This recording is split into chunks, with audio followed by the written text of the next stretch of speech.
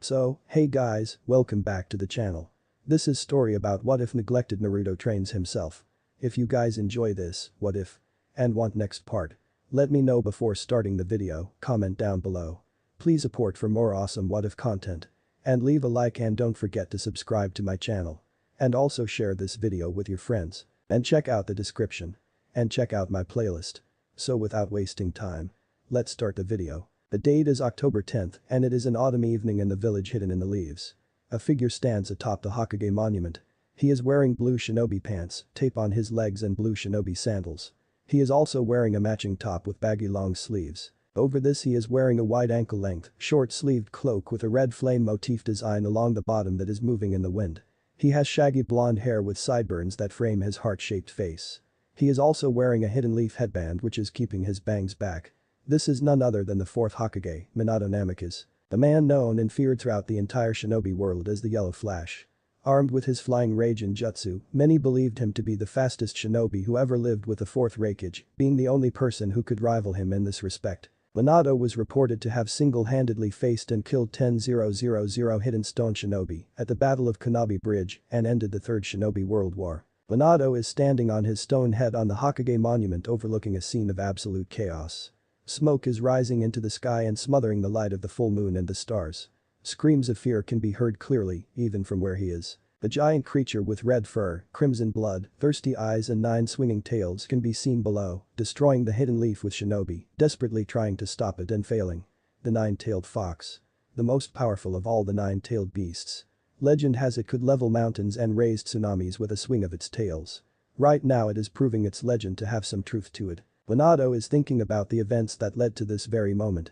It all began with the pregnancy. 9 months ago he and Kushina had found out she was pregnant with quadruplets. They were ecstatic. The two were in disbelief over how they were going to be parents. However, there was a slight issue. Kushina's seal. Kushina was of the 9-tailed fox. In a Jinchuriki's life there was one time where the seal holding his or her tailed beast weakened considerably. This was during childbirth. The chakra usually used for maintaining the seal was directed towards the maintenance of the fetus, or in Kushina's case fetuses. Thus when the third found out he demanded the matter be handled with the utmost secrecy. And that was what was done. The pregnancy was kept a secret. When the time came the children were to be delivered in a secret location with a barrier erected and the Anbu Black Ops who were part of the third security detail on guard. The deliveries were a success. Naruto, their firstborn son, had come first. He had tufts of blonde hair atop his head and whisker-like markings on his cheeks. An hour later their first daughter was born. She had been named Into. She had Kushina's red hair. Not long after this their second son came. Menma had tufts of black and red hair atop his head. Just 15 minutes after this Yaoi, their youngest and second daughter were welcomed into the world. She had Minato's blonde hair only a shade lighter. It was only then that it really sunk in. He had really become a father. Just as he was about to rebuild the seal he turned around to see Bawako and the other midwife drop to the ground dead. The cloaked hooded man wearing an orange mask with a tiger stripe-like design with one eye hole and the fully developed 3-tomo Sharingan of the Uchiha visible through it was standing there with a kunai in hand in front of the cradle that held the children. He told him to step away from Kushina or they would die. Minato didn't know what to do and the man attempted to follow through on his promise. Minato saved the children, but he had been forced to use his teleportation jutsu and left Kushina in the hands of the enemy, whose plan he realized was to separate them from the beginning. He used the flying rage and seal that he had incorporated into her seal to get to her, but he was too late. The masked man had ripped the 9 tails out of her body and she informed him of his intention to use it to destroy the village. Minato was devastated. He knew the consequences of a tailed beast being ripped from its Jinchuriki's body like that. Of course the masked man had infiltrated the village and summoned the 9 tails right in the middle of it. That was all that led to the current situation. Minato inhales and exhales deeply. He had already found Tsunade and taken her to Kushina's location. He hoped that, by some miracle, she would be able to save her. I've allowed myself enough selfishness, he says internally. It's time to protect the village. Meanwhile below the 9 tails must have sensed his presence because the fox turned its head and looked straight at the Hokage monument. It opens its mouth revealing its fangs. Small balls of blue and red chakra begin to form and converge on the spot at its mouth until a giant purple ball of chakra has formed. The tailed beast bomb. An attack only a tailed beast is capable of. One that could destroy entire armies and leave a scar upon the very face of the earth in a second. The 9 tails takes aim before releasing the bomb, sending it flying at the Hokage monument. You won't have to go your own way here, he defiantly declares. He begins weaving through hand signs before shouting Flying Raijin. Guiding Thunder Jutsu. A complex sealing formula appears in the air in front of the monument. When the bomb reaches its momentum it stops. It begins to sink into the sealing array until it can't be seen. Minato then holds up a Flying Raijin kunai and an explosion is seen in the distance. Minato has no time to examine his handiwork. He whips around, a kunai in hand, in an attempt to behead the masked man who had tried to sneak up on him. His attack goes right through the man as if he isn't there. When his hand comes out on the other side the man grabs his wrist. A swirling distortion formed in the air with the masked man's only visible eye being the epicenter. Minato suddenly sees himself being pulled into the man. Acting fast he activates the Flying Raijin. Minato finds himself laying on the ground next to one of his kunai in front of another one of his safe houses, this being the one destroyed earlier. My attack slipped through him as if he wasn't even there, he thought. The same distortion from before appears and out of it the masked man materializes. So he can use space-time ninjutsu as well, assessed Minato. Minato begins to analyze the situation. Why did you attack the leaf?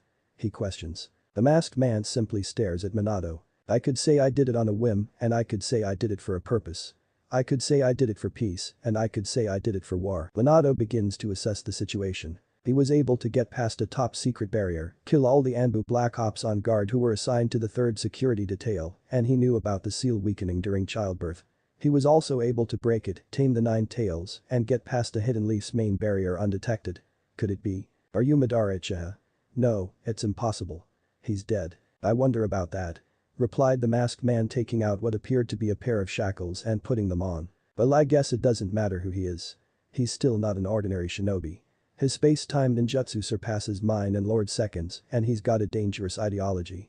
I'll have to take him down here and now or he'll cause problems in the future, Minato said internally. The two run at each other. Minato attempts to stab his opponent only for his attack to pass right through him.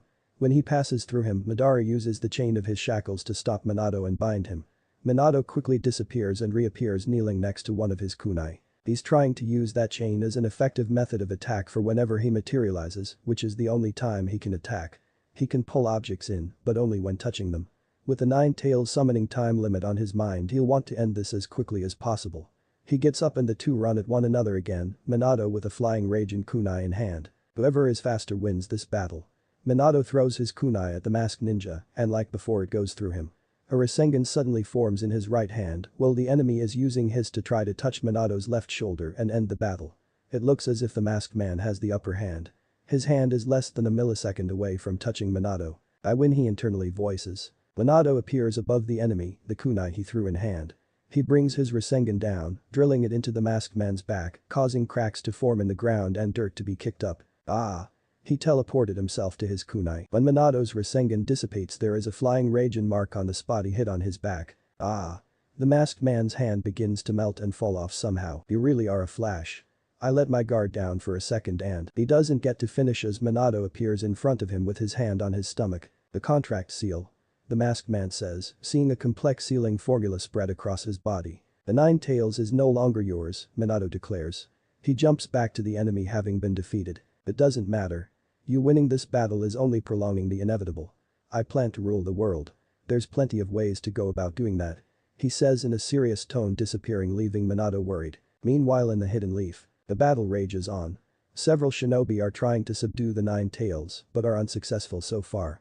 None notice, but the 9 tails' eyes revert from the normal pupil with 3 dots at the very edge of the iris to an eye with just a slit for a pupil. We'll push the 9 tails out of the village. Advance. The third order.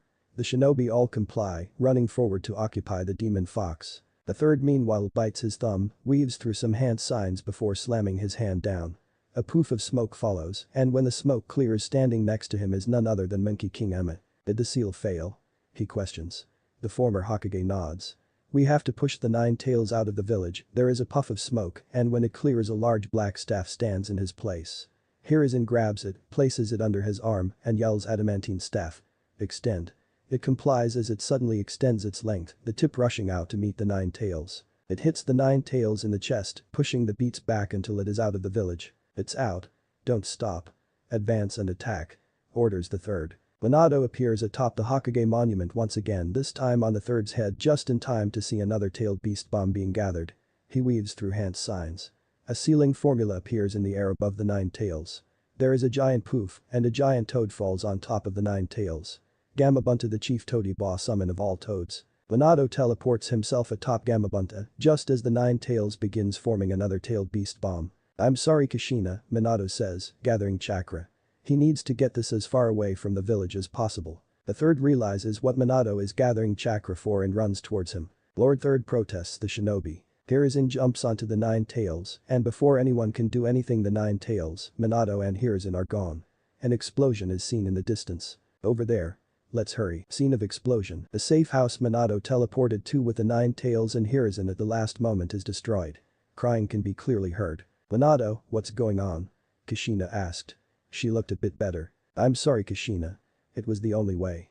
The Nine Tails was going to destroy the village. Hiruzen and Tsunade run up towards them too, Tsunade holding Menma and Mito, while Hiruzen is holding Naruto and Yaoi. The growl is heard by the group. They turn to see the Nine Tails getting up. Kushina claps her hands together. Adamantine sealing chains. Yellow chains are made of a special kind of chakra.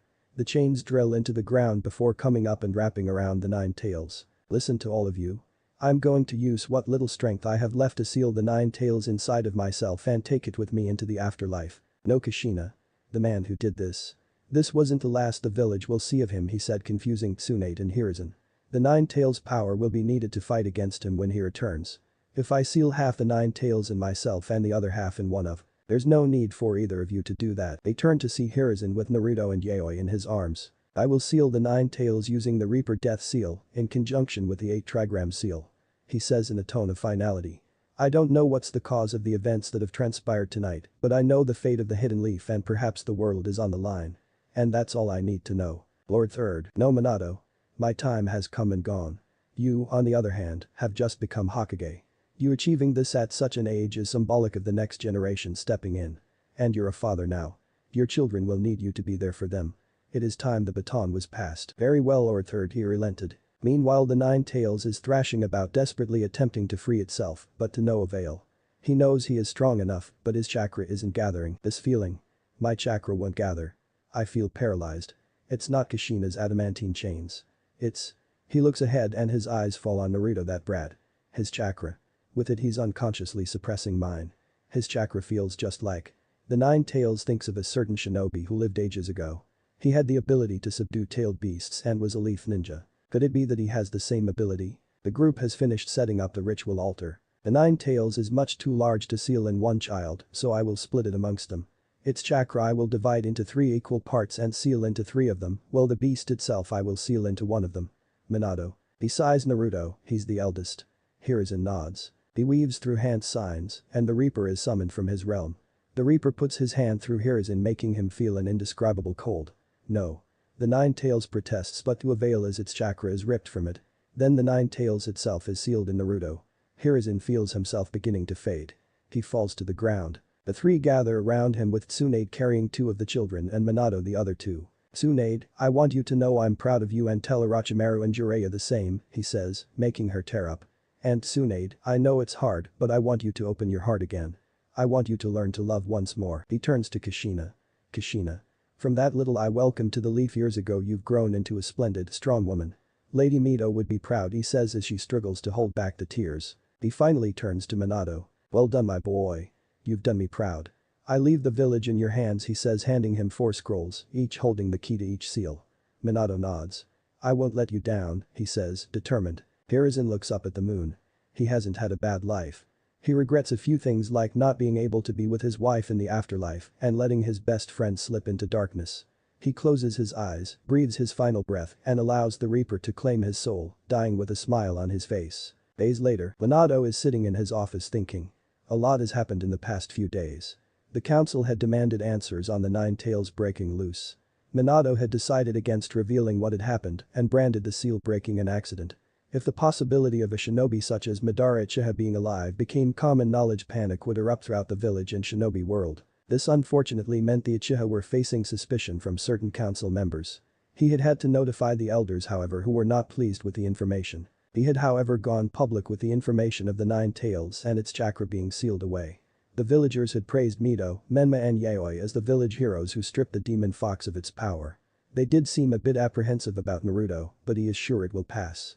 It is still early days after the attack. Kushina by some miracle was still alive and no permanent damage was done.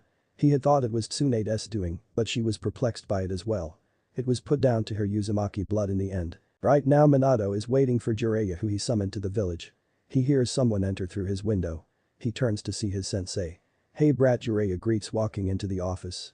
Minato smiles and immediately activates privacy seals on the room so none outside can hear anything. He proceeds to explain everything to Jiraiya from beginning to end. When he has finished, the Sannin has a frown on his face. "I think this is it, sensei. What you spoke about," Minato says. "The shinobi world will face great danger in the coming days. A child of prophecy will be born. He or she will hold a great power within and will either save the world or bring about its end," Jiraiya had said to Minato and Kushina. "I believe one of our children is the child of prophecy," says Minato. Jiraiya adopts a thinking pose. "I believe so too. It's got to be either Menma, Mito or Yaoi, as they hold a great power, just as the prophecy said. So what will we do? Train them, of course. Prepare them to save the world," he shouts in an overly peppy manner. Minato smiles at this. "Come on then. Take me to my godchildren." They both get up and leave, heading for Minato's home, unaware of the events they've set into motion, events that will lead to the birth of a lion that will either save the world or destroy it, just as the prophecy said. Hello all. So this is the first official chapter of King of the Forest. You will notice I drew some inspiration from Damyang's A Sun Forgotten, which if you haven't read I recommend you check it out. I had wanted to keep the third alive and use him later on, but too large a plot hole would have been the result. I've seen your reviews and want to say pairings will be discussed later on, so I'm not too much concerned with that right now. So on with the story. Time skip. 7 years after the Nine Tails attack, Uzumaki Namika's estate. On the southwest end of the Hidden Leaf lies the residence of the 4th Hokage. It is here in the training ground in the backyard of the village leader's home that we find 2 adults watching over 3 children. The first adult is Minato Namikaze himself. The second is Kushina Uzumaki. The first child is the 4th's firstborn daughter. She has red hair that reaches just past her shoulders that she ties up in a ponytail and dark blue or navy eyes. She stands at 4 feet tall. This is Mito. The second is a boy that also stands at 4 feet tall. He has a head of red and black shaggy spiky hair and deep purple eyes. This is the 4th's third child, Menma. The third is a girl who has a head of blonde hair tied in pigtails. She has a round face and has green eyes. She is as tall as her siblings. This is the youngest of the Uzumaki Namikaze children, Yaoi. Currently Minato and Kushina are watching over their kids practicing their taijutsu katas. A decision had been taken by the parents to train Menma, Mito and Yaoi as much as possible, so that when the masked man finally emerged from the shadows, the one out of the 3 of them who was the prophesied savior would be ready to face him. Minato had attempted to track the man down using his flying Raijin seal, which never disappears from anything it's marked. All he found was a piece of flesh buried in the ground. It was taken back to the village to see if a positive DNA match with any shinobi could be found for it, but nothing came up. The trouble was conclusive proof of whether it was Madara or not couldn't be found, as the village only started keeping DNA samples from shinobi in the hospital archives under the second's reign. "Alright, that's enough for now," says Minato. "Yaoi, you're very strong, but try to be faster with your attacks. Mito, you move with a lot of grace and control when you attack, but try to exert a bit more force. Menma, you have good speed and strength, but try to have more control and grace when you attack," Minato assesses. They all nod at this. "Let's head in for lunch," Kushina says. "Alright, let's hurry. The sooner we finish, the sooner we can carry on with training and I can get stronger. You'll just get left in my dust," Yaoi challenges. "Both of you are already in my dust," Mito cockily states. The trio begin arguing. Alright, enough. The 3 of you have still got a long way to go as far as I'm concerned," he says, suddenly grabbing Mito and Yaoi and slinging them over his shoulders like sacks, while Kushina does the same with Menma. The kids protest, but soon the whole family is laughing. The figure watches this scene unfold from his bedroom window. He has blonde spiky hair and cerulean blue eyes. He has strange whisker-like marks on his cheeks and has a heart-shaped face. This is Naruto, the eldest of the Uzumaki Namikaze children. One might ask themselves why he is not training with his family. The answer to this is he never does anything with his family. Things weren't as bad as before. Even from a young age Naruto could tell his siblings were receiving more attention than himself, and not just from his parents. The villagers were also very affectionate with the 3, dubbing them the saviors of the Hidden Leaf. This was because they had the 9 tails chakra sealed inside of them. It was the opposite with Naruto. The villagers would whisper behind his back and shoot him glares whenever he was around. This was because he had the 9 tails itself sealed inside of him. In any event, things only grew worse when he turned 5 years old. His parents had explained to him then that they would be training Menma, Mito and Yaoi and preparing them to be shinobi, and that he wouldn't be receiving the same training as preparing his siblings to one day control the power they held took priority. Naruto was saddened but understood. Contrary to popular belief, he was quite intelligent. The difference between him and his siblings was he had the foundation of a civilian academy student because of his parents neglecting to teach him. The neglect Naruto faced got worse and worse to a point where whenever his family went out they would leave him behind. How did his siblings feel about this? Menma and Yaoi would constantly make fun of him for being weak when he was older and convince the kids at the academy not to go near him.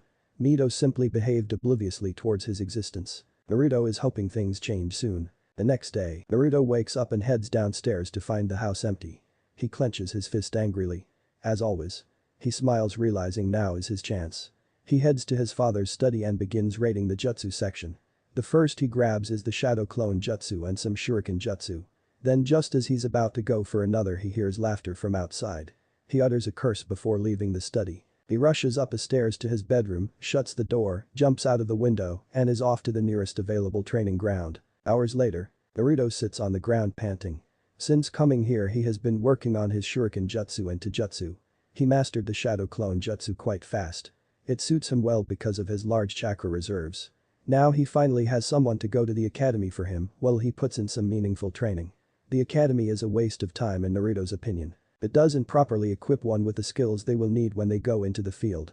A majority of the students in it will fail to graduate, and for those who do it will be a question of will they survive a year in the field. He gets up and heads home. Naruto is walking through the village and begins to see a crowd forming around him. Whispers and murmurs can be heard. There he is. Ugh, just look at him. Disgrace to his family. How dare he call himself the fourth son? Demon. Naruto takes off running, not being able to take any more, and doesn't stop until he reaches his training ground. He falls on the ground and curls himself in a ball. The villagers always do this. The villagers had treated him this way for as long as he could remember. At first they weren't as brazen, but they quickly realized no one was going to stop them. He begins to feel angry and unintentionally infuses his chakra. Naruto suddenly feels something rough wrapping around him. He opens his eyes to see what appears to be branches that have sprouted from the ground out of nowhere and wrapped around him. He quickly untangles himself. What was that? He says to himself aloud. He closes his eyes and places his hands into the snake seal. He infuses chakra and focuses hard. He hears a sound and opens his eyes to see a tree. This could only mean one thing. The next day, Naruto jumps out of his bed and wastes no time showering and getting dressed before anyone else is up, intent on confirming his suspicions about what happened last night. He jumps out of his window not wanting to run into anyone from his family and is off. Training ground, Naruto forms two shadow clones.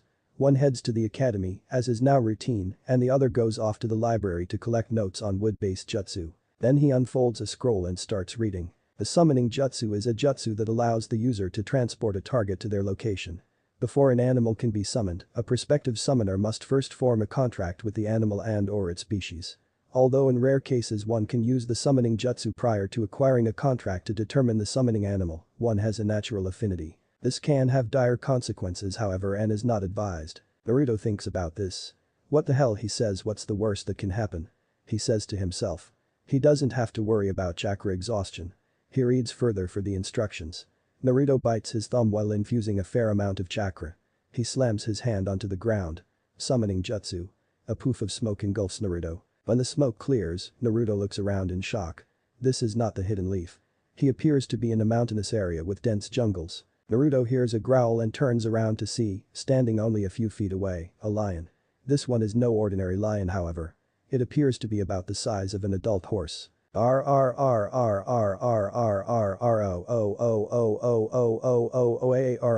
roars causing Naruto to fall on his backside. Acting fast he jumps up and takes off with the beast hot on his heels. Naruto jumps into a nearby tree, thinking he's safe only for the lion to leap after him. What? How is that even possible? He says, shocked, leaping to another tree. The lion leaps after him. The chase continues like this until Naruto jumps down onto the forest floor. He forms a dozen shadow clones who all run in different directions. The lion looks around not knowing which one to go after. It releases a roar that echoes through the forest. But Naruto has managed to get far enough from his hunter. What the hell was that? That lion was coming for me with the moves of a shinobi. He says, still trying to calm himself. Alright, now I need to get out of here. Naruto is stopped in his tracks as his hunter jumps down from the trees in front of him. He looks around to see other lions emerging from the surrounding trees. He sighs. Got your friends to help you take down the clones, huh? He whips out a kunai. If this is it and he's really going to die, then he's going to die fighting. A figure dressed in a white haori and black shinobi pants and sandals jumps down next to Naruto. He looks up to see a man who looks to be in his mid-50s. He has gray short hair and a stubble on his face. His eyes are black. "Enough," he says in a commanding tone. "You dare protect this intruder," growls Naruto's unidentified hunter. "If he's here then that fact alone means he isn't one," the man says in a challenging tone. The lions growl slowly before they part to form a path for them to pass. The man turns around and smiles at Naruto. "Follow me." Naruto frowns and gets into a fighting stance. "What makes you think I trust you? Would you rather stay here and face them?" the man says, gesturing to the lions. Naruto relents and follows him. They walk in silence for a while. "So what's your name?" "Mine's Akasada. Akasada Takahashi." "I'm Naruto. Naruto Uzumaki Namikaze." Akasada chuckles. "That's a good name. A maelstrom, huh?" Naruto smiles. "Sorry about back there." "No problem. You were right for not immediately coming with me," he says. "I know how you ended up here. So you're a shinobi in training?" he says. "Yes, so what is this place?" Naruto asks. "This is Mount Rain, home of the lion summons, and you are only the second human to set foot in this place," Akasada answered. "Oh, so where are we going?" Naruto asks. "To the ruler of this place, Lord Helios. In his palace you'll be presented with a summoning contract for the lions, and you'll sign it," Akasada explains. They walk for a few kilometers. Naruto sees more lions and lionesses this time. He comes to the realization that they vary in size. Some are a normal size, some are as large as horses, and some are the size of elephants. They continue walking until they get to a large rock. Two large stone lions are at either side of a set of tall double doors. Akasada places his hand on the double doors, and they open wide. He walks in with Naruto trailing behind. Inside, an incredibly large lion is seen sitting on a throne. He has golden brown fur, and his mane is slightly darker than his fur. His eyes are golden in color. The lion is large enough so that he could crush Naruto easily with one of his fingers. "Akasada, who is this?" asks Helios in an intimidating tone. "Boss, this is a young man who winded up here after using the summoning jutsu without a contract. It appears he has a natural affinity for your people," Akasada says. I'll be the judge of that. Bring out the summoning contract. If it rejects his chakra you will pay Akasada," he says, causing the man to gulp. A lion comes out from behind the throne with a scroll in his mouth and sets it down in front of Naruto. Akasada unfolds it. "Sign your name and blood here, put each of your fingerprints here, and infuse chakra and push it in here," he says. Just as Akasada said, his name is the only one on the contract. Naruto signs his name and marks the contract with his fingerprints. He breathes in deep before pushing his chakra into the contract. It appears you were right, Akasada. "Human boy, what is your name?" "Also Helios." "Naruto," he replies. Helios notices the determination and fire in his eyes and inwardly chuckles. "You have now earned the right to summon the lions. It is an honor that you are only the second to have bestowed upon. Do not disappoint." He nods. "Right Naruto, let's go." They leave the chief lion's abode. When they get outside, a lion slightly smaller than Helios is sitting there. Akasada, who is this brat, questions the lion, making Naruto a bit angry. "This is Naruto, you're the new summoner." "Naruto, this is Leishos, the boss's brother and your new summons." "The new summoner? This little cub? No chance in hell." Naruto finally speaks up. "Wanna bet, kitten?" Leishos growls and gets up, bowing his head to meet Naruto at eye level. "Say that again," he dares. "Kitten?" Naruto says. There is silence. "Huh. Cub's got some roar. But as for your bite, that remains to be seen," he says, getting up and stalking off, leaving an irritated Naruto and an amused Akasada. "Don't mind him. He's just testing you." Naruto sighs. "So I get to summon all the lions? Even the boss?" Naruto asks. "No, all except the boss. That privilege you will earn when you become a sage," Akasada says. "How does that work?" Naruto asks. "You'll find out soon." He turns to Akasada. "I need you to train me," he says without beating around the bush. Akasada is taken aback a bit. "Don't you have people in your village for that?" "I'm going nowhere fast with them," he replies plainly. Akasada ponders this a bit. "When do you need my help?" "Every day," Naruto says. He sighs. "Alright, may as well," smirks Akasada. Naruto grins from ear to ear. "Alright, see you tomorrow, sensei." He turns around and is about to walk off when he remembers something. How do I get home?" he asks sheepishly. Akasada sighs. This kid is something else. Akasada shows Naruto the hand signs he will need to weave when summoning a lion. "Now weave those backwards and you'll be back home." Naruto nods and weaves the hand signs backwards before slamming his hand on the ground. A poof of smoke is the result. When the smoke clears, he is gone. "Fast learner," Akasada comments. "Hidden leaf." The smoke clears and Naruto finds himself back in the leaf. He is happy. He finally has someone to train him. He looks in front of himself to see a book. "Must have gotten tired of waiting," he says. He picks it up. The title is God of Shinobi. He opens the book and starts reading. Ashirama Senju was famed for many things such as establishing the ninja village system that the shinobi world operates by and being the first Hokage. Many believe him to be the most powerful shinobi who ever lived.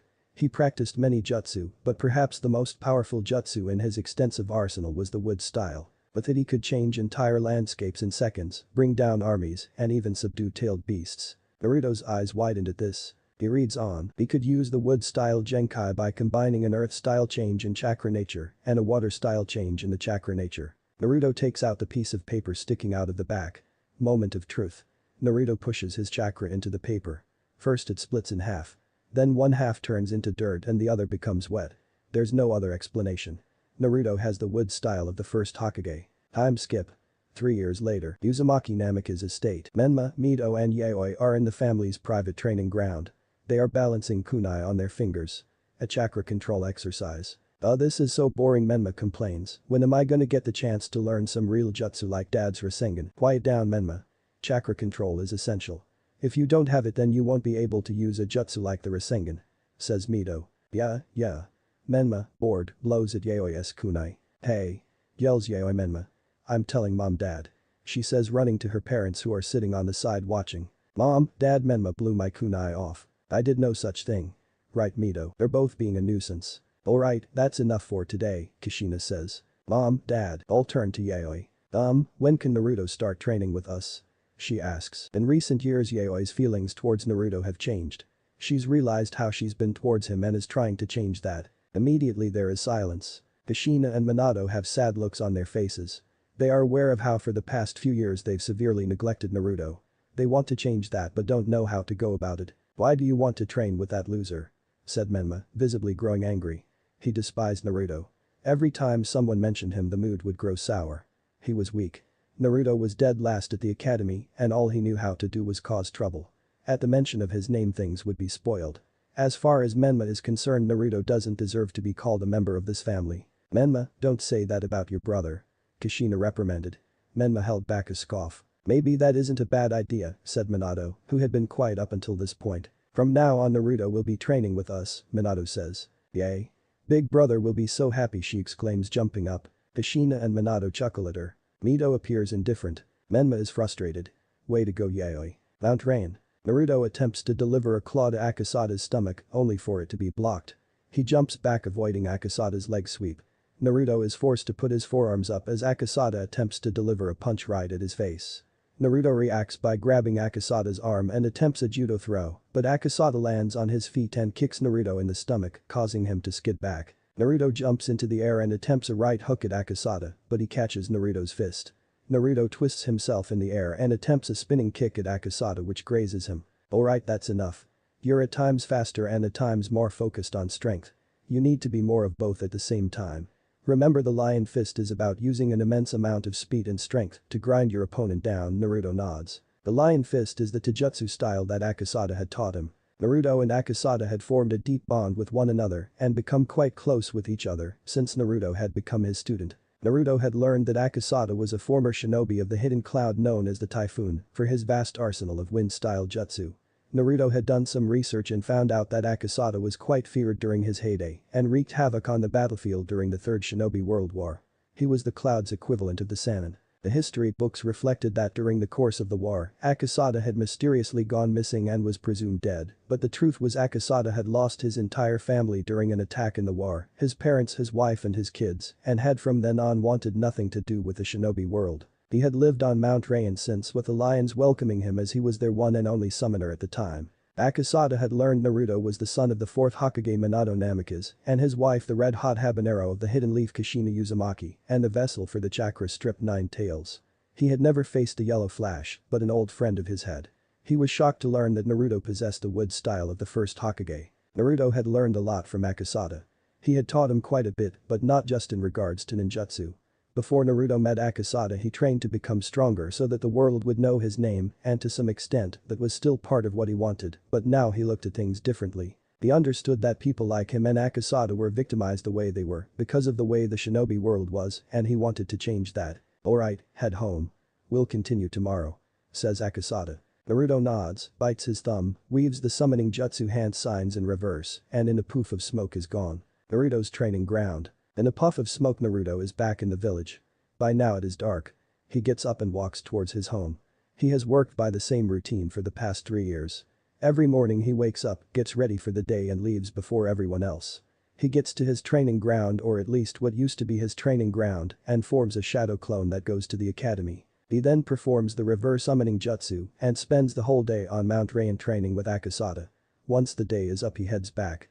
Of course, he has to make sure he doesn't get careless, lest he risk being found out, so on days where they have practical tasks and sparring sessions at the academy, he has to show up. Naruto keeps up the appearance of a dead last hopeless loser at the academy. He believes that he can't afford to trust anyone with the knowledge of his true power, lest he risk vulnerability.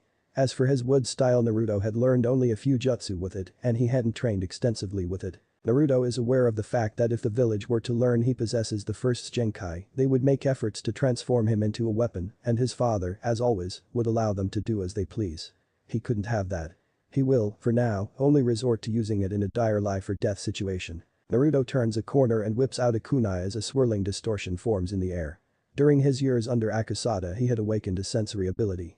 Out of the distortion appears a figure wearing what appears to be traditional Uchiha robes. He has spiky long hair that reaches down his back. His face is hidden by an orange mask with a tiger stripe-like design. His mask has one eye hole, and through it Naruto can see a 3-tomo Sharingan glowing in the dark.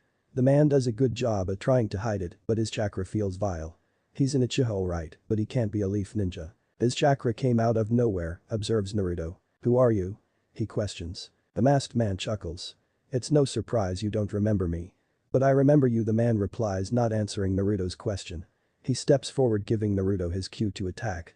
The blonde boy jumps at the masked man, a kunai in hand, intent on killing him. Naruto is shocked when he passes through the man as if he isn't there. He attempts to deactivate any, but there is none. He weaves through some hand signs before yelling wind style. Wind orb barrage. Naruto breathes in before blowing out multiple balls of wind chakra, sending them right at the man. The same thing happens. They pass through him like a ghost. The next thing Naruto knows, the masked man is standing in front of him. He knees him in the gut, causing the boy to hunch over. Then he punches him square in the face, sending him stumbling back. He grabs the boy by his collar and tosses him like a rag doll, sending him skidding and rolling. Naruto gets up on his knees and feels the man infuse a large amount of chakra. He puts his hands in the snake seal. Wood style. Wood barrier jutsu. The masked man, seeing this, has a manic smile on his face behind his mask as he weaves his hand signs. Fire style. Fireball jutsu. A massive fireball somehow comes out of the man's mouth and goes right through his mask.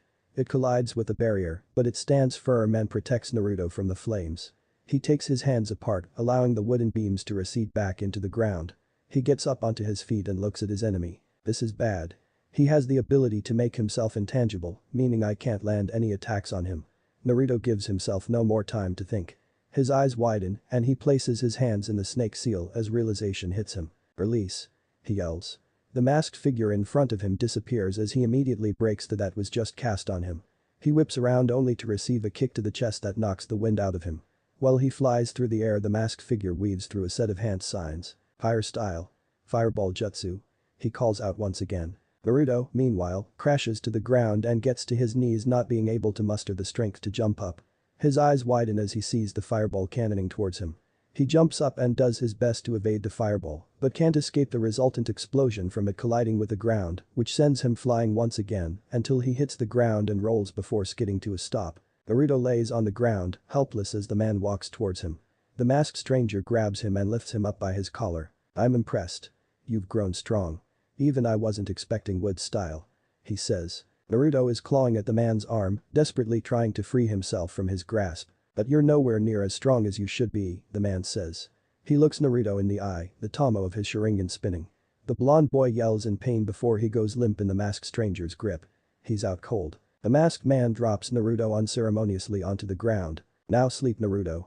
Sleep and grow stronger, he says as he disappears into the swirling distortion he appeared through. Uzumaki Namika's estate. There is an unusual silence at the Uzumaki Namika's estate as the family sit around the table. They are waiting for Naruto to return. Kushina had gone up to his room only to discover he wasn't in it. She refused to serve dinner until her eldest son returned and sat with them. He usually didn't eat with them, but considering the occasion that should change. An Anbu Black Hawk teleports into the room in a puff of smoke. Lord Hokage, he says, addressing the village leader in the appropriate manner on one knee. Yes, what is it? Asks Minato. There's been a terrible incident. The Uchiha clan has been massacred. Itachi Uchiha is believed to be responsible. What? Minato says, leaping out of his seat. Kushina is not able to finish her sentence. Her best friend can't be. She and Fugaku left the Uzumaki Namikaze estate a couple of hours ago on a visit. Lady Mikoto is alive. So is Lord Fugaku and their children. Itachi was caught by Lord Fugaku accosting his younger brother Sasuke. He and his sister Satsuki are currently at the Leaf Hospital. There is more. Your eldest son has been attacked. Itachi is believed to be responsible for this as well. A shock-laced silence fills the room. No, no, Kushina cries, tears beginning to stream down her cheeks. Kushina. I'm going to the Uchiha clan compound. You head to the hospital now, Minato says. Menma, Mito and Yaoi watch this scene unfold, not knowing what to do. Leaf Hospital, 2nd and 3rd degree burns and fractured ribs. Tsunade says, giving her assessment. He should heal fast, all things considered, but that isn't the real issue. Naruto appears to have suffered an immense amount of psychological trauma, Tsunade says to a crying Kushina.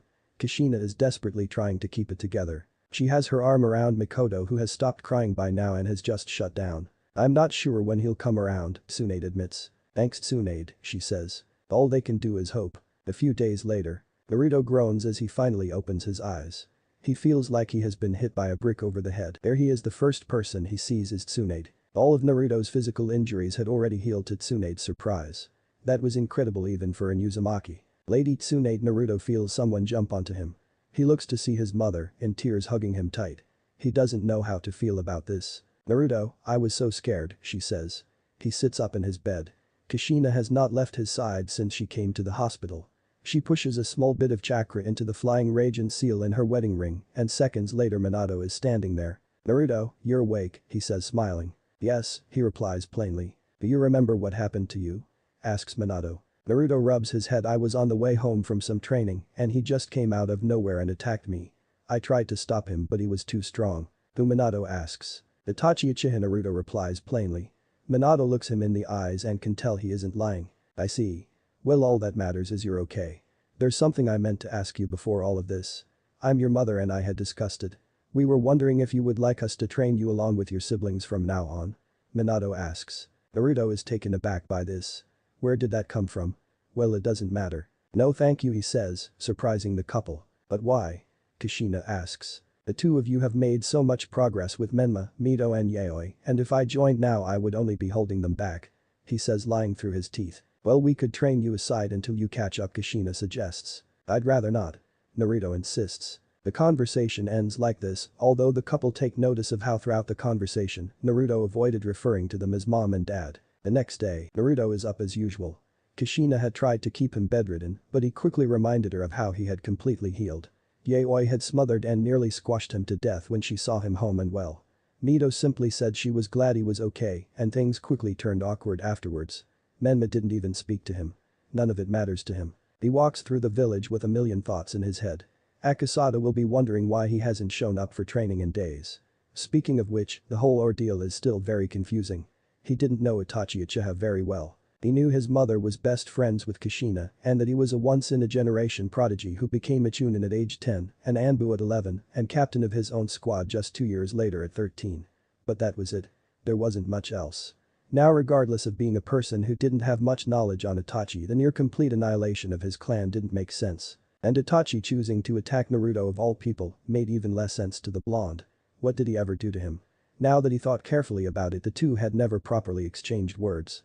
The way Itachi spoke when he attacked him was strange. Like he'd been watching him. He shakes his head, finally arriving at his old training ground. He forms a clone that wastes no time in leaving for the academy. He bites his thumb, weaves through the signs he's become so accustomed to and slams his hand on the ground, disappearing in a cloud of smoke. Mount Rain. Naruto arrives at the usual spot he and Akasada use for training to see his sensei isn't there. He decides to go look for him at Helio's palace. He walks past many lions and notices some of them give him looks. Over the past 3 years they have become accustomed to his presence, so this is quite strange. He arrives at the palace, greeted by the usual stone lions at the door. He pushes the double doors open. Lord Helios. Sorry to disturb you. I can't find Akasada, Naruto says. Sitting next to Helios is Latios. Naruto step forward, Helios commands. Naruto does as he is told. The lion comes towards Naruto with a scroll in its mouth. He takes the scroll and opens it up. Dear Naruto, if reading this then I'm gone. As I write this letter I'm sick. The truth is I've been sick since before the day we met. At first I didn't tell you because it was a matter of you not needing to know. But then things changed, Naruto. Over the 3 years we spent together you and I forged an incredible bond. You found a place in my heart and I found one in yours. You made me feel like I had my family back. Like I had back the son I lost. And for you I suppose I was the father you never had. And that's probably why you're mad at me right now. And I'm sorry. I'm so sorry for being a coward and not telling you this face to face. I just couldn't bring myself to do it. I hope you can forgive me. And one more thing, Naruto.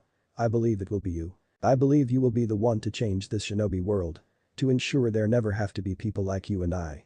It's no coincidence that you possess the ability of the first Hokage. You are the harbinger of change for this world, Naruto. Go and fulfill your destiny and show the world you are what I've always known you to be. A lion. The world is a jungle laden with dangers, but you are its king. A lion. Love, your sensei, your friend, your father, Akasada Takahashi. P.S. You will be given a large scroll that contains almost every jutsu I've ever mastered, along with a storage scroll containing my life savings. Use these well. The lion comes forward with a second larger scroll. Naruto is by now crying at full force. He takes the scroll with one hand and the other is wiping away his tears. Do you want to see his body? Leishos asks. No. Naruto replies, desperately trying to stop crying. I need some time. He walks off. It will be a while before he is able to bring himself to set foot in this place again. The gain in examinations. This event is seen as the culmination of years of work from the aspiring ninja. A day where academy students who were once seen as hopeless rookie brats were finally recognized as fully fledged shinobi. Naruto Uzumaki is walking through the central part of the hidden leaf towards the academy. Today he would be taking the same exams. He would be lying if he said he wasn't a little excited. It's been 3 years since Akasada's death. In this time he has continued to keep up the facade of a dead last loser. Whenever he had to write a theory test he would calculate how many he needed to fail and pass to barely pass, and sometimes purposely failing and taking extra credit. Whenever they had sparring sessions at the academy he would use the basic taijutsu style and fight until having acquired enough points to pass before taking a dive, but he wouldn't have to for much longer. Once he becomes a shinobi he'll finally legally be an adult and at that point nobody will be able to touch him. Not even Minato. Speaking of which, after his beating at the hands of Itachi Uchiha, Naruto was plagued by attempts by his family to get back into his life. Well, to be more specific, attempts by Minato, Kushina and Yaoi. Mito has always seemed indifferent and uninterested in him, whereas Menma openly voiced his disdain towards him. Years ago Naruto would have jumped at the opportunity to finally be part of the family, but he didn't want that anymore. There's still the matter of the wood style. Naruto realizes he didn't put much thought into that. He couldn't keep it hidden forever. Not because he is incapable of doing so, but because it's a powerful genkai and not being able to use it is just inconvenient and a monumental waste. He ends up deciding, like always, to push that to the back of his mind to be dealt with later. He had continued to train himself in its use. He hasn't been to Mount Rayan since that day 3 years ago.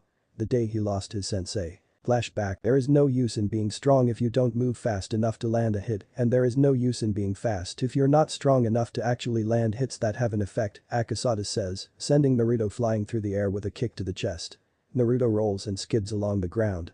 He sits up. Are you going to teach me ninjutsu or have you been lying to me this whole time and you never really made it past the academy? Naruto asks, growing frustrated. Akasada grows red and steam comes out of his ears. How dare you? Do you know who I am? I am Akasada Takahashi. The great typhoon of the hidden cloud. A man capable of commanding the wind with his very voice. He shouts. Akasada continues to rant but quickly realizes Naruto is tuning him out. Naruto. Listen to me. He says, growing redder, waving his arms in the air. Naruto sighs and puts both fists to his chin. There's no point in learning ninjutsu without the correct base, which is taijutsu. Your opponent will have you on the ground before you can even finish weaving signs. Why are you so desperate to learn ninjutsu anyway? Naruto mumbles. What?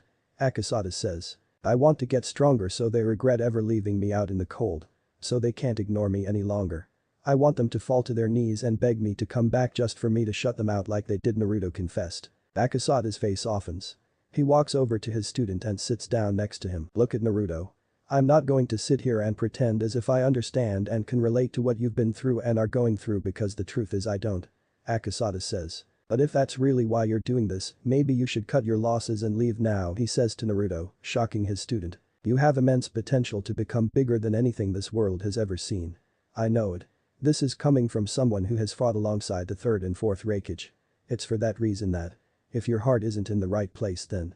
Someone like you. could end up causing untold destruction, he says, causing Naruto's eyes to widen in shock. And I don't want that. That's all I will say to you. Akasada leaves his student with a lot to think about, jumping up and twisting in the air before landing on his feet in front of Naruto, who is now reflecting on his sensei's words. So, ninjutsu huh? He breathes in, while weaving signs, before blowing out a gust of wind that lifts Naruto into the air. He watches as it transforms into a miniature tornado. Naruto yells, protesting as the twister whips him about. Before you learn ninjutsu you need to learn how to creatively evade and or neutralize the enemies. Akasada says, sitting down. It's his turn to prop his chin up on his fists. Well, go on then. Get started. He says, chuckling. Flashback ends. Naruto can't help but chuckle at that memory. Although he isn't sure how to feel about his sensei's words of warning. He sighs, growing sad. Naruto loved Akasada deeply. His sensei had done something for him nobody else had ever done. But he had also lied to him. He still isn't at peace with that. Naruto doesn't allow himself much thought on this subject because it forces him to come face to face with the reality that he's never been able to trust anyone without being let down. Luckily he doesn't have to for much longer as the academy comes into view. It consists of many buildings joined together, built over time. A tree with a swing can be seen not far from it.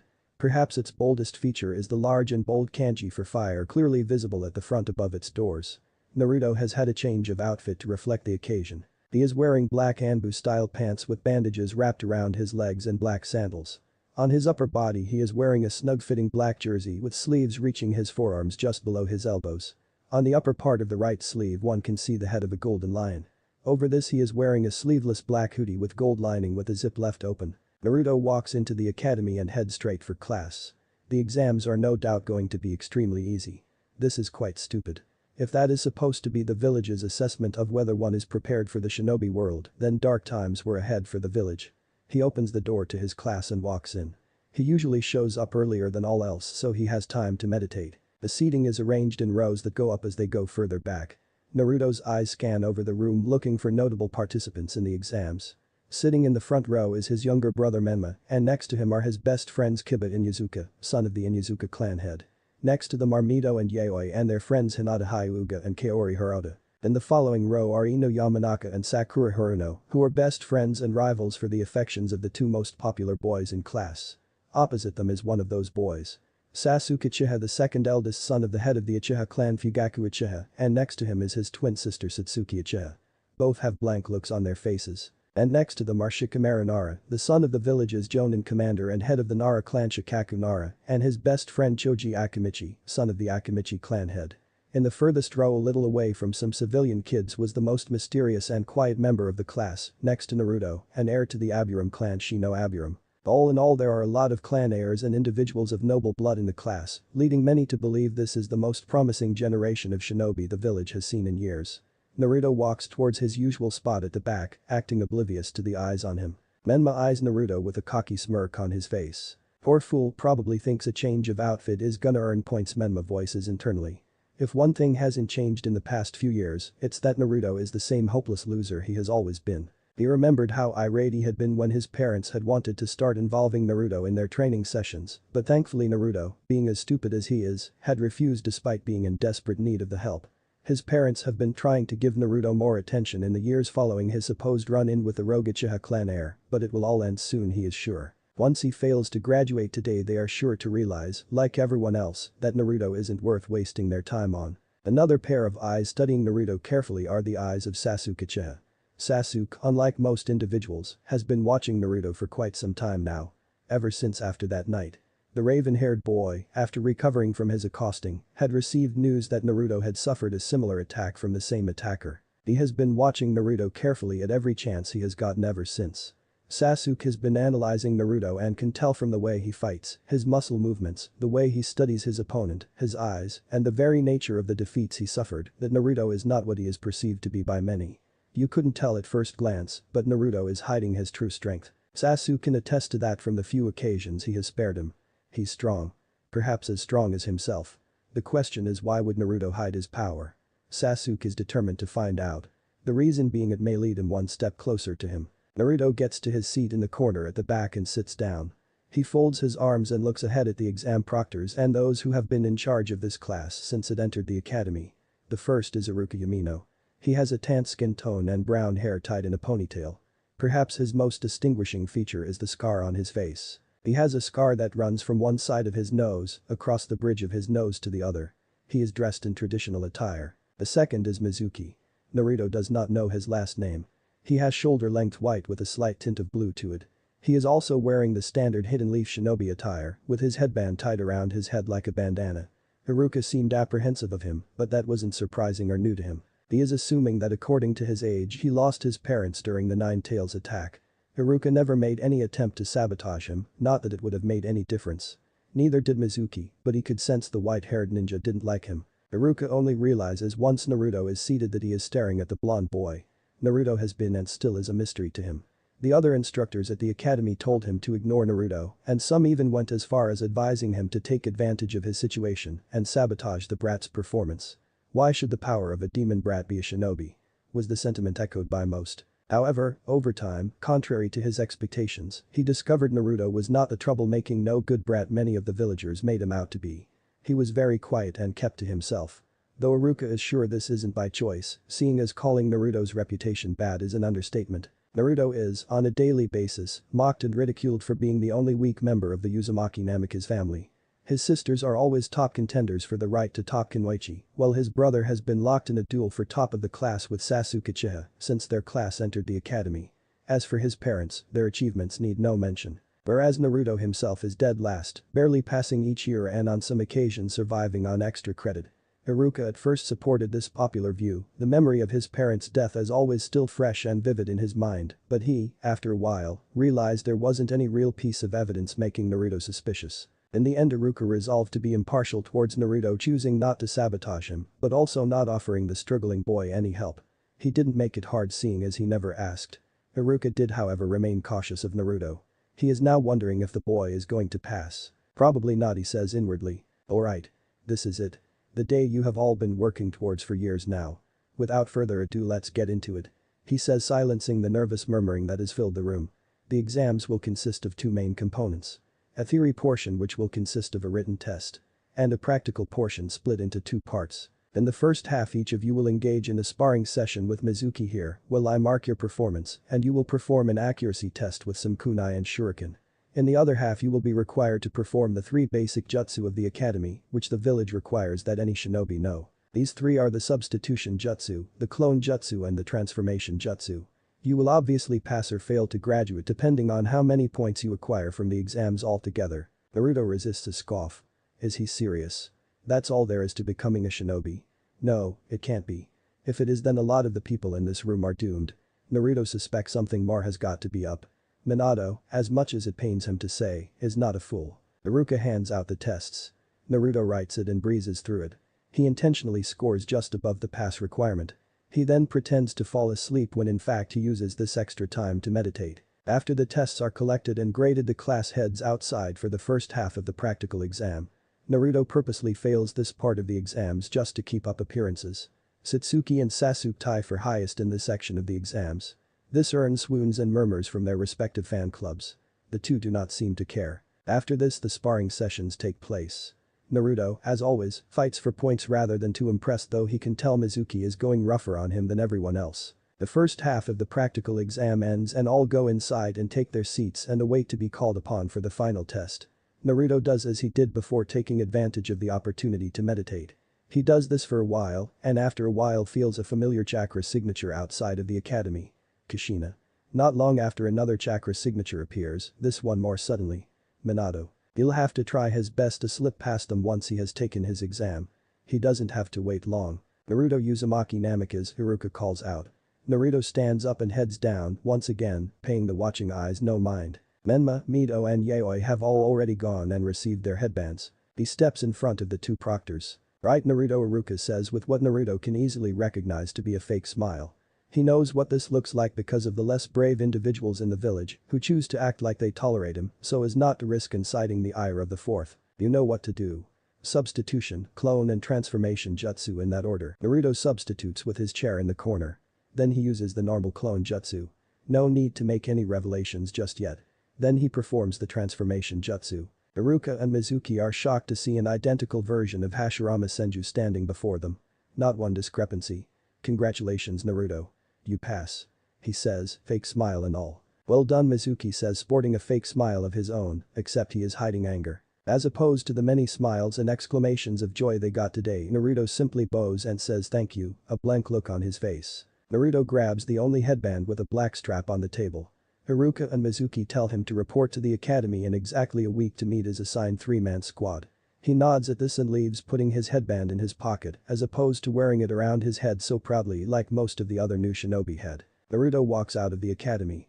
There's no running away like he had planned because his family is standing right in front of the entrance. Had he teleported away, his father would have sensed him infusing chakra.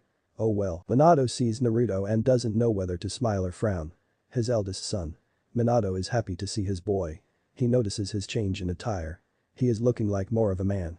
Minato feels a sharp pang of guilt at how he didn't get to see Naruto grow up and mature into this. He didn't intend for things to turn out like this. Kushina sees Naruto, and a small smile comes onto her face, though her eyes reflect her true feelings. The realization of the amount of damage she has done to her little boy had brought about a deep feeling of self-loath within her. It took a while for her to be able to look at him without thinking about breaking down. On some nights Minato had to comfort her to sleep, but she is determined to right the wrong she has committed. She will rebuild her family. Yaoi is off towards Naruto as soon as he comes into view. She has been desperately trying to connect with her older brother for the past 3 years. When she was younger, she used to make fun of him and convinced all the kids at the academy not to play with him.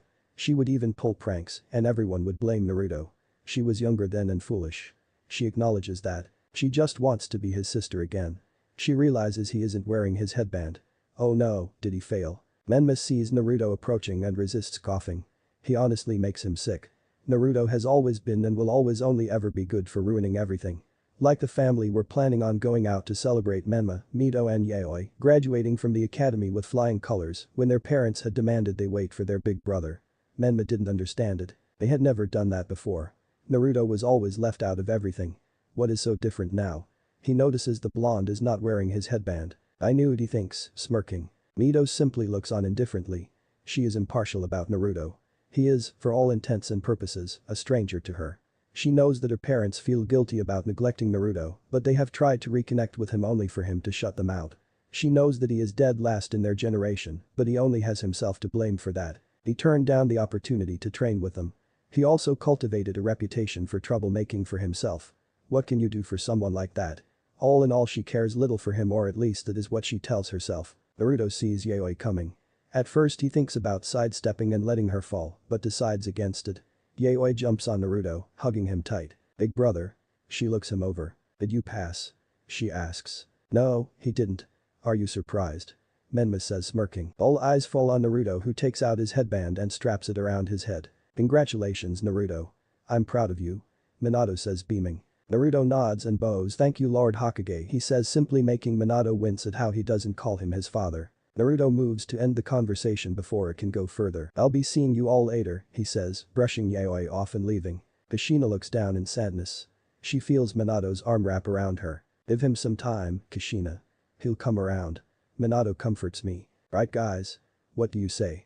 We go out and celebrate, Minato says. What about big brother Naruto? Yaoi asks sadly. Your brother wants to be left alone right now, Kushina says. Naruto's training ground. Naruto opens his eyes and looks up. The light of the crescent moon and the stars is shining down. He came here to meditate a few hours ago after escaping his family. I did, Akasata-sensei, he says. Naruto gets up and starts walking home. Now things are going to start changing. Naruto feels a familiar chakra signature approaching. A figure flies past in the trees towards the village gates. But Mizuki is speeding towards the village exit. Under his arm is a large scroll. This is the forbidden scroll of seals. Mizuki is heading to the village gates, intent on delivering it to his master. This was not the original plan. The plan was for the demon brat to fail to graduate so Mizuki could fool him and tell him he could earn extra credit by bypassing security and getting the scroll. However, things didn't go according to plan. The demon brat actually passed. Mizuki realized that the little rat had been hiding his ability this whole time. Thus he was forced to steal it himself, leading to the current situation. He realizes someone is tailing him and drops down to the forest floor. Naruto jumps down and is faced with his academy instructor Mizuki. Well, if it isn't the fox brat of the hidden leaf, Mizuki says with a vile smirk on his face. Naruto stands there, not the least bit fazed by these words. You're not on active field duty. Why are you attempting to leave the village? Whoa, big shot. Just because you got lucky and graduated you think you can boss people around now, Mizuki responds. Naruto had been compelled by a feeling deep within to follow after him. His eyes darted to the scroll in his arm. Oh, you wanna know what this is? This, little rat, is the forbidden scroll of seals, he says, shocking Naruto. I was just on my way to deliver it to my master, Lord Orochimaru, he continued, shocking Naruto even more. Orochimaru is one of the 3 legendary Sannin and a former student of the 3rd. He was one of the candidates considered for the position of 4th Hokage, but most importantly he is the biggest traitor in the history of the Hidden Leaf. Why is Mizuki working with him? Naruto doesn't know either. Mizuki is a traitor. That is all he needs to know. You're probably wondering why I'm telling you all this. Well, it's because you're about to be dead. He shouts, taking the Fuma shuriken off of his back and sending it hurtling towards Naruto. He stood there not moving. Just as the shuriken appears to be centimeters away from cutting Naruto in half, he releases a burst of wind-style chakra, sending it right back at Mizuki, who has to jump into the air to avoid it.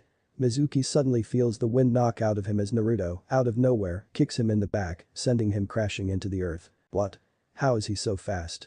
Mizuki inwardly says, shocked. He tries to get up from his knees, but is sent flying through the air into a tree from a kick to the side which fractures his ribs.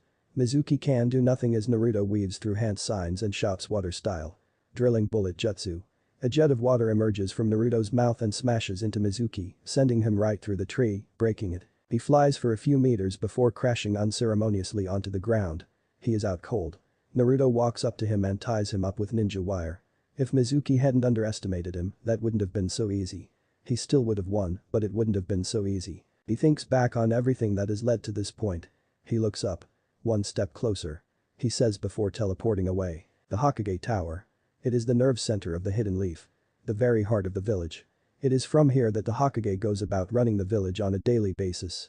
And as usual, now the Hokage is currently in his office on the top floor of the tower, where a view of the entire village is available, discussing a matter that will affect the future of the village. The last few days have been particularly busy for Minato. All 4 of his children had graduated from the academy. On the night of the day they were promoted to Genin, it had occurred that a Chunin Academy instructor, one of the 2 who had been teaching them, had stolen the forbidden scroll of seals and attempted to leave the village. Mizuki had come very close to making away with the scroll and all the forbidden jutsu within, and would have done so had it not been for a certain shinobi. Mizuki had been attacked and stopped by a mystery shinobi and left tied up for the Anbu to apprehend. For the past few days he had been interrogated about why he had stolen the scroll and who took him down before he could leave with it, but to no avail. Some, of the few who knew, had dismissed it as the actions of a power-hungry fool, but Minato is not so sure. Mizuki is just a. Surely no matter how much of a fool he is, he would have realized there is nothing a shinobi of his caliber could do with a scroll containing such jutsu. This leads Minato to the conclusion that someone tasked him with it. But who? An enemy village. Rogue shinobi. The hidden stone had been itching to get revenge since the war ended, but the memory of Kanabi Bridge ensured that the very mention of his name struck a terrible fear into them. The Hidden Cloud is a very militaristic village, and their current Raikage is on a mission to make the village the most powerful in the elemental nations. Though with their failed attempted kidnapping of the Hyuga clan head's firstborn daughter, occurring only a few years ago, perhaps they wouldn't be so brazen. Rogue shinobi. Was it perhaps the criminal shinobi organization that Jiraiya had informed him of and that Itachi Uchiha was reported to have joined? Whatever the case, Minato knew this should be treated with the utmost seriousness. He had had Ibiki and Anko handle the matter, but when they failed, surprisingly, he had Inoichi attempt to extract the needed information. To his shock, the Yamanaka clan head failed as well.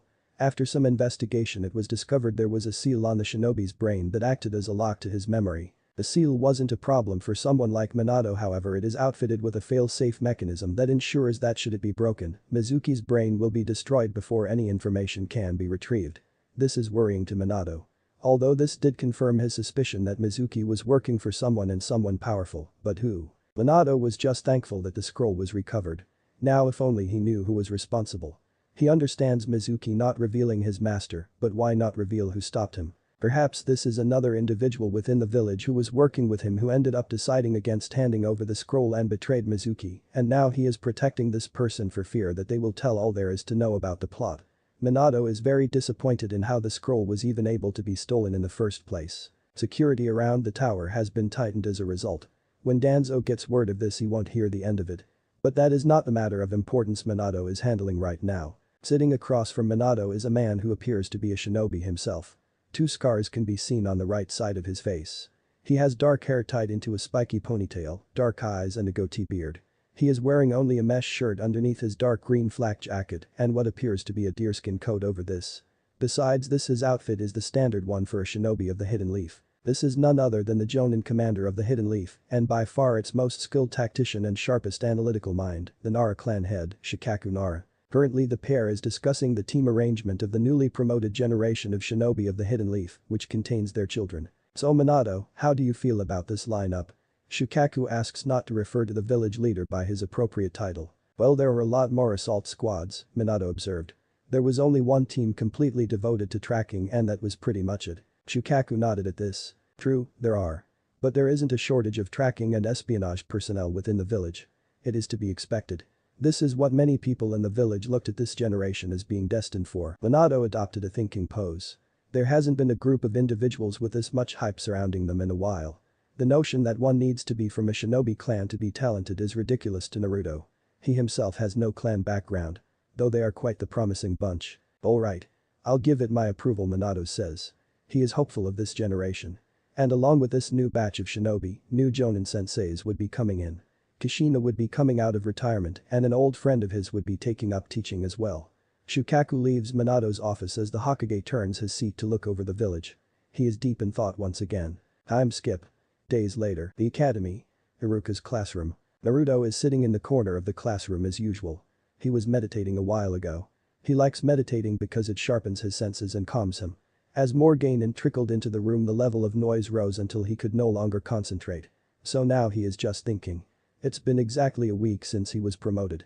He is here to meet the team he was assigned to and his new sensei. It has also been a week since he stopped Mizuki. The blonde is thinking about what Mizuki said. My master, Orochimaru, he had said.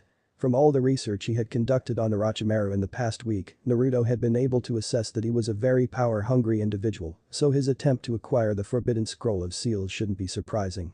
Naruto realizes he has put himself in a bit of a predicament. He wants to notify the Hokage of Orochimaru's involvement, but that would mean exposing himself. He isn't quite ready to do that yet. He does plan on finally revealing his true strength, but not so soon.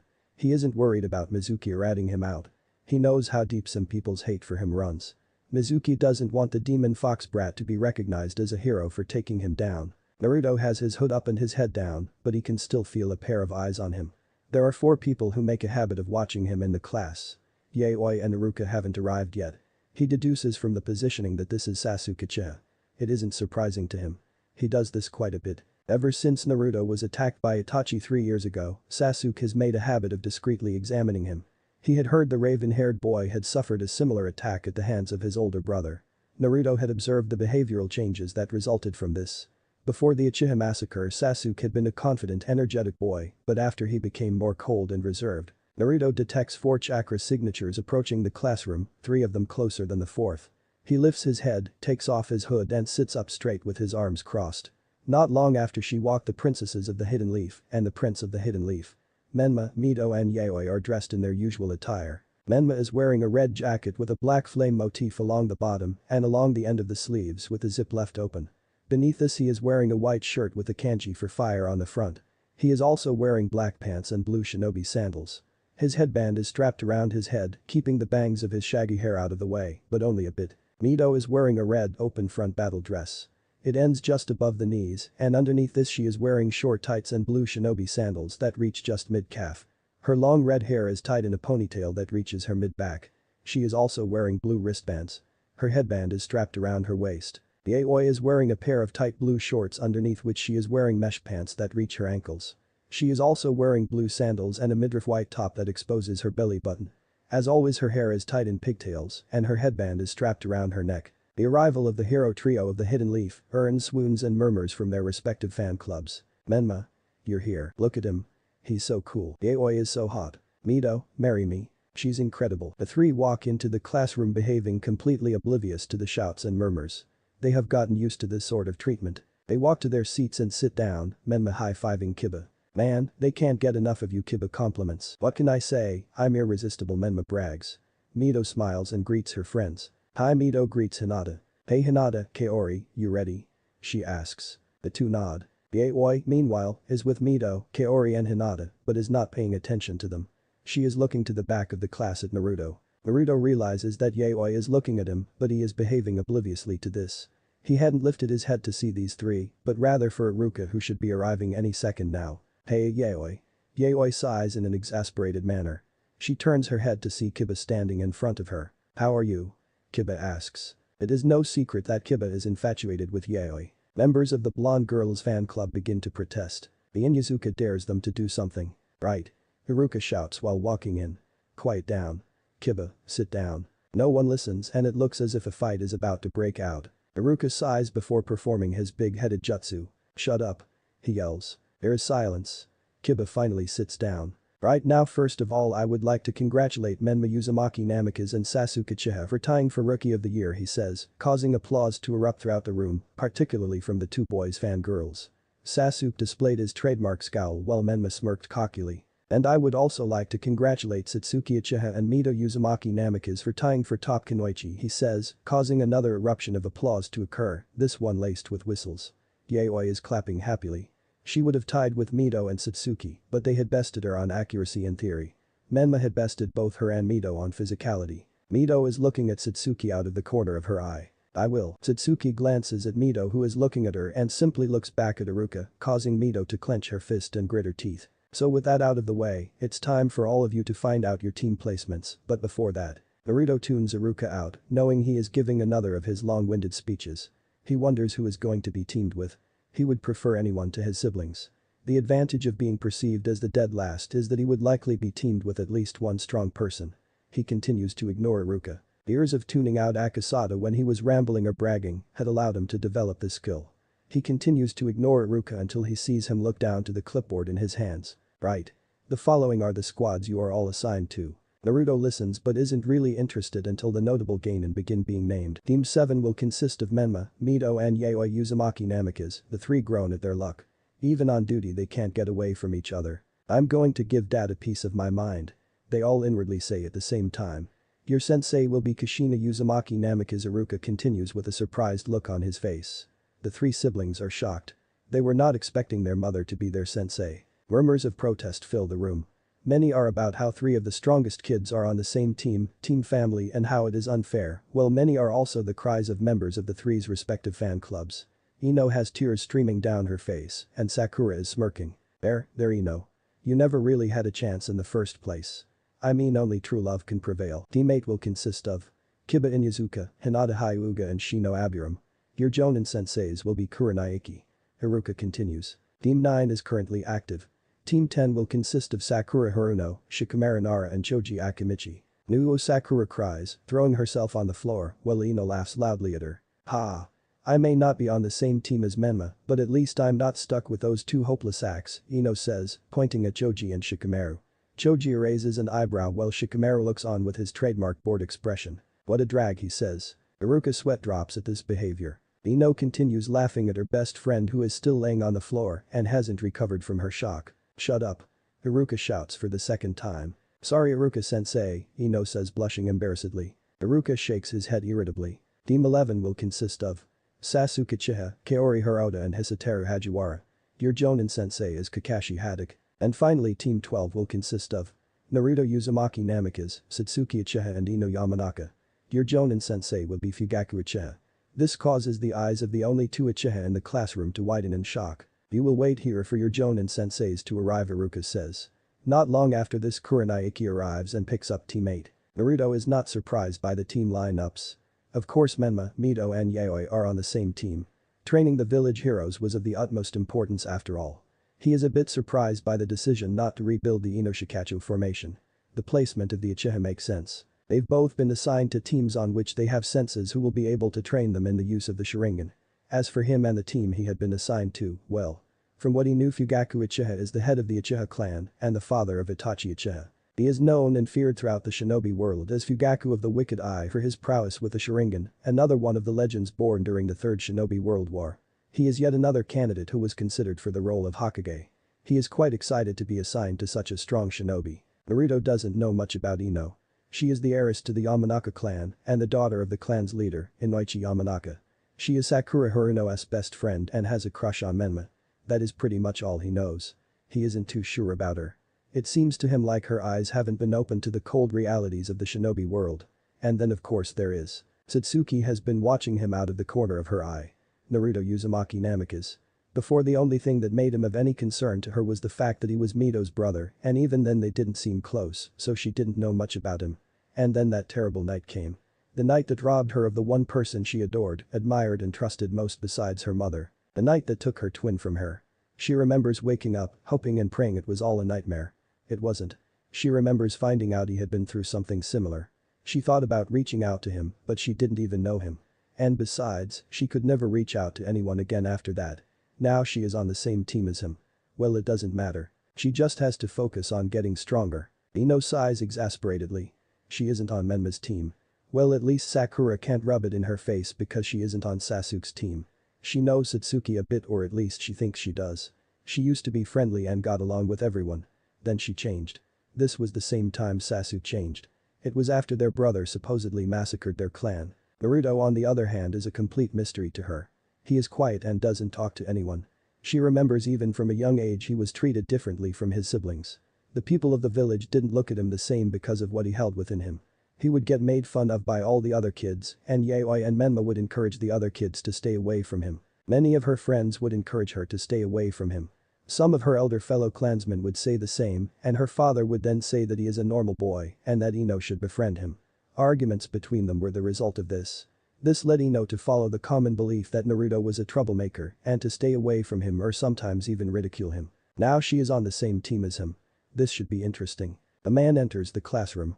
He has brown hair that reaches his shoulders and onyx-colored eyes with visible creases below them. He is wearing the standard Jonin flak jacket along with a black shirt with a symbol of the Uchiha clan on the shoulders, shin guards, and a black open front apron with a white diamond design along the bottom. Team 12, follow me. The man revealed to be Fugaku Uchiha says in a stern tone before turning and leaving. Naruto gets up and heads down the stairs, behaving obliviously to the watching eyes. He walks past Menma, Mito, and Yaoi's desk. Yaoi is looking at him with a sad look on her face. Mito, as always, pays him no mind, and Menma is glaring daggers at him.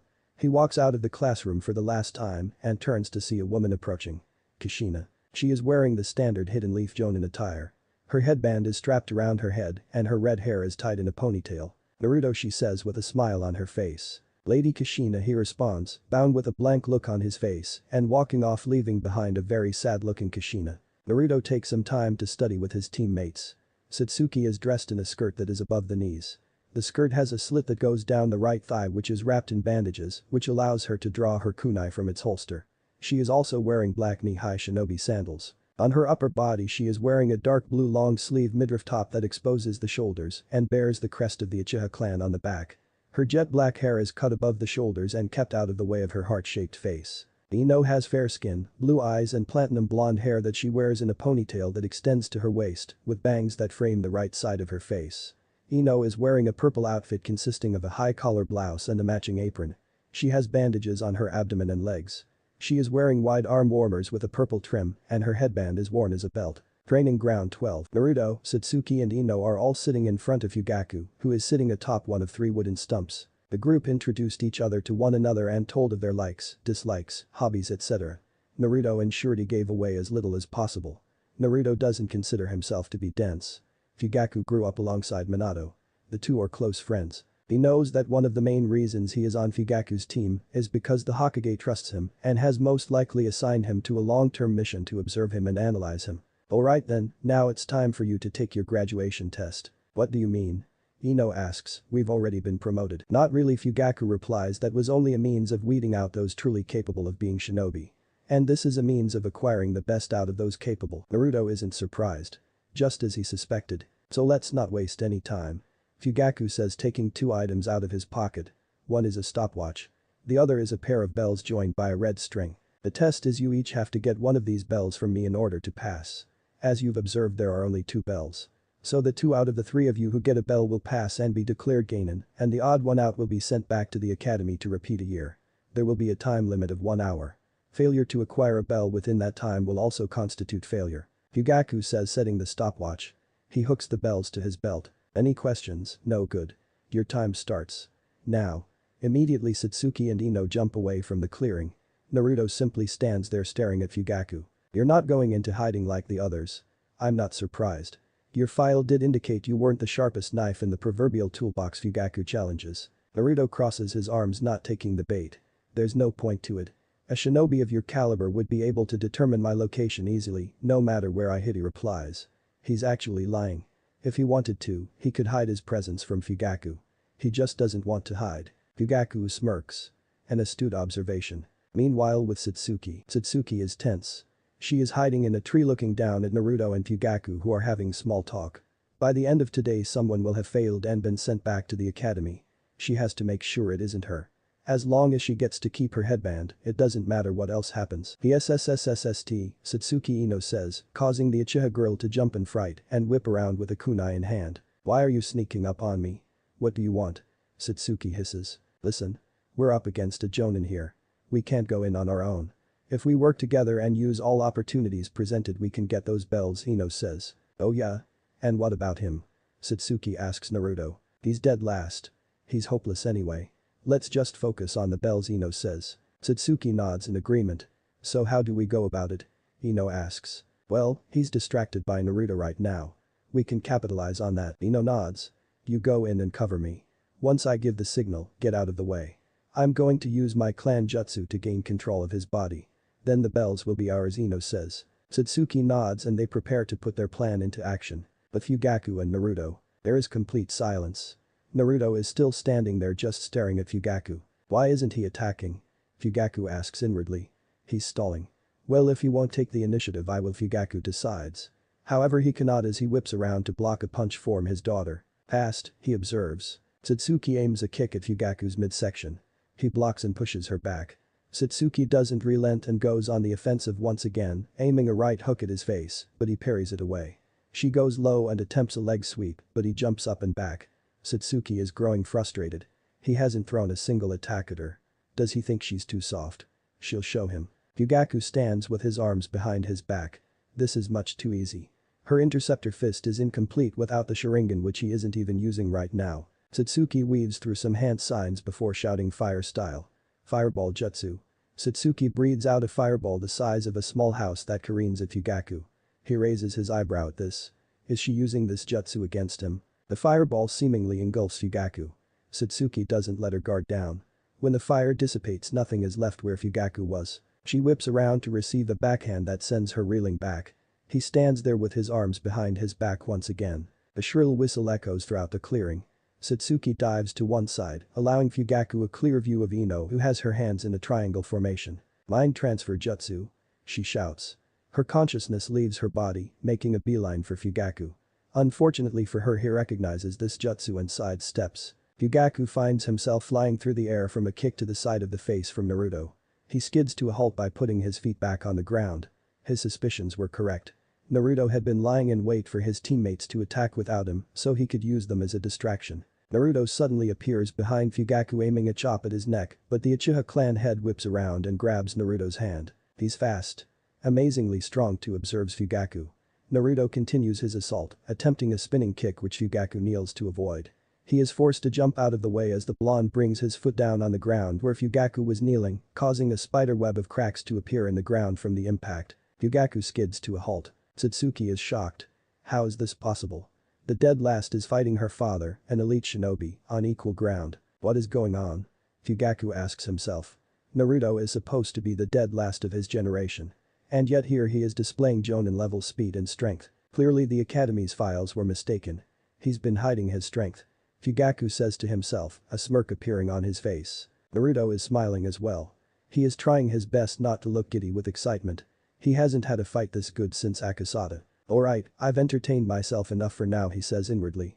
He weaves through hand signs before shouting water style. Tidal wave jutsu. The large wave of water rushes at Fugaku. He used a water-style jutsu like that without a body of water. He must have a strong affinity to it, he observes. The man weaves through hand signs of his own. Fire style. Dragon flame jutsu. A humongous dragon made of fire emerges from Fugaku's mouth. The two jutsu collide and a battle for dominance ensues. Neither budges and then both dissipate and steam fills the clearing. The steam eventually clears and when it does, Fugaku is standing alone in the clearing, the three kids gone. But Naruto is jumping through the trees. He has Ino held in one arm and Satsuki in the other. He hops down and onto the forest floor once he is sure they are far enough from their opponent. Satsuki pushes herself out of his arm. "Let go of me." She shouts, pushing herself off of him, blushing madly. "Why did you pull me away?" she asks angrily. Naruto looks at her blankly. "You were losing," he replies calmly. He lays Ino down on the floor. Her eyes flutter and open slowly. "Ino, are you alright?" Naruto asks. She groans. "The jutsu didn't work. Listen. Our opponent is an elite jonin. There is no point in attacking him like this," Naruto says, having figured the meaning of the test out. He looks at Ino. "Your jutsu left you in an extremely vulnerable position." He was familiar with it and was able to dodge it. "You were wide open," he says, causing Ino to look down and frown. He turns to Satsuki. "You used the interceptor fist of the Uchiha clan, so one could say you're at the biggest disadvantage of all. The man we're facing is the head of the Uchiha clan. He knows the ins and outs of that fighting style, all its strengths and weaknesses. He's much more proficient in it than you," Naruto states, making Satsuki angry. She is aware of how she is at a big disadvantage facing her father of all people. "You can't hope to face him using fire-style jutsu either. All of that leaves just me. I'm our best bet," he says. Satsuki resists a scoff. "It's not me being cocky. It's a fact.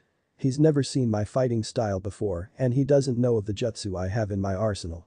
I will be the cover. I'll go in and fight him head on, and when the opportunity presents itself you will attempt to grab the bells," Naruto says. "Oh yeah? And have you forgotten there are only 2 bells?" she asks. They all look at each other. "Don't worry about that. You just focus on getting those bells. At this rate none of us will pass," Naruto says.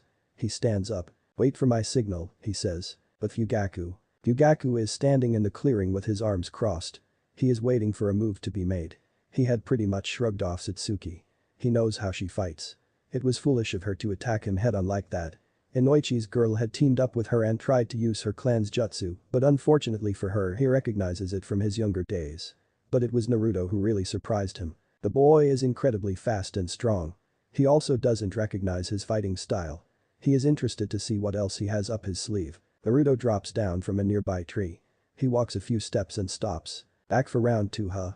Fugaku says with an uncharacteristic smile on his face. Naruto flashes a smile of his own. This is going to be fun. He weaves through some hand signs. "Fire style, huh? We'll give this a try." "Wind style." "Wind orb barrage jutsu." Balls of wind style chakra emerge from his mouth and head straight for Fugaku. He leaps out of the way and blocks the fist that comes at his face. The real Naruto meanwhile is standing not too far away. "Clone explosion jutsu," he yells. Fugaku's eyes widen as the Naruto who is in front of him begins to glow a white color. There is a huge explosion. Dirt and smoke rises into the air. Naruto whips around and jumps back as Fugaku narrowly misses him with a kick. Substitution jutsu. While in midair he whips out some shuriken and throws them down at the Uchiha, but he takes out a kunai and parries the incoming projectiles away. Naruto doesn't give Fugaku any resting time. As soon as he touches the ground he speeds forward. Fugaku puts his kunai up as Naruto suddenly appears in front of him and tries to cut him only to be blocked. Naruto, who is holding the one kunai in a reverse grip, whips out another with his left hand and aims for Fugaku's midsection, only for Fugaku to block with another kunai. The two smirk at each other, but Fugaku realizes his kunai are being dented. He looks at Naruto's kunai. They are coated in chakra. Wind style. He jumps back as Naruto slashes at him. Naruto holds his hands next to his side. His hair begins to blow as wind-style chakra begins to gather. Fugaku sees a ball of concentrated wind-style chakra gather in Naruto's hands. "And dodge while you're in midair," he says to himself. "Wind style." "Godly wind from the mountain jutsu," he shouts, releasing the ball, firing it right at Fugaku. Fugaku curses. He holds his hand in a cross-hand seal, to Naruto's surprise. Shadow clone jutsu. A clone forms in midair next to Fugaku. It grabs Fugaku and throws him out of the way, taking the full brunt of the attack. The ball hits the clone and a large explosion is the result. Yet again dust and dirt is kicked up. Once it clears, Fugaku is standing with a few cuts to his right arm. That was close. Naruto wastes no time. He suddenly appears behind Fugaku and wraps his arms around the Uchiha leader. Fugaku tries to force himself out, but it is of no use. He's too strong. "Satsuki, Ino now." Naruto shouts. Satsuki and Ino, who have been watching all of this in shock, leap from the trees and run straight at Fugaku. Fugaku breathes in and even with his hands restrained blows out a fireball that forces the two girls to leap out of the way. Fugaku, however, can do nothing about the clone that comes out of the ground with a kunai in hand. It cuts the red string, grabs both bells and leaps back. "It's over," the clone shouts, lifting the bells in the air just as the stopwatch sound signaling that time is up. Naruto lets go of Fugaku. Naruto walks past the clone who hands the bells to him and disappears in a cloud of smoke. He then hands the bells to Satsuki and Ino to their shock. Well then it looks like. You all pass, he says, shocking Ino and Satsuki, but not Naruto, who had already figured out the meaning of the test. The true purpose of this test was to determine whether you would selfishly look out for yourselves or work as a cohesive unit regardless of the outcome. I see one of you figured it out, he says, looking at Naruto smiling. Ino and Satsuki look at Naruto as well with eyes full of wonder and disbelief. They look down guiltily at how they left him out before. We're sorry, Naruto, Ino says. Yeah, Satsuki says to him. He nods. It's fine. I understand, he responds. The great team is born from members who give everything for each other instead of for themselves. From this moment onwards you are all fully fledged shinobi of the Hidden Leaf and members of Team 12, Fugaku declares. Fugaku is walking through the hallways of the top floor of the Hokage Tower, his destination being the man's office himself. He is on his way to a meeting with the Hokage and the other Jonin senseis who were holding graduation tests today to give his report. He touches his right cheek that Naruto's foot connected with. He chuckles a bit. He had assured Minato that for Fugaku of the Wicked Eye there was no such thing as rust, and yet here he's allowed himself to get hit by a kid. A very strong kid, but a kid nonetheless. He walks up to the office door and enters without knocking. He walks up to stand in front of the desk at the end of a long line of other Jonin senseis. There is silence. 2 minutes pass. Kakashi arrives afterwards. My apologies for. I find it redundant to apologize for something you're just going to do again, Minato says, cutting him off. Now that we're all here, let's get started. Going in numerical order, please make your reports on how your teams did. Minato says.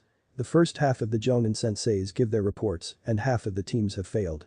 This is to be expected. The first graduation exam is only a decoy and not an accurate measure of one's aptitude to shinobi life. All heads turn to Kushina. Team 7 passed.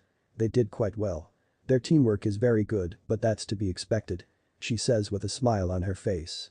Minato smiles at hearing this. Kurenai then gives her report. Team 8 passes though there are some blemishes. Kiba Inyazuka makes attempts to assert his dominance over his teammates. Hinata Hyuga is too shy and struggles to voice her opinion at times. Kurenai reports. Team 10 passed Lord Hokage, but they didn't do very well. Shikamaru and Choji are friends and work well together. However, Sakura is quite difficult. Half the time she is complaining about how she didn't get put on Sasuke Uchiha's team, and the other half she's giving Choji and Shikamaru flack about how one achieved mediocre marks in the academy while the other was lucky not to fail. She needs a serious attitude adjustment, reported Asuma. He is concerned that perhaps the Hokage will live to regret not recreating the Inoshikachu formation. Minato nods at this. He turns to his student. Team 11 passed narrowly, Lord Hokage, Kakashi says, surprising those in the room. He had never passed a single team. Sasuke Uchiha has quite the superiority complex and views his teammates as not being worthy of teaming with him. Hisateru Hajiwara repeatedly mocks him and it causes friction within the team. As it stands, Kaori Hirota is the glue that holds the team together, Kakashi says. Minato nods and finally turns to his friend. He manages to hold back a chuckle but can't resist smiling when he sees the bruise on Fugaku's cheek. No rust, huh? Fugaku sees the look on his face and narrows his eyes a bit. Team 12 passed. Satsuki Uchiha is impressive, but she seems a bit arrogant in her approach. Wonder where she gets it from, Minato says inwardly in a sarcastic manner. Ino Yamanaka is very distracted. She seems obsessed with Team 7's Menma. He says. This time Minato cannot hold back the chuckle. He is aware of how Inoichi's daughter is infatuated with his son. The real shock, however, is Naruto Uzumaki Namikaze Fugaku continues earning the attention of all in the room. Naruto is no doubt the strongest member of his team, Fugaku says, shocking all in the room. During the test he displayed what was no doubt Jonin level speed and strength, using a taijutsu style I've never seen before. He is the reason I have this bruise, Fugaku says, pointing at his cheek. He used quite a few impressive elemental jutsu and even the shadow clone jutsu to perform a clone explosion jutsu. Not only that, he also displayed impressive leadership skills when he figured out the true meaning of the test and got his teammates to work together to pass. Fugaku finishes. There is complete silence in the room. Everyone is in disbelief. Fugaku Uchiha's praise isn't earned easily and yet here is praising Naruto. The same Naruto who is a supposed dead last and is nowhere near the level of his siblings. Of all the people in the room, none are more shocked than Naruto's parents themselves. I have to get to the bottom of this, as Minato says to himself. Alright everyone, thank you. Please inform the rookies on the teams who didn't pass that they are to report to the academy at the beginning of the following year to repeat, assuming they still want to be shinobi, he says, dismissing all the Jonin. All leave except for Fugaku. No rust, huh? Minato asks. Fugaku frowns. Give me a break. And cut the small talk. I'm here to make my report. Alright, Minato says, smirking. What is your assessment of Naruto? Minato says, turning serious. The boy's very smart. I'm sure he realizes that I'm watching him. He hasn't given anything away at all. I will continue to observe, Fugaku says. Minato nods. Thank you, Fugaku, Minato says. Fugaku wasn't one to ask questions, so when Minato asked him to do this, he did it like any normal mission. Fugaku leaves the office, leaving Minato and Kushina alone. Minato, how is this possible? Kushina asks in disbelief. I don't know. Clearly Naruto has been keeping secrets. Let's go home. We'll have to ask him about everything. Minato says. Besides how Naruto could be so strong, what really worries him is why his son would hide his strength. He is proud, but he doesn't understand why the boy would want to be recognized as a dead last. He'll find out soon. He gets out of his chair and walks over to his wife. He wraps his arms around her. Speaking of Naruto, Minato, do you mind explaining to me why he wasn't on my team like I asked? She asked with a sickly sweet tone to her voice and a deadly looking smile on her face. Minato gulps. Kushina, we agreed that training Menma, Mito and Yaoi on how to use more of the Nine Tails chakra took priority, and I can't have 5 people on one squad. Besides, I trust Fugaku, don't you? He says nervously. She continues to smile. Alright. But you're definitely not getting any sex for a while, Kushina says, causing Minato's eyes to widen. Now let's go home and celebrate. Uzumaki Namika's estate. Yaoi is hysterical. She has tears streaming down her face. Mito has a blank look on her face. Menma is glaring daggers. Naruto is sitting on one of the couches in the household's living room. Minato and Kushina walk in. Hi everyone, we're. What's going on? Kushina asks, realizing Yaoi is in tears. Menma says nothing. Mito remains silent. Mom. Dad. Big brother is moving out, she manages to say, hearing a voice trembling. Minato and Kushina see the suitcase and backpack Naruto set down next to him. Minato reels back with shock. Yaoi's words don't quite register at first, but when he sees Naruto's luggage, he realizes the severity of the situation. Kushina is in complete shock and disbelief. She can't believe this is happening. Her son is leaving. Why? It's obviously because of her. She did this. Minato's face turns. Naruto, why are you moving out? This is your home. We're your family. Where are you going to go? When were you going to tell us any of this? You can't just leave, Minato says authoritatively. Naruto, who has been sitting on the couch looking calm, stands up. I was going to tell you as soon as you got home. You need not concern yourselves with details. And actually, Lord Hokage, I can. I am now a shinobi and therefore legally an adult. Naruto states calmly. He grabs his backpack and slings it over his back. He doesn't owe anyone any explanations. He grabs his suitcase and begins to leave, only to find Kushina is now blocking the exit. You're not leaving, she says in a strong tone, a deadly aura about her, though everyone can tell she is on the verge of tears. Naruto begins to grow frustrated. Please move out of the way, Lady Kushina, he asks, trying not to lose his temper. No. Naruto listened. I know that we haven't been the best parents to you. I know we haven't been a family to you. I know I haven't been a mother to you. But if you just give us a chance, I'm sure we can make things right. I know the pain we've put you through. No. Naruto shouts, finally losing his temper. Years of pent-up rage finally realizing itself. You have no idea what I've been through. None of you. He continued, turning around. Years. For years I've been treated like some kind of monster for something out of my control. And you weren't even there for me. What do you mean, Naruto? Minato asks, confused. You don't even know how naive you are, Lord Hokage, he scoffs. The villagers. For as long as I can remember, I've been ostracized and hated by them. At first they weren't so direct because they were scared of what you two would do to them. But after a while they must have realized you didn't care, because when I was around 5 years old it all escalated. The looks, the names, people treating me like some sort of disease. Now given time I could have gotten over that, but what I really struggle to look past is that the people who are supposed to be my family, the people who should have my back when nobody else does, left me out to rot in the cold. Minato is shocked. The villagers did that. But. When?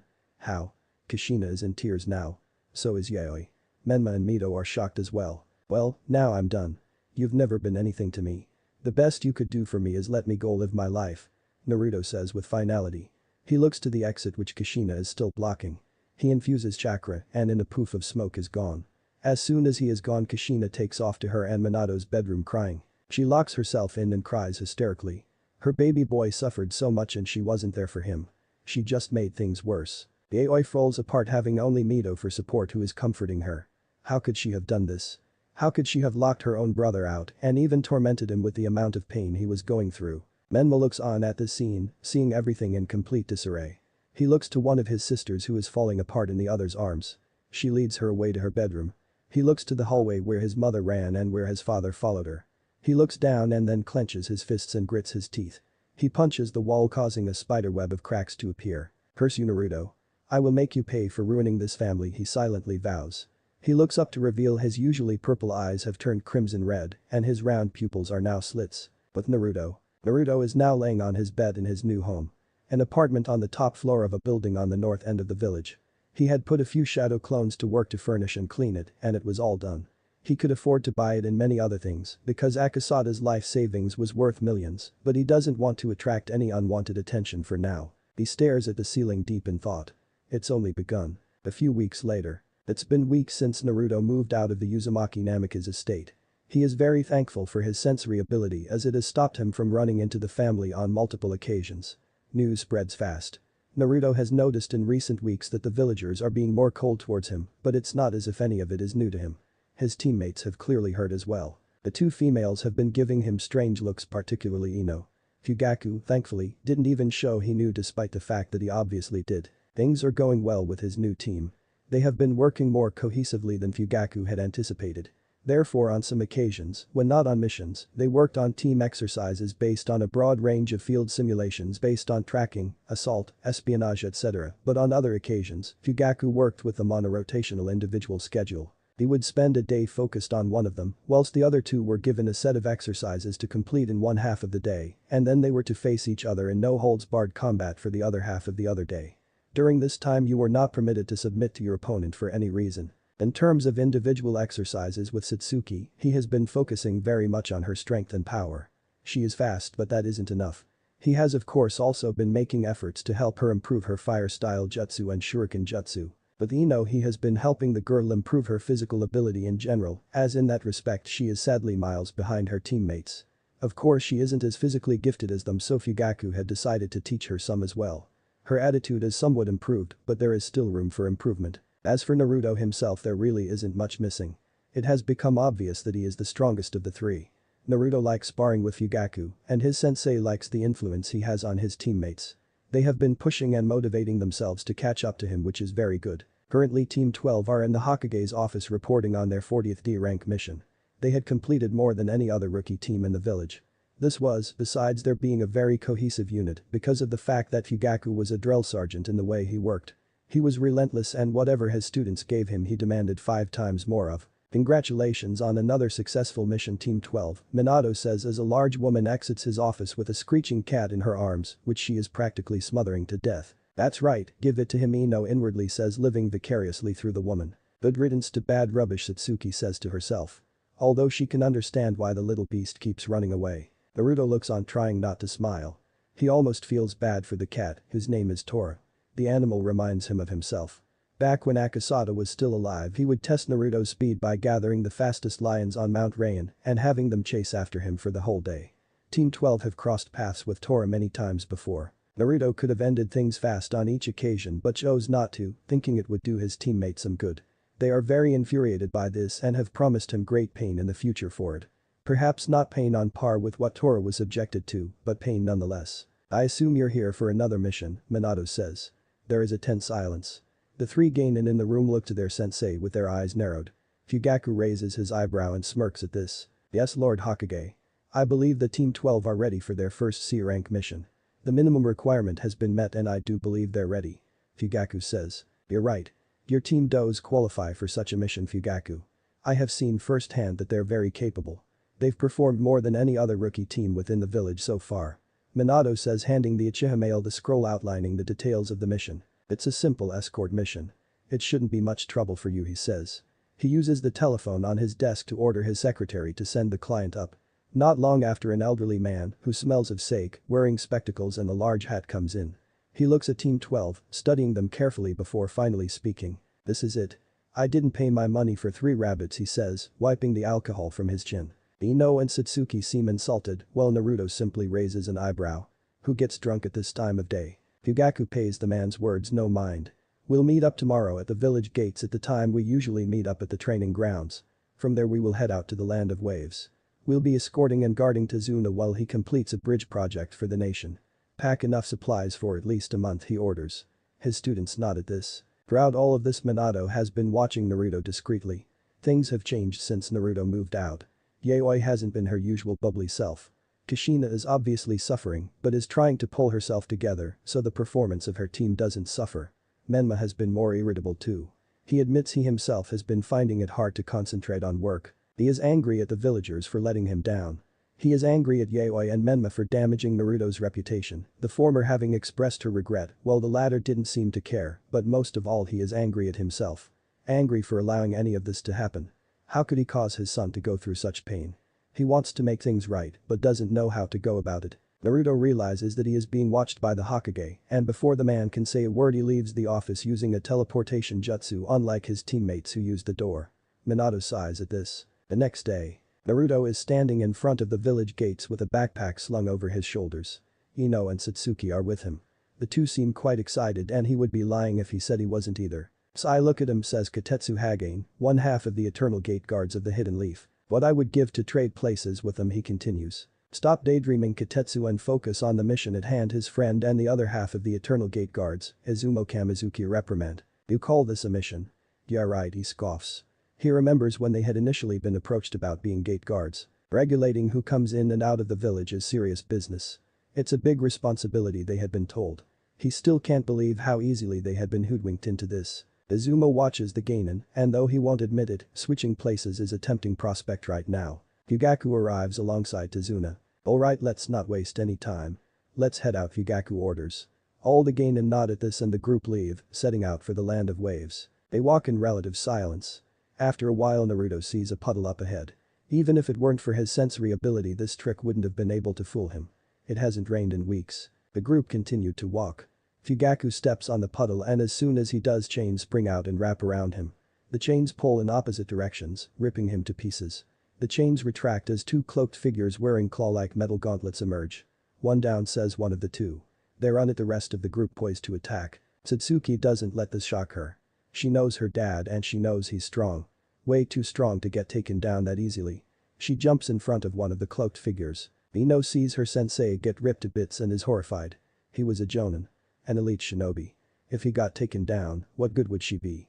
She swallows her fear and resolves to fight, even if certain death awaits. She sees one of the two attackers charge for Satsuki. She weaves through hand signs and casts Age Jutsu.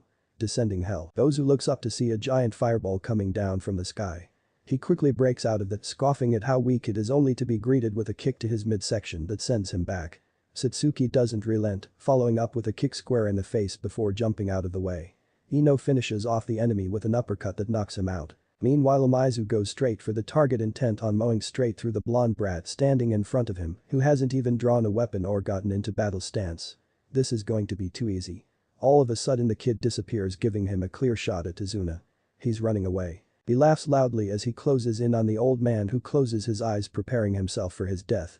Just as Mizu's gauntlet is millimeters away from Tazuna, something suddenly stops him. Naruto appears behind his opponent, grabbing his cloak at his neck.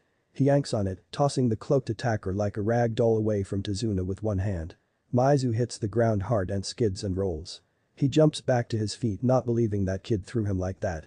He suddenly hunches over, coughing as Naruto appears in front of him, kneeing him in the gut. Naruto then raises his hand and chops his opponent on the back of the neck, allowing him to fall to the ground unconscious. Satsuki and Ino finish with their opponent just in time to see Naruto tie him up. They watch in awe as he ties his opponent up with ninja wire. "He's so strong," Satsuki inwardly says, clenching her fist. Ino watches with much the same look. "I think this is the same loser from the academy," she says to herself. Fugaku jumps down from the tree he has been watching this scene unfold from. His team handled themselves well, particularly Naruto. "Sensei." Ino shouts happily, seeing that their sensei is alive and well. She looks across at her teammates and realizes that they already knew. Azuna looks on in shock. "But I saw." He looked to where and saw Fugaku get ripped to pieces only to see pieces of wood on the ground. Substitution jutsu. Sensei replaced himself with an inanimate object and made it appear as if he died, Naruto explains to the confused man. "But why would you do that?" he asks angrily. "It was for two reasons," he says calmly. "The first was to assess how my team would react in an actual battle situation. You three did well. I'm proud of you," he says, earning smiles from the three. He turns back to Tazuna. "And the second was to determine which one of us they were after," he says, narrowing his eyes, causing Tazuna to gulp. "When Naruto jumped out of the way of the enemy's attack to determine that, my suspicions were confirmed. Tazuna, these two are the demon brothers of the Hidden Mist, Chunin level rogue ninja. Their ambushing us means this is no longer a C-rank mission. Explain yourself, Fugaku demands in a serious tone, causing Tazuna to gulp once more. Tazuna looks to the Genin, desperate for help, but he'll receive no such help from them. He sighs. Are you familiar with Gato of Gato Industries? Fugaku recognizes the name. Gato is one of the wealthiest men in the world. He also happens to be one of its biggest criminals, having a criminal empire that spans many nations. Years ago he came into my country posing as a legitimate businessman who wanted a share in the potential rich economy. But he would soon reveal his true colors. Tazuna proceeds to explain how Gato had conducted a hostile takeover of the nation and how his bridge project was a threat to the crime boss. I only lied to you because the allotted funds of my people could only pay for a C-rank mission, he says, falling to his knees. I'm sorry. Please help me.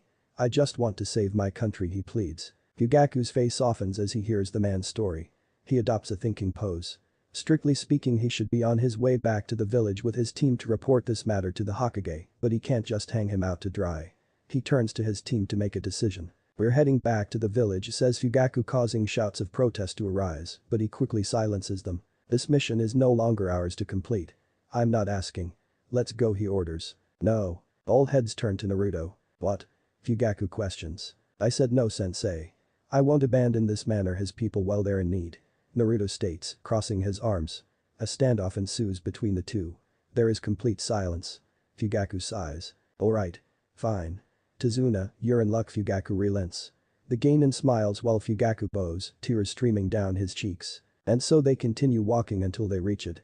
It's Naruto's first time seeing the ocean like it is his teammates. He tries to hide his awe, but it's a bit hard. It's foreign to him, and yet at the same time it does feel familiar.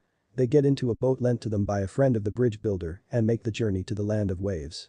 They finally arrive at Tazuna's homeland. We're about an hour and a half away from my home, Tazuna informs. The group continues moving.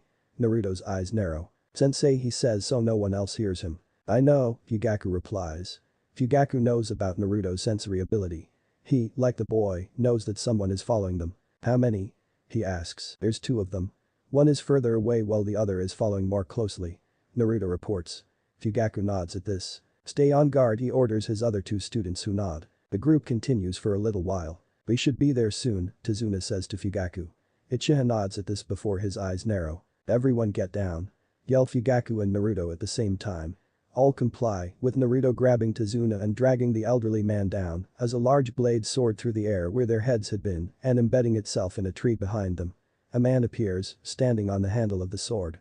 He has beady eyes, spiky hair and bandages covering the lower half of his face. The only piece of clothing on his upper body are the arm warmers on his arms. Fugaku Uchiha of the Wicked Eye.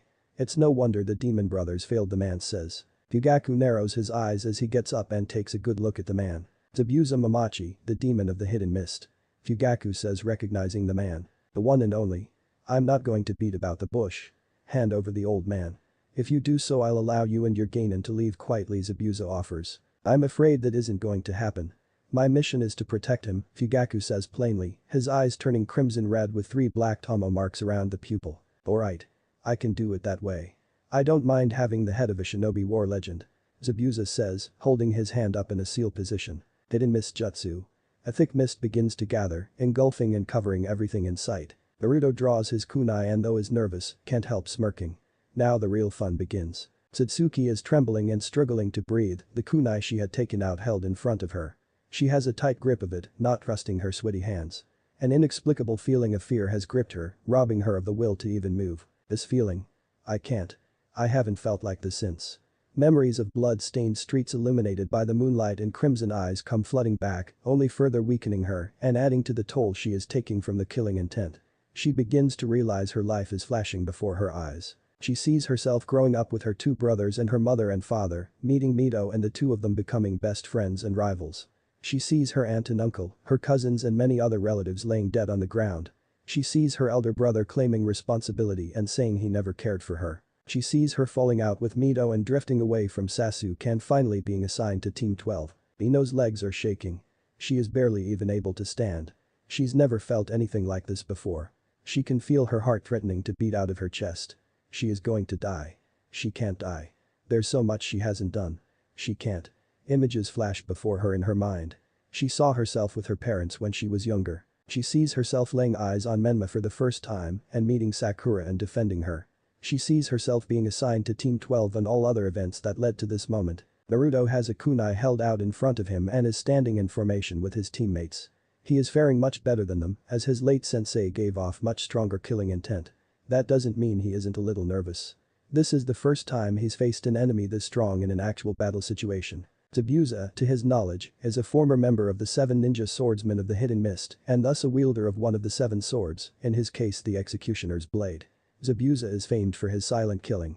It was said he is so proficient in this art that one would not even know they have been killed by Zabuza until they're already dead. Naruto's heart is beating fast. Nerves coupled with excitement. Naruto doesn't know why, but he enjoys battle. The feel of the perspiration running down his body, the sound of his heartbeat ringing in his ears as he stands across from an opponent of a high caliber. It just does something to him. He isn't a fan of violence, but he really appreciates a challenge. Satsuki, Ino, Naruto. Don't be afraid. I won't let my comrades die. Fugaku assures his students, his voice cutting through the mist and its effects as his students visibly eased up. Ino stands up straight and Satsuki breathes in deep, pulling herself together. Zabuza's voice rings through the mist as well in the form of a laugh. Then he suddenly appears in the middle of the group in front of Tazuna, with his executioner's blade raised in the air and poised to cleave the old man in half. He attempts to bring it down, but finds his arm won't move. What? Zabuza turns to see the blonde brat out of the 3 holding his arm back. His grip is surprisingly strong. Naruto doesn't allow himself any shock. When Zabuza appears and attempts to kill Tazuna, he stops the man, grabbing his arm. Satsuki grabs Tazuna and jumps back. Ino follows by overcoming her shock. Naruto aims at Zabuza's side intent on stabbing the swordsman. He finds his kunai blocked by another executioner's blade. He looks up to see another Zabuza standing in front of the original with his blade underneath the swordsman's arm, which he is holding, stopping his kunai with his large sword. Brat's got moves, huh? The original Zabuza says, looking at Naruto with his head turned. Naruto smirks. Meanwhile, not too far away, Fugaku is weaving through hand signs while standing next to a clone of Naruto which the boy created when the mist rolled in. Fire style. Fireball jutsu, he yells, blowing out a large fireball which cannons straight at Naruto and the 2 Zabuzas. Naruto quickly substitutes with his clone and watches alongside Fugaku as it along with his opponent and his clone are engulfed in the fire. Naruto nods at his sensei before disappearing and reappearing alongside his teammates in formation once again. Zabuza, unsurprisingly, appears once again. Fugaku is standing in between him and his team of brats and the target. He begins to make an analysis. He wasn't expecting that to happen. That brat is strong. He wonders what else he has up his sleeve. But right now he needs to worry about the man standing in front of him. He realizes he is at a disadvantage here. Fugaku is a fire style user and a proficient one at that. But from what he'd heard, the man retired from active field duty following the war. He had made a name for himself in and joined the Leaf Police Force. Facing lowly criminals and thugs as opposed to shinobi. He has to have gained some rust over the years. He would use that to his advantage. And as for his fire style, Zabuza smirks as a plan begins to form in his head. He doesn't look to the lake on his right so as not to give away his plan. He looks ahead at Fugaku making a decision. I must admit, I really wasn't expecting to be going up against you of all people. It said that armed with those wicked eyes of yours and an arsenal of lethal fire-style jutsu, many believed you to be a demon straight from the depths of hell, Zabuza says. Fugaku doesn't dignify him with a response and simply looks at his opponent blankly. But I'm sure that after being reduced to a lowly cop in return for your services you've lost your touch, Zabuza says, smirking. Fugaku remains silent, not replying. Speaking of which, I must also admit I was also shocked when I heard that the Uchiha clan was massacred. Apparently the culprit was the son of the clan head in the air. Zabuza continues. Fugaku's eyes narrow as they gain a cold look. The only reported survivors were the head of the clan himself, his other 2 children and his wife. Can you confirm this? I will warn you only once, Fugaku says in a low and dangerous tone. Do not ever speak of my clan, he says with the tomo of his Sharingan spinning a bit. Zabuza chuckles, a clan head's responsibility is to lead and protect his kinsmen. You not only couldn't do this, but you also failed to protect your son from becoming what he is. A criminal. And now after failing as a clan leader and a father, you're going to fail as a sensei when your students are killed, Zabuza says, pointing his executioner's blade at the group standing behind Fugaku. Fugaku, true to his word, gives no warning. He suddenly appears behind Zabuza with a kunai in hand. The bandaged swordsman whips around and blocks the kunai that was intended for his back with the flat side of his executioner's blade. A battle of strength ensues. Zabuza jumps back and is forced to move sideways as his opponent summons a Fuma Shuriken which he throws at him before setting on fire using a fireball. As Zabuza moves sideways he is struck with pain as his executioner's blade is kicked right out of his hand. Fugaku then whips around and uses his other leg to send Zabuza flying with a spinning kick to the midsection. Zabuza skids and rolls before quickly jumping back to his feet. He's faster than he thought. He resists smirking. Just a little more. He turns and begins running across the lake, intent on retrieving his executioner's blade which is still sailing through the air. He runs until he is directly underneath it while his opponent is hot on the trail. He smirks. The smirk almost immediately disappears. His eyes widen as there is a poof, and his blade is immersed in a small cloud of smoke. Out of the cloud comes Fugaku. He substituted himself with the blade. Before the swordsman can do anything Fugaku utters the words, "Higher style. Dragon flame jutsu." A number of dragons all made of fire style chakra emerge from his mouth and head straight for Zabuza. His eyes widen and then he disappears from view as the dragons smash down on the surface of the water and where he could be seen before. Steam fills the air making it harder to see coupled with a mist. It remains for a while and then it starts to dissipate. When it does Fugaku can be seen walking across the surface of the lake towards a downed Zabuza who is lying face down in the water and appears to have suffered a few burns. Fugaku stands over Zabuza staring at him for a few seconds. He then grabs the swordsman by the neck, lifting him into the air.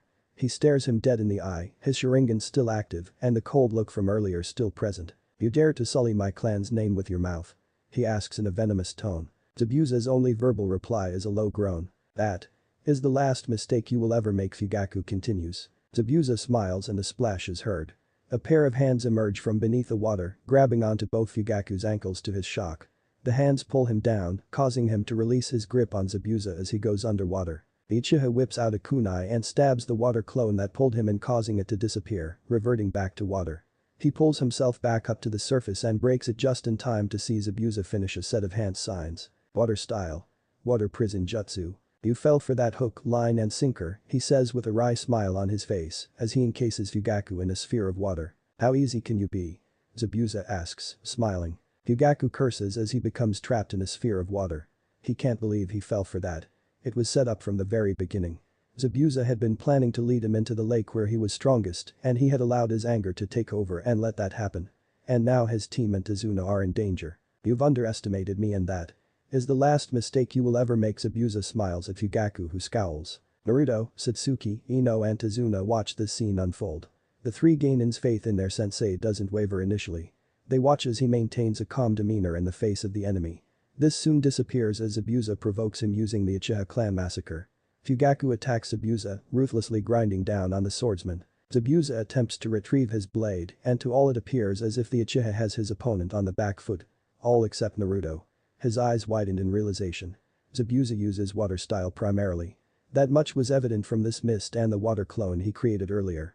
And now he's drawn Fugaku into the lake. He attempts to yell a warning to his sensei, but it is drowned out by the sound of the fire dragons impacting the water.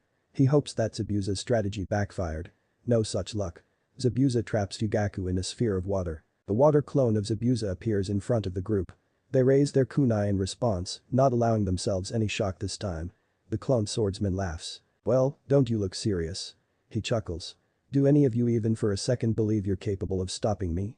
he questions. The Geinin remain silent, not dignifying their opponent with a response, but rather preparing for him to make a move. "Do any of you even for a second think you're a real shinobi? You're nothing more than kids playing pretend. Do you want to know how I became a shinobi? The Blood Mist, years ago, was somewhat like other villages, but it differed in some respects, particularly one. It's an academy graduation exam.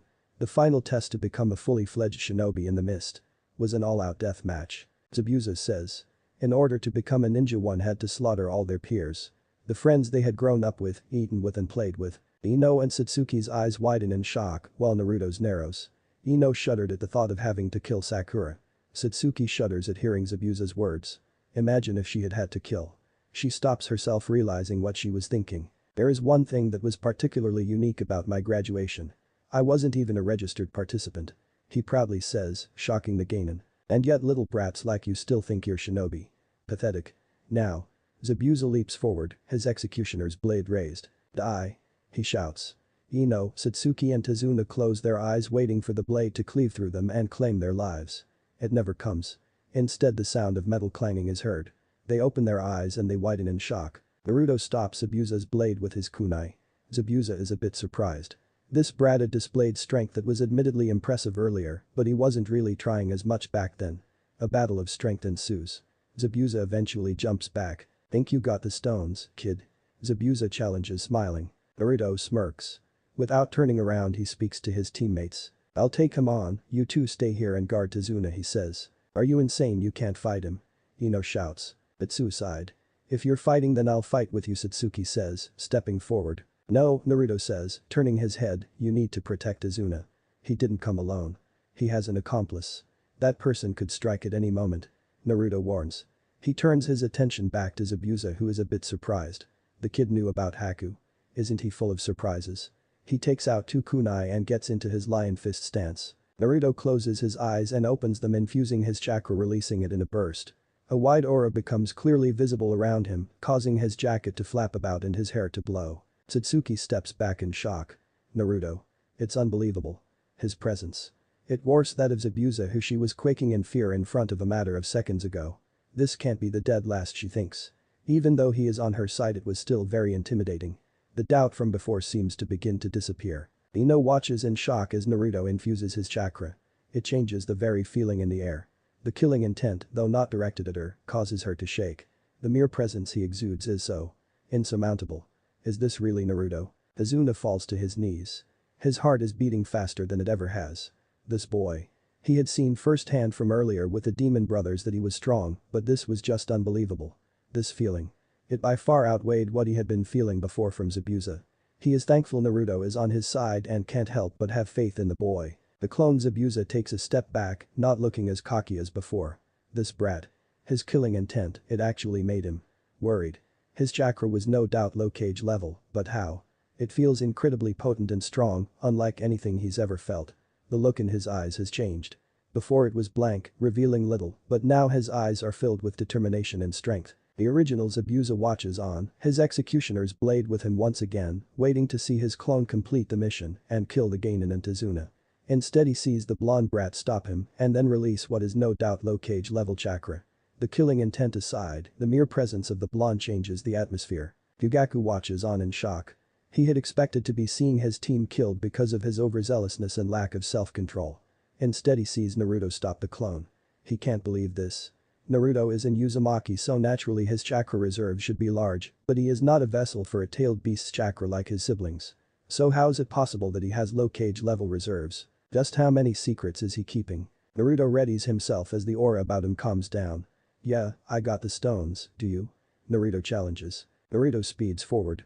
The clone swings its executioner's blade in an attempt to behead him. He disappears and reappears behind the clone, spinning in a circle and slashing right through it. He is looking ahead at where his sensei and Zabuza are as the clone disintegrates back into water. Zabuza looks on in shock, seeing his clone taken down by a Genin with one attack. He scoffs and forms 5 more water clones. "Kill him," he orders, growing frustrated. The clones run forward. Naruto runs forward as well, running on the water as if it is a hard surface, surprising his teammates. He makes it to the first clone who attempts to bisect him.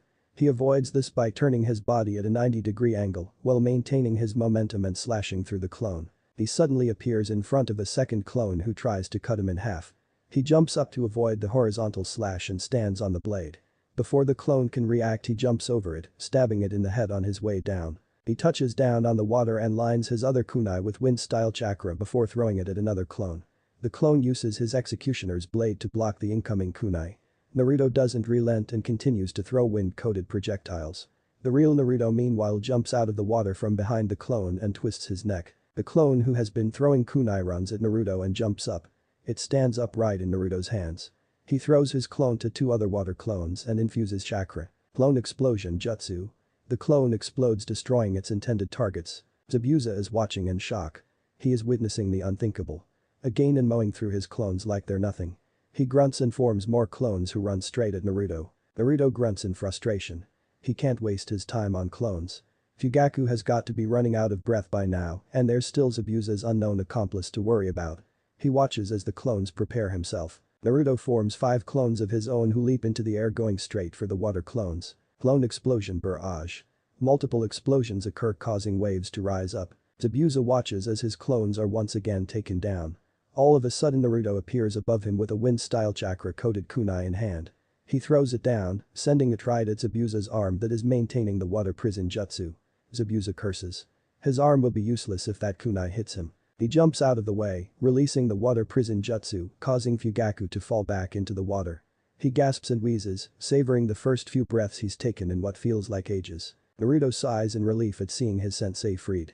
He doesn't allow himself to relax though as Zabuza charges at him, his executioner's blade in hand. Naruto whips out two kunai in reverse grip, one in each hand. He runs forward and the two meet, a clang and sparks flying being the result. Naruto struggles a bit with Zabuza being serious now, but he doesn't relent. The two jump away from one another. Zabuza runs at Naruto once again and moves to cut the boy in half with a diagonal slash. Naruto moves back avoiding the full brunt, but not a cut to the shoulder. Zabuza lifts his blade into the air and brings it down, intent on bisecting his opponent. Naruto once again stops the blade with both his kunai. Zabuza tries to force his blade down, while Naruto pushes up trying to oppose this force. Zabuza takes advantage of the opening presented and sends a kick right to the blonde's midsection, sending the boy flying. Naruto uses his chakra to skid and roll across the surface of the water. Okay, that's enough of this. Time to do what I'm getting paid for, Zabuza says, inwardly weaving through a set of hand signs after placing his blade on his back, intent on crushing Naruto once and for all and turning his attention to the target. Water style. Water dragon jutsu. The dragon forms from the water surrounding him. It roars before laying its glowing yellow eyes on Naruto. It speeds forward intent on crushing him. Naruto gets up on his knees just in time to see it. He realizes he doesn't have enough time to dodge or weave hand signs for a jutsu to cancel it out. He summons his chakra and releases it in much the same way as before, wide aura and all. The power from this causes the water dragon to disintegrate much to Zabuza's shock and chagrin. Naruto suddenly disappears and reappears next to Fugaku. Zabuza doesn't have much time to marvel at the boy's display as he whips around while weaving through a set of hand signs. Fire style. Majestic destroyer jutsu, shouts Fugaku. A large wall of fire emerges from his mouth and heads straight for Zabuza, who is finished preparing his jutsu. Water style. Water formation wall jutsu, he says. A wall of water forms and meets with Fugaku's fire. The two jutsu battle for supremacy for a few fleeting moments, and then Fugaku's jutsu overpowers Zabuza's, who is forced to jump out of the way of what was surely death by incineration. He doesn't however escape unscathed and suffers yet more burns. Zabuza gets up from the kneeling position he had adopted and looks up to find himself staring Fugaku dead in the eye. "Your mind," Fugaku utters as everything suddenly becomes a blur to the swordsman and it appears as if the world is spinning. He can't seem to move. Fugaku hits a pressure point in the swordsman's neck, rendering him paralyzed. He falls backwards into the water. The mist begins to subside. Fugaku draws a kunai as Naruto drops down next to him. He takes a step forward. "It seems you've underestimated me," he says, using the swordsman's words against him just as was done to him. "It's over," he declares. He is allowed to take no more than a step.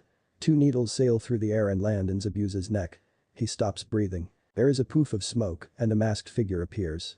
The mask she or he is wearing has a blue pattern on the edges. The symbol of the hidden mist is also clearly recognizable. Fugaku and Naruto's eyes are narrow. "Hello," the figure days in a feminine voice. "And you are?" Fugaku asks. "I'm a hunter ninja of the hidden mist," the newcomer says. "I've been tracking Zabuza for months now. Thank you for presenting me with the opportunity to capture him. Now I can." "You can stop," Naruto interjects. "We've been waiting for you to show yourself." "We know you're Zabuza's accomplice," Naruto says, shocking the newcomer. "I see. Well, in that case." The newcomer flips out more, preparing herself. Naruto steps forward only for Fugaku to place his hand on his shoulder, stopping him to the boy's surprise. "Let her go, Naruto. We don't know how strong she is," he says. Naruto stands down like he is ordered to do. The masked newcomer picks Zabuza up and disappears in a puff of smoke. Naruto and Fugaku walk back to the shore. "Well done, Naruto. Thank you for saving my life," Fugaku says, looking ahead. "Thank you, sensei, and don't mention it," Naruto responds. "Although you do have some explaining to do," he says. Naruto doesn't respond to this. They walk the rest of the way in silence. The two finally reach the shore where their comrades incline to wait. None speak. The three can only gawk at Naruto. Ino is in disbelief. She knew there was more to her blonde teammate than meets the eye, but what she'd just seen was ridiculous. He had fought the enemy with such power. It is unbelievable to her that this is really Menma's older brother. Satsuki is in disbelief. Naruto had taken on Zabuza and held his own. He had probably saved her dad's life too. She stares at the blonde, completely in awe of him. How strong is he? Izuna led the way. "The longer we stay out here, the more risk there is of another run-in with more of Gato's hired hands," Fugaku orders. A while later, "There it is," Tazuna says, pointing to a house on the horizon. It is a two-story house which overlooks the ocean. They walk to the front and enter the house. "Tsunami, I'm home," Tazuna shouts. Out of another room comes a woman with black hair with bangs that frame her face. As soon as she sees Tazuna she runs towards him and jumps on him, hugging him. "Father, you're back. You said you would only take 3 days to get back. Are you alright? Are you hurt anywhere?" Tazuna chuckles. "I'm fine, Tsunami. Thanks to these four. Tsunami, Fugaku, Satsuki, Naruto and Ino. They're the ninja who saved my life. Guys, this is my daughter Tsunami," he says, introducing them. "Thank you for protecting my father," she says with a somewhat happy and sad look on her face. Fugaku observes this. "Right, Tsunami? We have guests. Let's make them feel at home and let them settle in," Tazuna says before his daughter has the chance to immerse herself in thoughts of the sad past. "Oh, forgive me everyone. This is our home. It's not the largest, but it's home," she says to them, smiling. "Inari," she calls out. Out of another room comes a little boy. "This is my son Inari. Inari, your grandfather is back. These ninjas protected him on his way back. Come say hi," she says to him, smiling adoringly. The boy simply looks at the group with a dark look on his face before heading up the steps. Tsunami sighs at this before turning around and flashing a smaller smile at the group. "Alright, let me show you where each of you will be sleeping," she says. Unknown location. Zabuza can be seen laying down. He has bandages tied around parts of his body where he was burned. His headband has been taken off and put aside. A groan comes from the swordsman as his eyes flutter and open. "Don't bother trying to move," says the swordsman's accomplice. She is wearing the same attire from earlier, only now her mask has been removed and lays next to her, revealing her beautiful face. "Haku?" He groans out, darting his eyes, finding he can't turn his head. "Yes, Master Zabuza. It's me. I'm sorry I didn't act sooner. Had I done so you wouldn't be in this state." She feels guilty over all of this. She had initially seen the Uchiha man hammer down on her sensei and thought about stepping in, but realized his plan. It was successful and she thought that it was done and the mission was complete, but then that boy stepped in. He had unleashed an unbelievable amount of chakra, taken down her master's clones, and forced him to release Fugaku. From there things went downhill. And now it turned out she had paralyzed Zabuza for nothing because they knew all along she was with him. "Forget it. That blonde brat knew you were hiding in wait. He would have given you a hell of a lot of trouble, that's certain. I suppose you got lucky and escaped," he says. All he remembers is escaping from that fire-style jutsu that Fugaku used and looking up into the man's eyes. As soon as that happened the world just seemed to spin and reality slipped away. He would be clenching his fists if he could move. He had gotten carried away and underestimated Fugaku. He'd forgotten about the Sharingan's ability. Of course credit needed to be given where it was due. Fugaku is very strong and rest assured he won't allow himself to underestimate him again or Naruto. That boy was something else. He would have been an absolute monster in the future if it weren't for the fact that his fate is sealed. Anyway, the next time we cross paths with them, Haku, I'm leaving those two girls in your hands. They shouldn't be any trouble for you, but as for Fugaku and that Naruto boy, both of their heads are mine." Naruto can be seen laying against a tree. He has been out here since last night. He came here to train and ended up falling asleep. Flashback. After Team 12 arrives and settles into what would be their home for the next few weeks, Fugaku speaks to his team, telling them Zabuza would probably need at least a week to recover and they would need to be prepared because the next time they meet he won't be alone. "I'd also like to apologize to all of you for what I did. I allowed my emotions to cloud my judgment, putting you all in danger. I promised you I wouldn't let you die, but the truth is had it not been for Naruto you would have all been killed," Fugaku says in a solemn tone. The Uchiha students quickly forgive him, understanding his position. The mention of Naruto causes his three comrades to turn their heads to him. He knows what's coming. They attempt to interrogate him concerning the power he displayed during the encounter with Zabuza. "Training," he simply responds. They know there is more to it than this of course and continue to interrogate him, but Fugaku and Satsuki quickly realize he isn't going to give anything away. "Oh come on Naruto." Ino pleads, begging her blonde-haired teammate. She desperately wants to know how Naruto had done what he'd done. Naruto doesn't dignify her with a response. Ino was notorious for being a gossip monger back in the academy, hence her refusal to relent and let the matter go like the two Uchiha on the team. He's hoping she realizes sooner rather than later that he isn't going to tell her anything. "Let it go Ino. He isn't going to tell you anything," Fugaku says. He, despite his attempting to talk down Ino from questioning Naruto on his ability, had been intent on doing much the same thing, but quickly realized his student had no intention of revealing anything to his teammates. He glances at his daughter to see her staring at the aforementioned Naruto. Satsuki shakes her head at her female teammate. Naruto isn't going to say anything else besides what he'd already said. That much is clear. She turns and looks to her other blonde teammate trying not to stare. She is still in a state of shock over what had happened. It seems each time she begins to think she has an accurate measure of his strength he proves her wrong. How strong is he? Team 12 for the few days that follow this particular meeting go about guarding Tazuna. They work on a rotational schedule of 2 guarding for half the day while staying behind and training before switching. The days pass by uneventfully until one night. There's no point, you know. You're all going to die, a voice says in a matter-of-fact tone. There is complete silence. The sound of eating mixed with chatter that once filled the room is now completely gone. All heads of those sitting at the dinner table turn to see Inari standing there, eyes burning with loath. Team 12 had already been briefed on how Gato's oppressive rule had meant all who dared to stand against him or even be found to secretly be opposed to his rule were killed. As it turned out, Inari's father, Kaiza, who was considered a hero in the village, had tried to stand up against the crime lord. He had been publicly tortured and executed for this. Gato had made an example out of him, warning all that much the same fate awaited them should they show any signs of resistance. The ordeal had heavily traumatized Inari and had made him the way he is now. Pessimistic and hateful. Fugaku displays no outward reaction. Satsuki stares at the boy.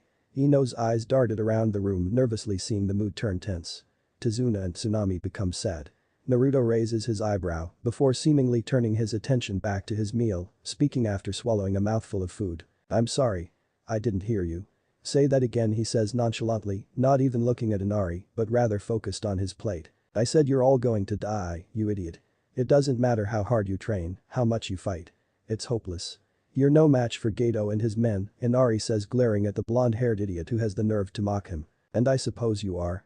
Naruto asks, his tone laced with sarcasm as he finally looks at Inari with his eyebrow raised. Well, why don't you tell me about that, because from what I've seen, nothing's been done for this land since Kaiza died, he continues. Inari loses it. As if it isn't enough that these ninja fools show up here and dare to think they could challenge Gato, one of them has the nerve to mention Kaiza. Don't you dare talk about Kaiza. The boy yells angrily. Who do you think you are anyway? Kaiza was my hero and he was ripped away from me.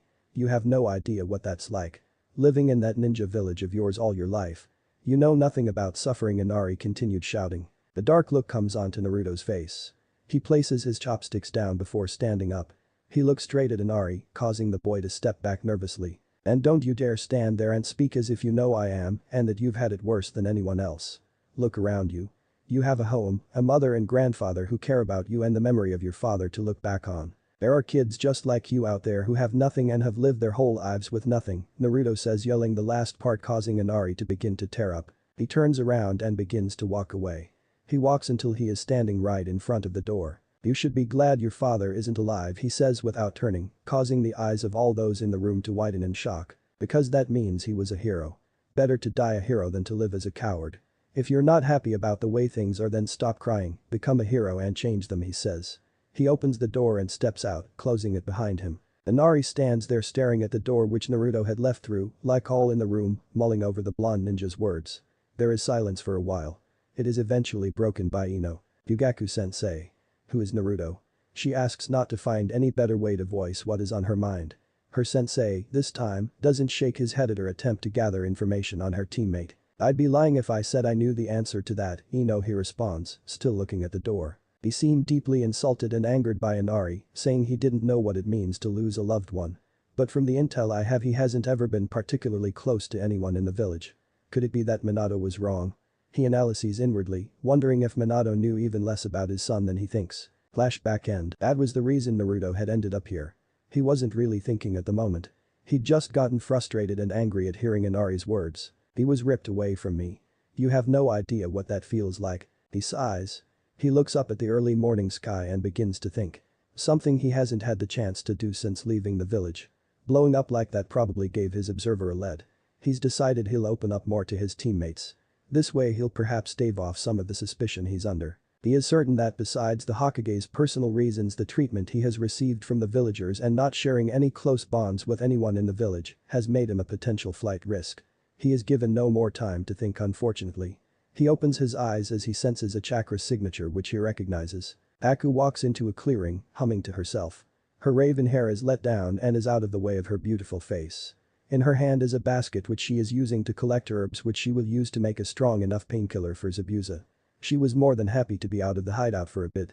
Her master has been very cranky recently, but it's to be expected. He isn't used to being in such a position. She spots the silhouette of someone sitting against a tree. She approaches wanting to get a closer look. She freezes as she realizes it's him. The blonde boy from a few days earlier who had fought against her master. She begins to think. If she were to kill him now, a lot of trouble would be avoided. There is no doubt in her mind that she can handle the two kunoichi he was with without trouble. He is another matter altogether though. The fact he was able to take her master on was proof of that. And then there is his sensei. That man is dangerous. As much as it pains her to admit he may be stronger than Zabuza. She approaches him, reaching out for his neck.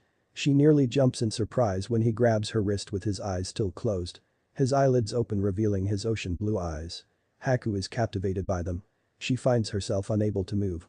She is broken out of this trance when he speaks. "Can I help you?"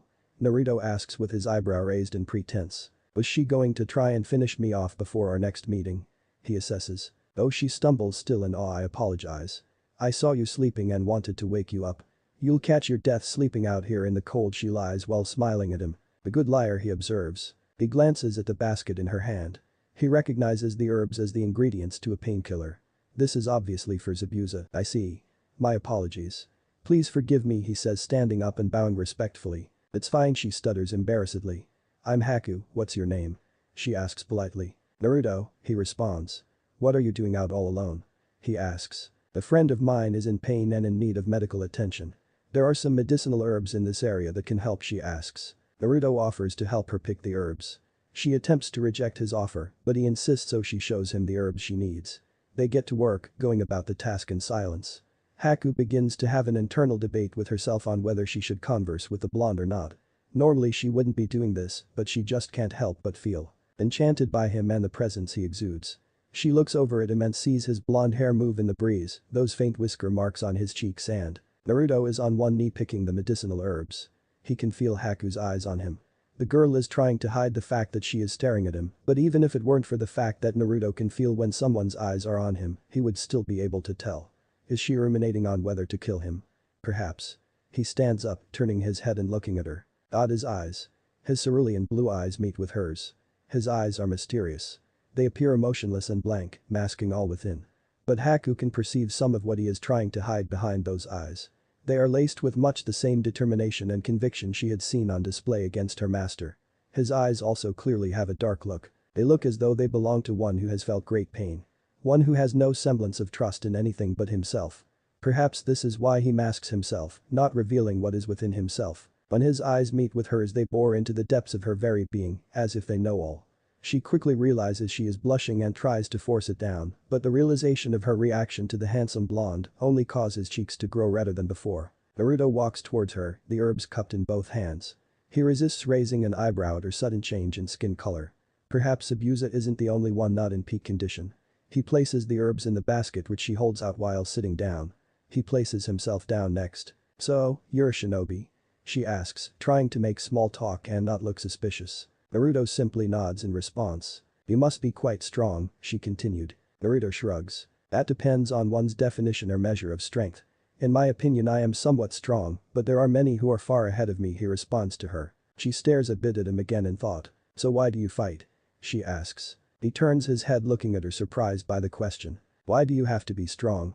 "It is my belief that one can only be strong if they have something or someone precious to protect," she continues. He looks ahead and speaks. "I have someone who is quite special to me, who taught me many things. I wish to one day be his equal and eventually surpass him. To be an even greater hero than he was," he says with his voice filled with determination and a smile on his face. He was a bit taken aback by such a question being asked by the female, especially with all things considered. Haku listens and stares in awe as Naruto speaks. The blonde boy speaks with conviction, and as he does this, the wind blows his blonde hair. A smile appears on his handsome heart-shaped face, making him seem all the more such. Haku blushes as she listens to him. "And besides this," he says as his face adopts a contemplative look to it. He watches as Haku grows beet red once again. He considers questioning her about her health, but realizes he has no time to. Haku resists raising her eyebrow a bit as she hears Naruto's second reason. It sparks her curiosity and she begins to try to ask him, but he doesn't give her the chance. "Well, it's been nice meeting you," he says, "should be getting back to my team." Haku nods. "It's been a pleasure meeting you too, Naruto. Hopefully our paths will cross again soon," she says. She feels sad that the next time she crosses paths with a blonde, it will be in battle. "Oh, they will. Send Zabuza my best regards and tell him I will be looking forward to our next meeting." Haku nearly drops her basket in shock at these words. She jumps back, arming herself with needles. You knew. But then. How? Why did you help me? She manages to stutter out, overcoming her shock. You could have attempted to kill me earlier, but you didn't. You're not like Zabuza. He responds to her shock at how he read her so easily. And? We're somewhat similar to you and we both have people who are precious to us. Another word. Naruto turns around and walks off without another word, leaving Haku to recover from her shock. 6 days later, a week had passed uneventfully. Naruto had returned to Tezuna's home the morning after his outburst and apologized to Fugaku for his outburst and abrupt departure. Fugaku had accepted the boy's apology.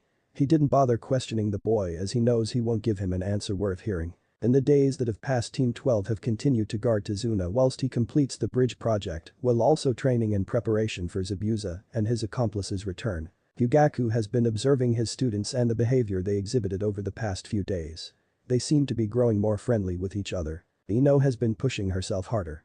She is determined to close the gap between her and her teammates. She has been training in chakra control exercises, taijutsu and even some ninjutsu.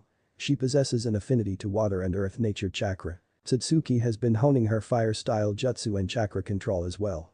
Not being part of the last battle against Zabuza has clearly bruised her ego, and she is determined to showcase her skills this time around. Naruto has been honing his taijutsu skill mostly. His stamina is unbelievable. He could train for the whole day without a single break and wake up the next morning to do it once more. Currently Fugaku is on the bridge with Ino keeping guard. His 2 other students should be arriving any moment now for rotation. Fugaku's eyes dart around as he keeps guard. Zabuza is no doubt in fighting shape by now. Injured but in fighting shape nonetheless.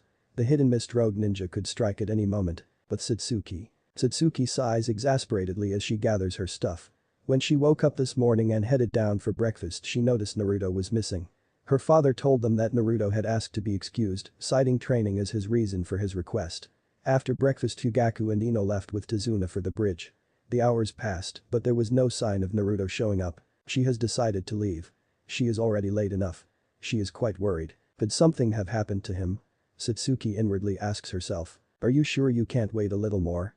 I'm sure he's on his way, Tsunami says to Satsuki. The Uchiha female looks back at Tsunami as she stands in front of the door. I'm late as it is. I should get going. For all I know, he headed to the bridge without me. She responds. Tsunami nods understandingly while Inari watches on as well. Well, I'm off, Satsuki says. Be careful. Tsunami says. Satsuki smiles a bit before stepping out of the house and closing the door behind herself. She looks around before jumping away. But Naruto. Naruto is crouched down in the rafters of a warehouse. Below him the room is filled with people. There are about 40 in total. 30 are men and 10 are teenage girls.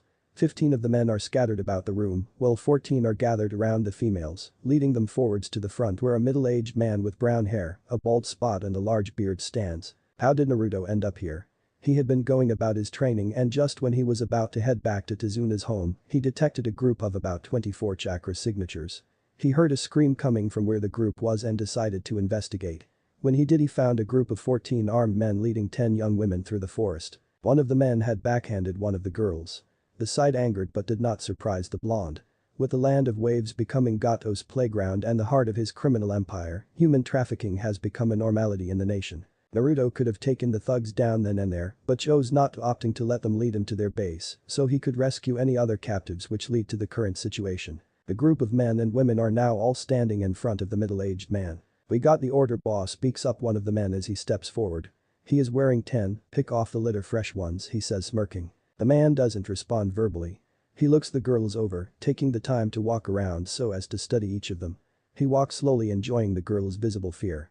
He nods before taking out a key and tossing it to the man who spoke. Alright, put him with the others, he says, finally speaking. The black-haired man nods, and the girls are led to a door on the left side of the front of the room. It is opened and the girls are forced inside before the door is locked behind them. Alright, gather round, the apparent leader shouts. The men in the room comply, gathering in front of him. There is a bit of chatter, but he silences with a raise of his hand. Right, Gato's order is ready. Naruto narrows his eyes as his suspicions are confirmed.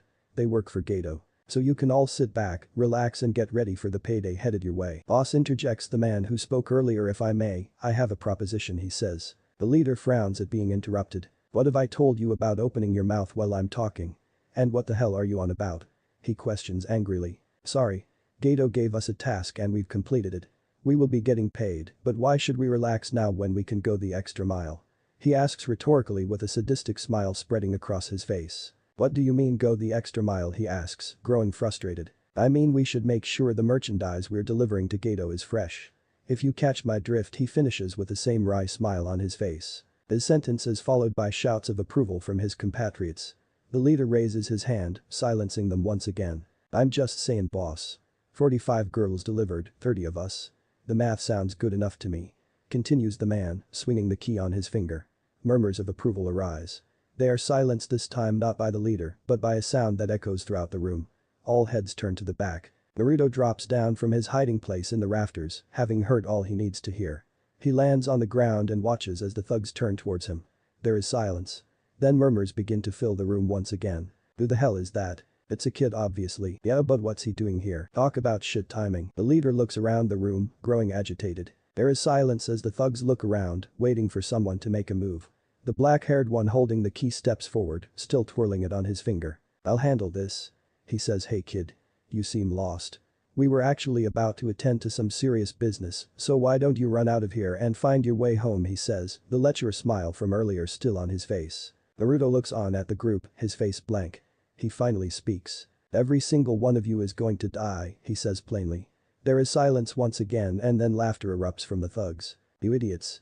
Shouts the leader angrily, he's a shinobi. Don't you see that thing on his head, kill him. He orders. The thugs finally take notice of the headband wrapped around Naruto's head, identifying him as a shinobi. Alright, I'll handle this, says the black-haired thug, placing the key in his back pocket. He draws his katana from his back and runs at Naruto, intent on killing the boy as fast as possible so he can turn his attention back to having some fun. He raises his katana as he begins to get close to the brat. All of a sudden he disappears. Naruto disappears and reappears in front of the katana wielding a thug and palms him in the stomach, launching him back. While he is in mid-air, Naruto inwardly utters the words, wood style. Wood cutting sprigs jutsu. Branches of wood shoot from the thug's body, coming out in different spots, from his head to his midsection, to his legs. He drops to the ground, dead. There is complete silence in the room as all eyes are on his body as his blood begins to pool. Amma. Marichio, one of the thugs, says in a low voice, not believing their partner in crime is dead. A loud yell comes from one of the thugs standing in the front as he runs forward with a battle axe in hand. All the other thugs follow suit, intent on avenging their fallen friend. Naruto places his hand over the ground. 8 pieces of wood rise from the ground. He places them each between his fingers and crosses his arms before releasing the projectiles, sending them right at the thugs. They are on target, all 8 stabbing one thug each. Naruto utters the words once again, wood style. Wood cutting sprigs jutsu. Branches of chakra-infused wood shoot from the bodies of those who have been hit, killing them and 5 other thugs who were standing close to them. The thugs reel in shock, seeing more of their friends killed. Before they can act, Naruto places his hands in the snake hand sign before slamming a hand on the ground. Wood-style summoning. Burrowing carnivorous Buddha. The massive ceiling formula appears on the ground that the remaining thugs are standing on. A rumbling sound fills the room as the ground shakes.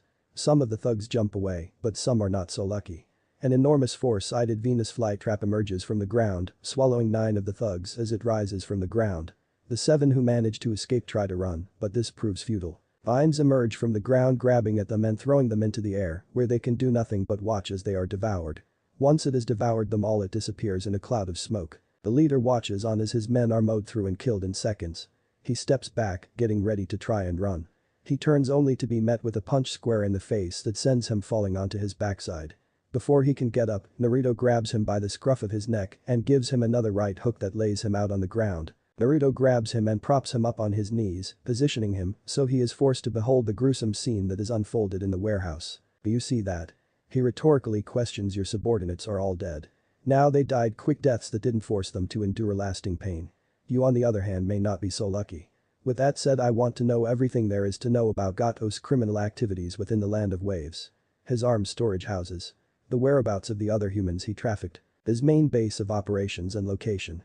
Everything, Naruto asks in a low voice. Go to hell. Spits the man. Naruto's eyes narrow. He holds his hands in the tiger seal while kicking the man back to the ground. Bringer of darkness jutsu, he says inwardly. Naruto knows that for most, darkness evokes fear. The man begins to move about beneath Naruto in a panicked manner. What did you do to me? I can't see.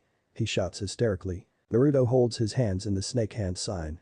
Thorn-covered vines rise from the ground and wrap around the man's body completely, apart from his head. Doc, Naruto says. The man's only verbal response is a low groan.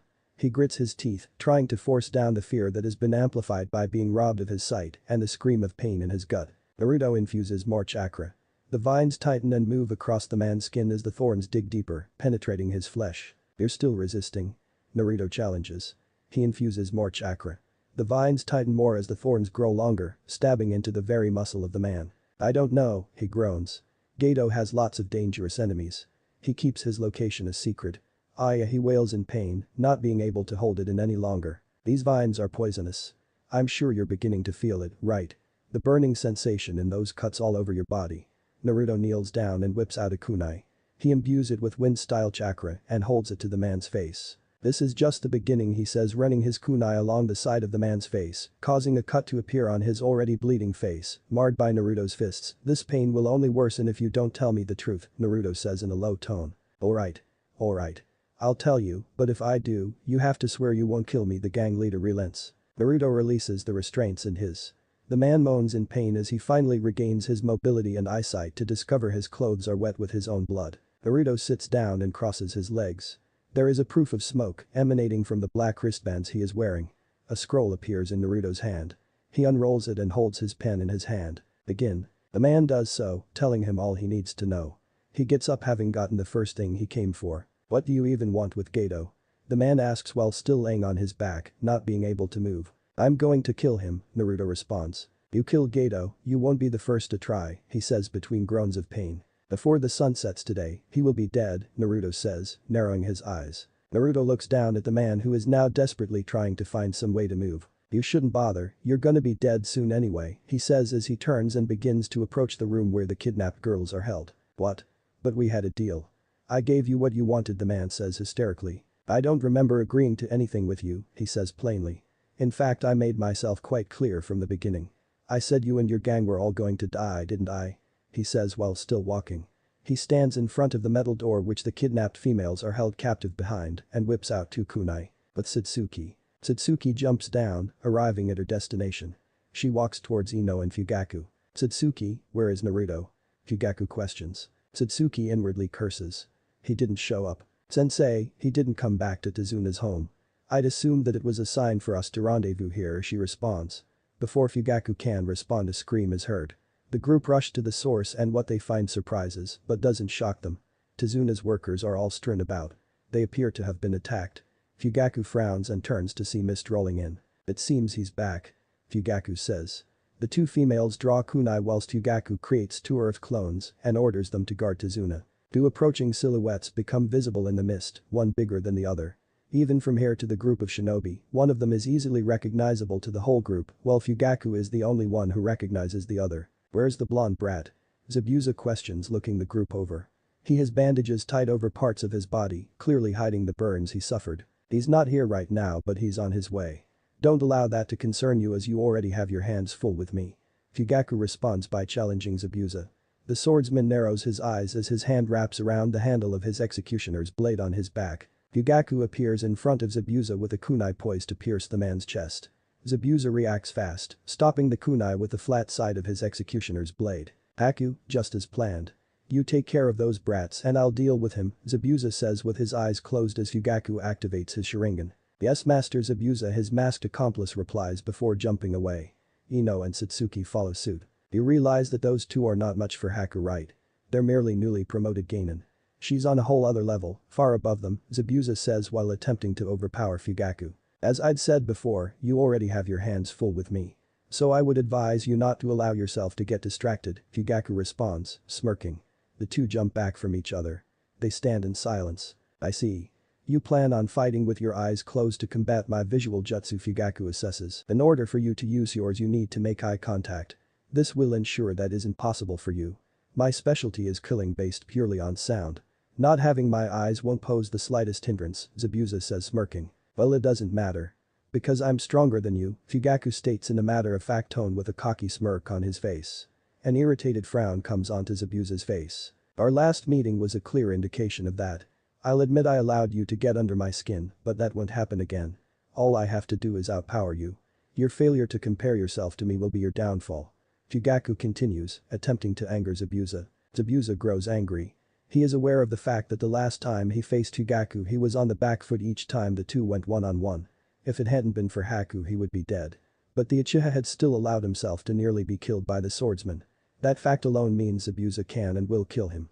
He lifts his blade and points it right at Hyugaku. Do yourself a favor and don't underestimate me, Zabuza says in a threatening tone. You are strong.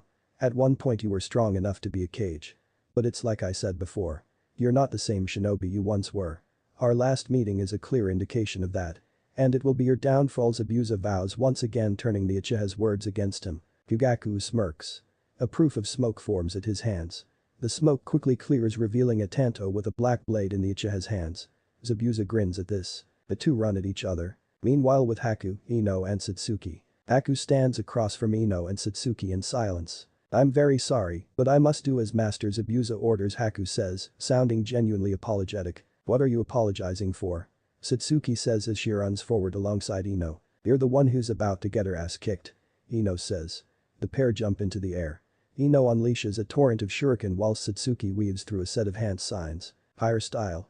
Phoenix flower jutsu. Small balls of fire emerge from Satsuki's mouth and set the shuriken alight as they head straight for Haku. The masked ninja sidesteps them only to be met with a kick to the back that sends her forward. Pass, she says inwardly as she is sent forwards towards Ino. Water style. Water bullet jutsu. Ino yells as she sends multiple balls of water barreling towards Haku. They meet their target, who is sent in the opposite direction. Satsuki sidesteps Haku as she flies through the air and spin kicks her in the side. Haku lands on the ground and skids and rolls before stopping. But Hyugaku and Zabuza. Blades clash, resulting in a shower of sparks. Hyugaku smirks at his opponent, as does Zabuza with his eyes still shut. The two battle for dominance. Zabuza pushes Hyugaku back before lifting his blade and bringing it down in an attempt to bisect him. Hyugaku brings his tanto up, stopping the swordsman's attack. He tries to sweep the swordsman's legs out from beneath him. Zabuza jumps up and blocks the blade aimed at his stomach with the flat side of his executioner's blade. Hyugaku breathes in and blows out a small fireball at point-blank range that heads for Zabuza's face. The swordsman's enhanced senses allow him to feel it coming, and he jumps and rolls out of the way. He jumps to his feet and skids to a halt. At least you're smart enough to realize that even with those eyes of yours, you can't hope to defeat me in a swordsman's fuel, especially considering that my executioner's blade is far superior to that tanto, Zabuza says, smirking. Hyugaku smirks. You disappoint me, Zabuza. It is true that your executioner's blade is formidable, but it is useless in the hands of an individual who cannot use it. Hyugaku says. It isn't the blade itself that is special, but what the wielder can do with it, Hyugaku continues. Zabuza nods in agreement with this philosophy. True, but what can you do with that blade? He asks in a challenging manner. Let's find out, Hyugaku responds. He breathes out fire onto his tanto. An orange aura surrounds it. Hyugaku appears in front of Zabuza and swings at the swordsman's midsection. Zabuza jumps back, dodging the swing while chuckling at the weak attack. Zabuza grunts as he suddenly clutches his stomach, which has suffered a burn. What is this? He set his blade on fire. Zabuza is forced to go down under a swing for his neck. He jumps back as Hyugaku swings at him again. Once again he is not cut but suffers a burn to his right leg. This is what I can do, Hyugaku shouts. But Naruto approaches Tazuna's home. After he had freed the captives at the warehouse, he had told them to return to their homes and to spread the word that Gato's oppressive rule will be over by the end of the day. After he had destroyed the warehouse completely before getting sick and vomiting in the bushes. Today is the first time he has ever killed anyone. He needs to hurry. Something in his gut is telling him this. He knows Satsuki has already left. He has come here to ensure the Inari and Tsunami are safe. His eyes narrow. He senses 4 chakra signatures inside the house. Inside Tazuna's house. Let go of me, Tsunami yells at the man who has grabbed her by the arm. He backhands her, sending her falling onto her backside. I said you're coming with us, he says. Inari watches on in despair. When he'd heard a loud noise he had come downstairs to see these 2 men trying to take his mother. Leave her alone.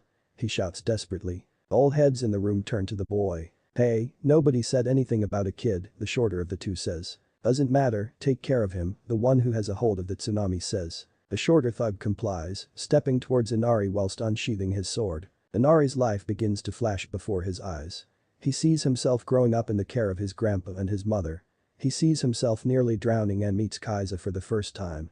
He sees Kaiza dying and finally sees Naruto speaking to him. Become a hero. Inari narrows his eyes. The man raises his sword in the air preparing to kill the boy. So long, kid. Before he can bring his blade down he suddenly hunches over. He feels even the strength to scream in pain as Inari punches him in the groin.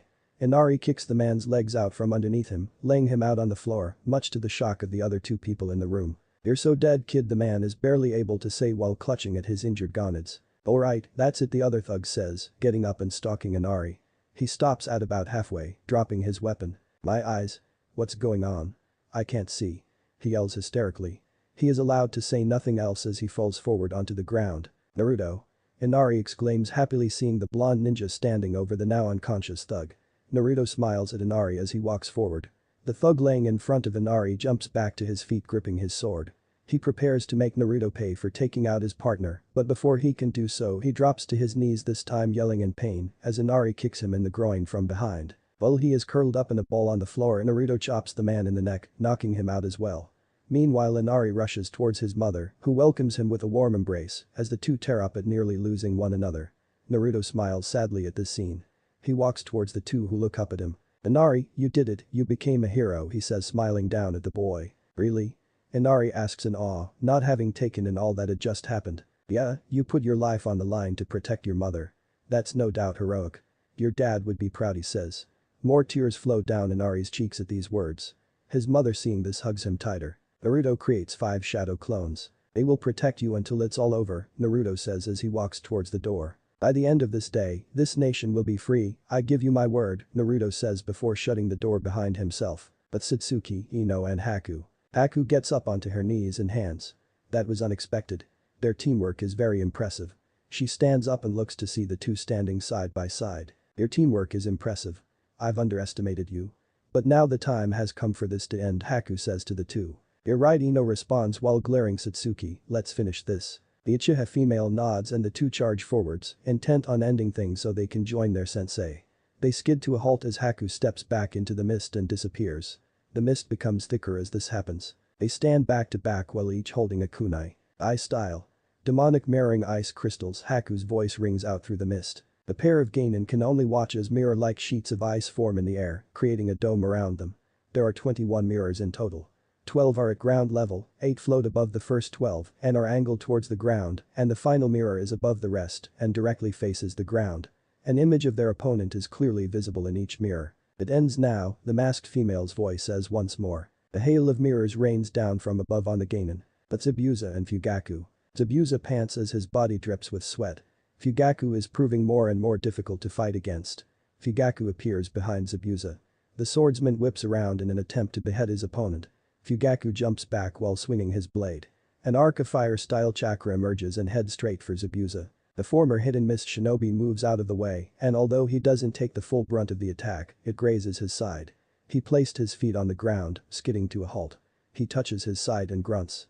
Another burn on top of the several ones and cuts he's already suffered. Fugaku smirks, seeing the look of frustration on his opponent's face. "You must have noticed it earlier. Unlike other swords, this one has a black-colored blade. That's because it's made of a special kind of ore I forged myself. It effectively conducts, makes use of and even amplifies fire-style chakra. It can only be used by one who possesses a particularly strong affinity to fire style, such as an Uchiha. But this blade I am able to do 3 things all at once: cut, pierce and scorch," Fugaku explains with the smirk still present on his face. Zabuza frowns. "So that's how." Fugaku speeds forwards with his blade in hand. Zabuza weaves through a set of hand signs. "Water style. Water dragon jutsu." A large dragon rises up and roars. It speeds forward towards Fugaku. Just as the two are about to meet, Fugaku raises his blade and pushes more chakra into it, making the fire burn stronger. He brings his tanto down, cutting the dragon in half. Zabuza gasps slowly in shock as his water dragon is bisected. Fugaku takes advantage of his opponent's shock and appears in front of him. He moves to stab the swordsman in the heart and end the battle.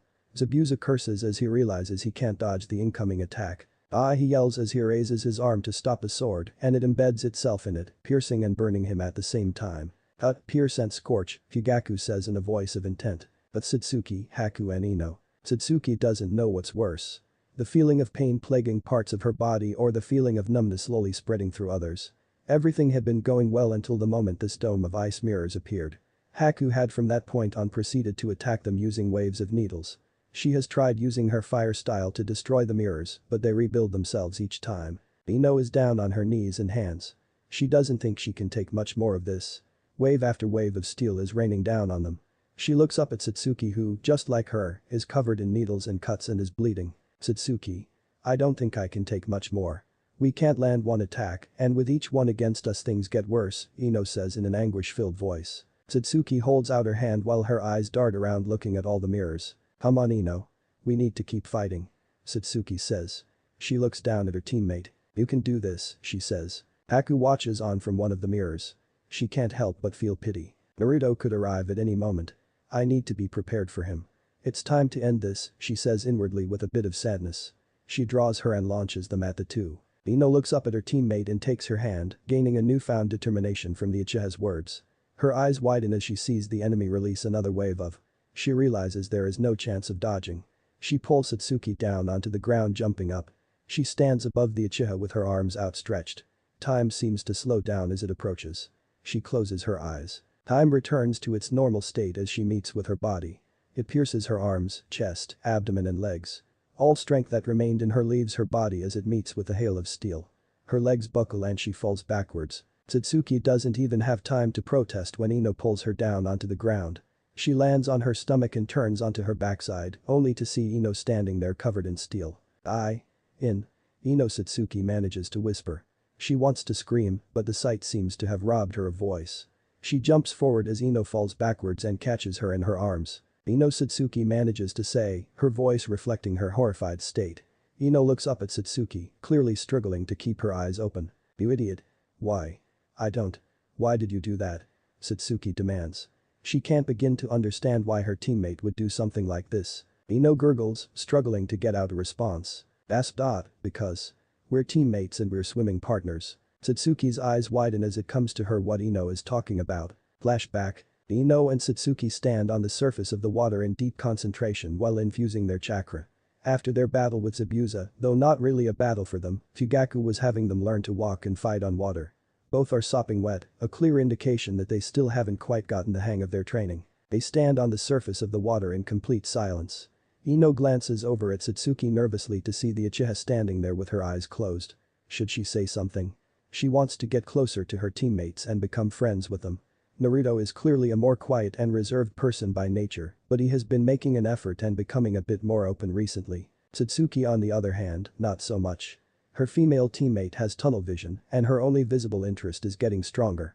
She wants to change that but doesn't know how to go about it. Her eyes widen and she smirks as an idea comes to her. Satsuki continues to infuse her chakra with her eyes closed. She can feel Ino staring at her. She has been for the past several minutes. What is she thinking about? She tells herself, just focus. Satsuki hears a splash and doesn't bother to open her eyes.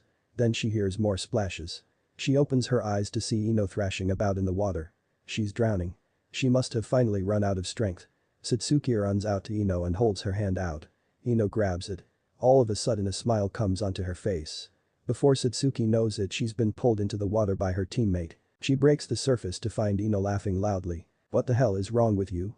Satsuki shouts angrily.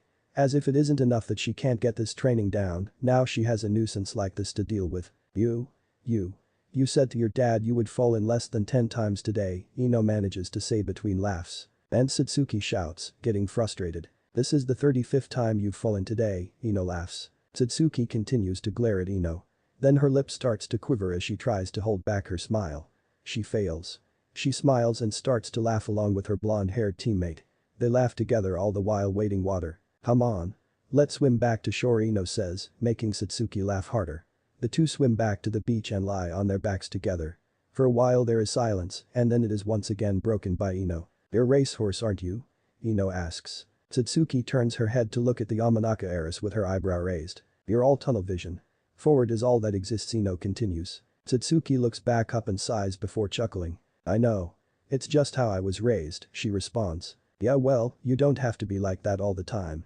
Stop and smell the roses, Ino says. Well, it's easy for you to say, you're the floral expert, Satsuki says to Ino. It's the Amanaka's turn to chuckle. She sits up and looks down at Satsuki with a serious look on her face. It's okay not to get everything perfect the first time. And until you get this down and maybe even after. If you let me.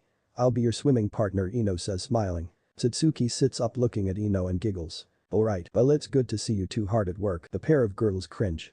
They both turn to see Fugaku standing next to Naruto with his arms crossed. Sensei Ino says with a forced smile on her face. Fugaku sighs. You two go rest for the next couple of hours and then head back to the bridge with Tazuna, he orders. He turns to his other student. Naruto, time to get to your training. He says, pointing out to the ocean. Naruto raises his eyebrow. Sensei, I've already mastered this, Naruto says, confused. You're very impressive, but you can always be better. We'll start with laps. There's a small island with 2 pine trees on it not too far from here. Get moving, Fugaku orders. Naruto sighs. He takes off his jacket before removing his tight jersey, rendering himself topless. Fugaku shows no outward reaction though is impressed by his student's incredible physique, especially considering his age. He isn't muscle-bound or overly bulky, but still well-built. His arms are toned and well-sculpted, whilst his abdominal section is well-sculpted as well with a six-pack clearly on display. Ino's mouth drops open as she grows beet red in seconds. She stares at Naruto in complete awe of his body. His face and hair aren't too bad either. Who knew Menma's older brother was so hot? Satsuki, unlike Ino, has the decency to try to hide a reaction, and though her jaw isn't on the floor, she is still as red as a tomato. She shakes her head. What is this? She's seen this sort of behavior on display plenty of times, but it's never happened today. Fugaku chuckles at the reaction of the 2 females on his team, particularly his daughter. Wait until Makoto hears about this. Naruto, meanwhile, as always, acts completely oblivious to it as he takes off. Flashback end. But most of all because we're friends. At least I think we're friends. We are friends, aren't we? Ino asks as she looks deep into Satsuki's eyes, searching for an answer before she is given one. Why yes, of course we're friends, Satsuki manages to stutter out as tears flow down her cheeks.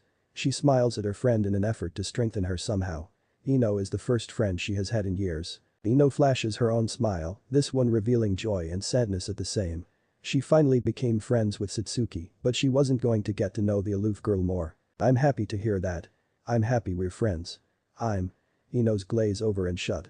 She stops smiling, the grip she has on Satsuki's hand is released, and she stops breathing. Ino. Satsuki shouts in a panicked manner, hey, open your eyes. We're supposed to keep fighting. Come on. Please, just open your eyes. Satsuki pleads as the tears begin to flow once again. No. This can't be happening. She's lost so many already, she can't lose Ino. Aku feels pity and guilt as she looks on at the scene. Though this is an ideal opportunity to finish the battle, she will allow the girl to mourn her fallen comrade. It will do no harm as she will be dead in a matter of moments herself. Satsuki lays Ino's body gently on the ground. She stands up and walks past it with her head down. She looks up at the mirror in which the enemy lies and looks straight into her eyes. Aku's eyes widen in shock as she locks eyes with the jet black-haired girl. Her eyes are now crimson red. The left eye has 1 Tomo mark rotating slowly around her pupil, whilst her right eye has 2 Tomo marks rotating slowly as well around the pupil. The Sharingan. She is an Uchiha as well, how could she have not realized sooner? It doesn't matter, Aku says to herself. Now that her Genkai is awakened, she may actually be dangerous. Now she really needs to end this. Before she can act, however, a figure appears in front of the Uchiha. It's him. Naruto appears in front of Satsuki. He looks right up at the mirror in which Haku is into her surprise. His eyes are not the same as before. Now they are cold and evoke fear. Naruto. Satsuki says in a cold tone. Satsuki. Ino. Is she? Naruto asks, not finishing his sentence, not having the strength to bring himself to ask. Get out of the way, Satsuki orders. I see, Naruto responds, let me finish this. I said get out of the way. You show up late and you let Ino die, and yet you still want to play the hero, Satsuki says in a venom-laced tone while glaring at Naruto's back. All of a sudden a burst of chakra comes from Naruto. The atmosphere changes as he is surrounded by a wide aura. The ground beneath him cracks as Satsuki steps back, intimidated a bit. Aku's body stiffens as she sees that power on display once again. She draws her and launches them at him. Naruto infuses chakra and releases it in a burst, and they are blown away. Haku's eyes widen in shock as she looks around the dome and realizes that cracks are forming in the mirrors. How is this possible? She looks down to where Naruto is to see that cold and deadly look in his eyes once again. All of a sudden he appears right in front of the mirror she's in. Acting fast, she attempts to speak to another mirror. He grabs her foot and tosses her down to the ground, not allowing her to do so. The impact results in a spiderweb of cracks. Naruto lands on the ground and watches as she sits up. He disappears and reappears in front of her with his fist cocked back. He unleashes a strong punch that destroys her mask and launches her to the other end of the dome. She rolls before skidding to a halt. He walks forward and stands by Satsuki's side, who is staring at him with a look of shock on her face. Naruto places his hands at his side and gathers wind style. It forms a ball that grows to nearly the size of his body. Wind style. Godly wind from the mountains, he shouts, releasing it and sending it right at Haku. Forgive me, Master Zabuza. I have failed. But Zabuza and Fugaku. Fugaku pushes his blade deeper into Zabuza's upper arm. Zabuza's other arm that holds his executioner's blade has a tight grip on it from the Uchiha. Zabuza grunts as he can see the Tanto's blade is now protruding from the other side of his arm. He can feel it burning him. All of a sudden the two shinobi feel a humongous spike in chakra. I told you he was on his way, Fugaku says, smirking. Zabuza kicks Fugaku in the gut, sending him back. He embeds his executioner's blade in the ground and pulls the now bloody Tanto out of his arm. Give it up. You were already hard pressed against me, so there's no way you can hope to beat me with one arm. Fugaku advises. Zabuza frowns in response. Haku jumps down next to him. Her mask is gone and she is covered in cuts and bleeding all over. Haku, forgive me, Master Zabuza. He was just too strong. He destroyed my jutsu, she says, falling to her knees. She had narrowly escaped. If she hadn't jumped away at the last second, she would probably be dead right now. Naruto and Satsuki appear on either side of their sensei, with Satsuki holding Ino in her arms. Naruto, why are you late? Fugaku question sounds stern. Forgive me, sensei. I had to deal with another gang of Gato subordinates. But I was able to gain useful and considerable information on his operations, including his whereabouts. And sensei, I detect a large amount of chakra signatures headed this way, Naruto responds. Fugaku nods at this. Dad, Satsuki whimpers out. Fugaku turns to see his daughter crying. He hasn't seen her cry in years. He looks down at Ino, who is in her arms, and sees Ino. It's only now he realizes that she isn't breathing. His face darkens. How could he have let this happen? What is he going to say to Inoichi? He turns to Zabuza and Haku and steps forward, intent on ending them both here and now. All of a sudden he hears the tapping of the cane echoes across the bridge, breaking the silence. Well. It seems the demon of the hidden mist was nothing but hype after all. A voice is heard saying. A short man emerges from the mist. What are you doing here, Gato, and what the hell did you just say to me? Zabuza questions angrily. I said you're nothing more than hype. Smoke and mirrors. I gave you a simple mission and you failed. And as for why I'm here. It's time to conduct cleanup and get rid of all of you, and there's no better time to do that than here and now when you're all weak and vulnerable. He says. Some silhouettes become visible in the mist. A large group of people emerge from the mist, all wielding weapons. Zabuza frowns. You're dead, Gato. I'm gonna cut you open like a lamb in a slaughterhouse. Nobody puts a knife in my back. He says threateningly. I won't let any of you lay a hand on Master Zabuza, Haku says, standing up and stepping forward. The both of you are in no shape to fight, Naruto says. Their heads turn to him. Zabuza frowns once again. Normally having one arm would be no problem, but the burn marks he suffered are too much to shrug off. Haku is bleeding quite badly, and though she's trying to hide it, she's struggling to stay on her feet. Sensei, Naruto says, stepping forward. You and I will handle this, he says, whipping out a pair of kunai. Fugaku nods in agreement and steps forward with his student. He walks up to Zabuza, who hands him his tanto and nods at him. Fill them all. Gato yells. The men all shout while rushing forwards towards the group. Naruto and Fugaku run forwards. Fugaku swiftly slices through enemy after enemy, his momentum unending. He wastes no time or effort, with each blow he delivers being a fatal one. Naruto employs much the same method, using each blow from his kunai to kill. Whenever the thugs attempt to overwhelm him using numbers, he releases wind-style chakra in concentrated bursts, sending them back. Gato watches as the two shinobi cut through his army of over 200 men like a hot knife through butter. Go. Kill them. He orders, pushing more men forwards. Fugaku sees a second wave of men sent forwards. Naruto disappears, needing nothing else to be said. Fugaku weaves through hand signs. Fire style. Fireball jutsu. He blows out a humongous fireball that spans the width of the entire bridge and swallows several mercenaries. They can only scream as they are incinerated. Gasps as he sees more than half of his army killed from one attack. He begins to step back. Let me out of.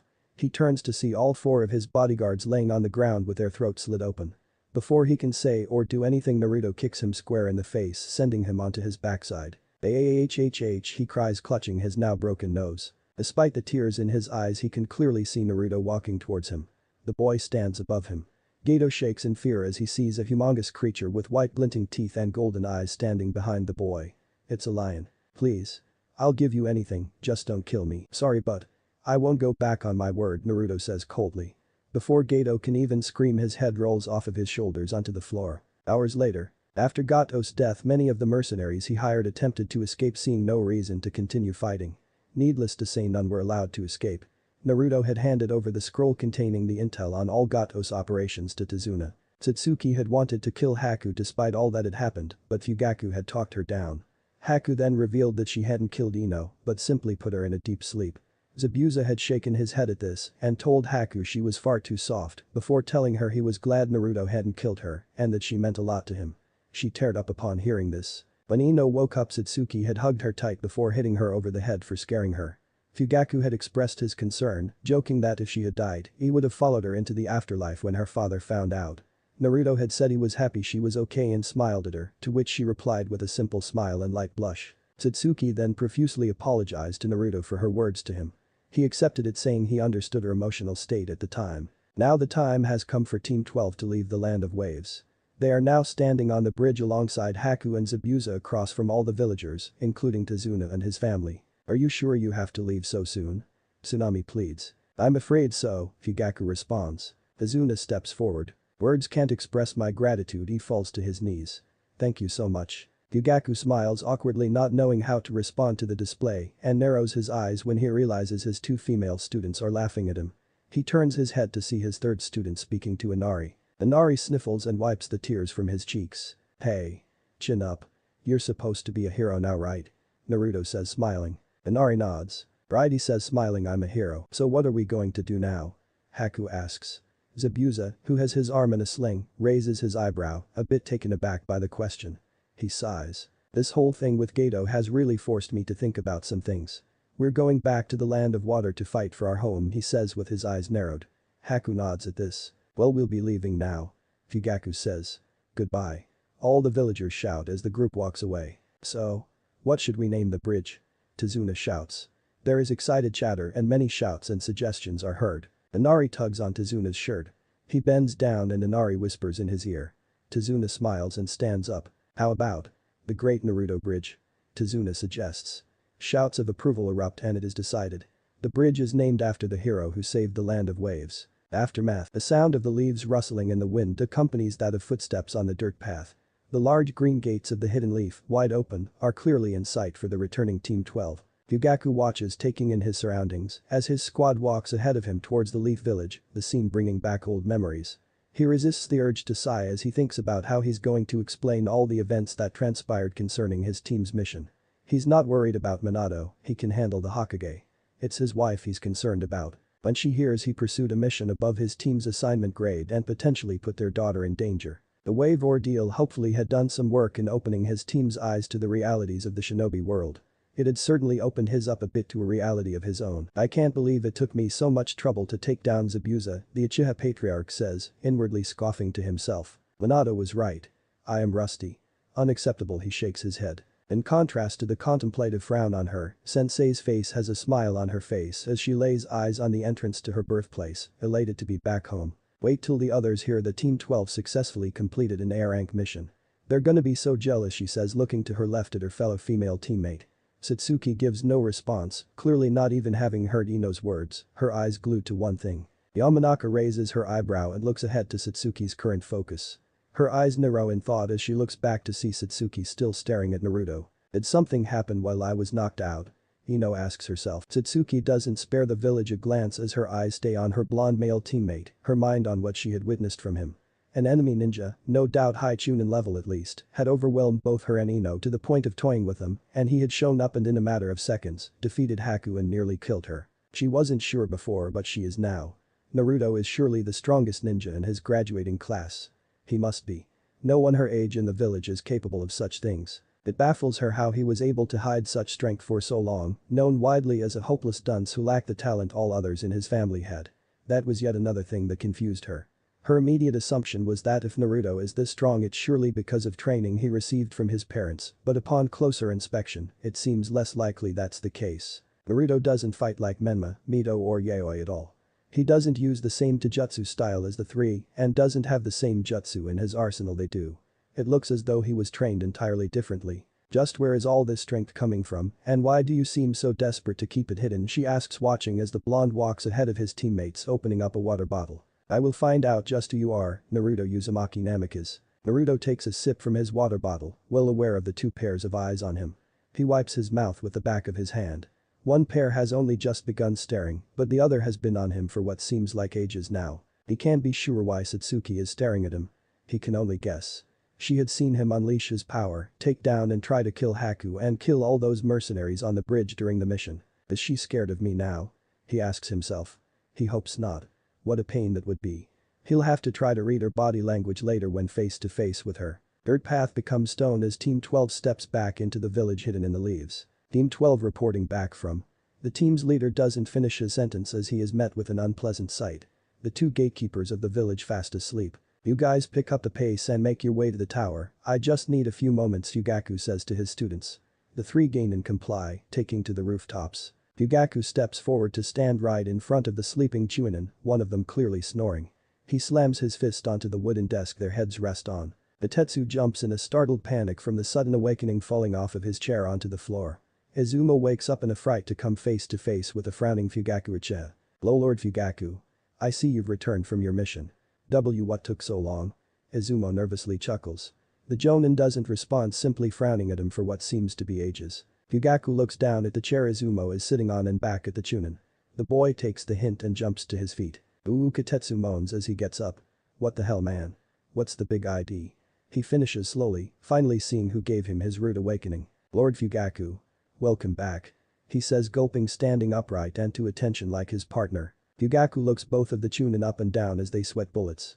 He reaches over the desk and grabs both the chairs they were sitting on and looks both of the young ninja over before finally speaking. If I ever catch the two of you asleep on duty again, he says in a low menacing tone. Jonin Ichiha disappears in a puff of smoke, not bothering to finish his sentence. Outside Hokage Tower, Naruto Ino and Satsuki Sensei appear in a poof of smoke before them. The three raise their eyebrows at once seeing the two chairs in each of Fugaku's hands before realization dawns on them. The three chuckle to themselves. Sensei, Naruto says, shaking his head while chuckling. What? Fugaku says, smirking. What's got you three amused? Let's head inside. Inside the Hokage's office, Minato sits back in his chair as Team 12 stands before him.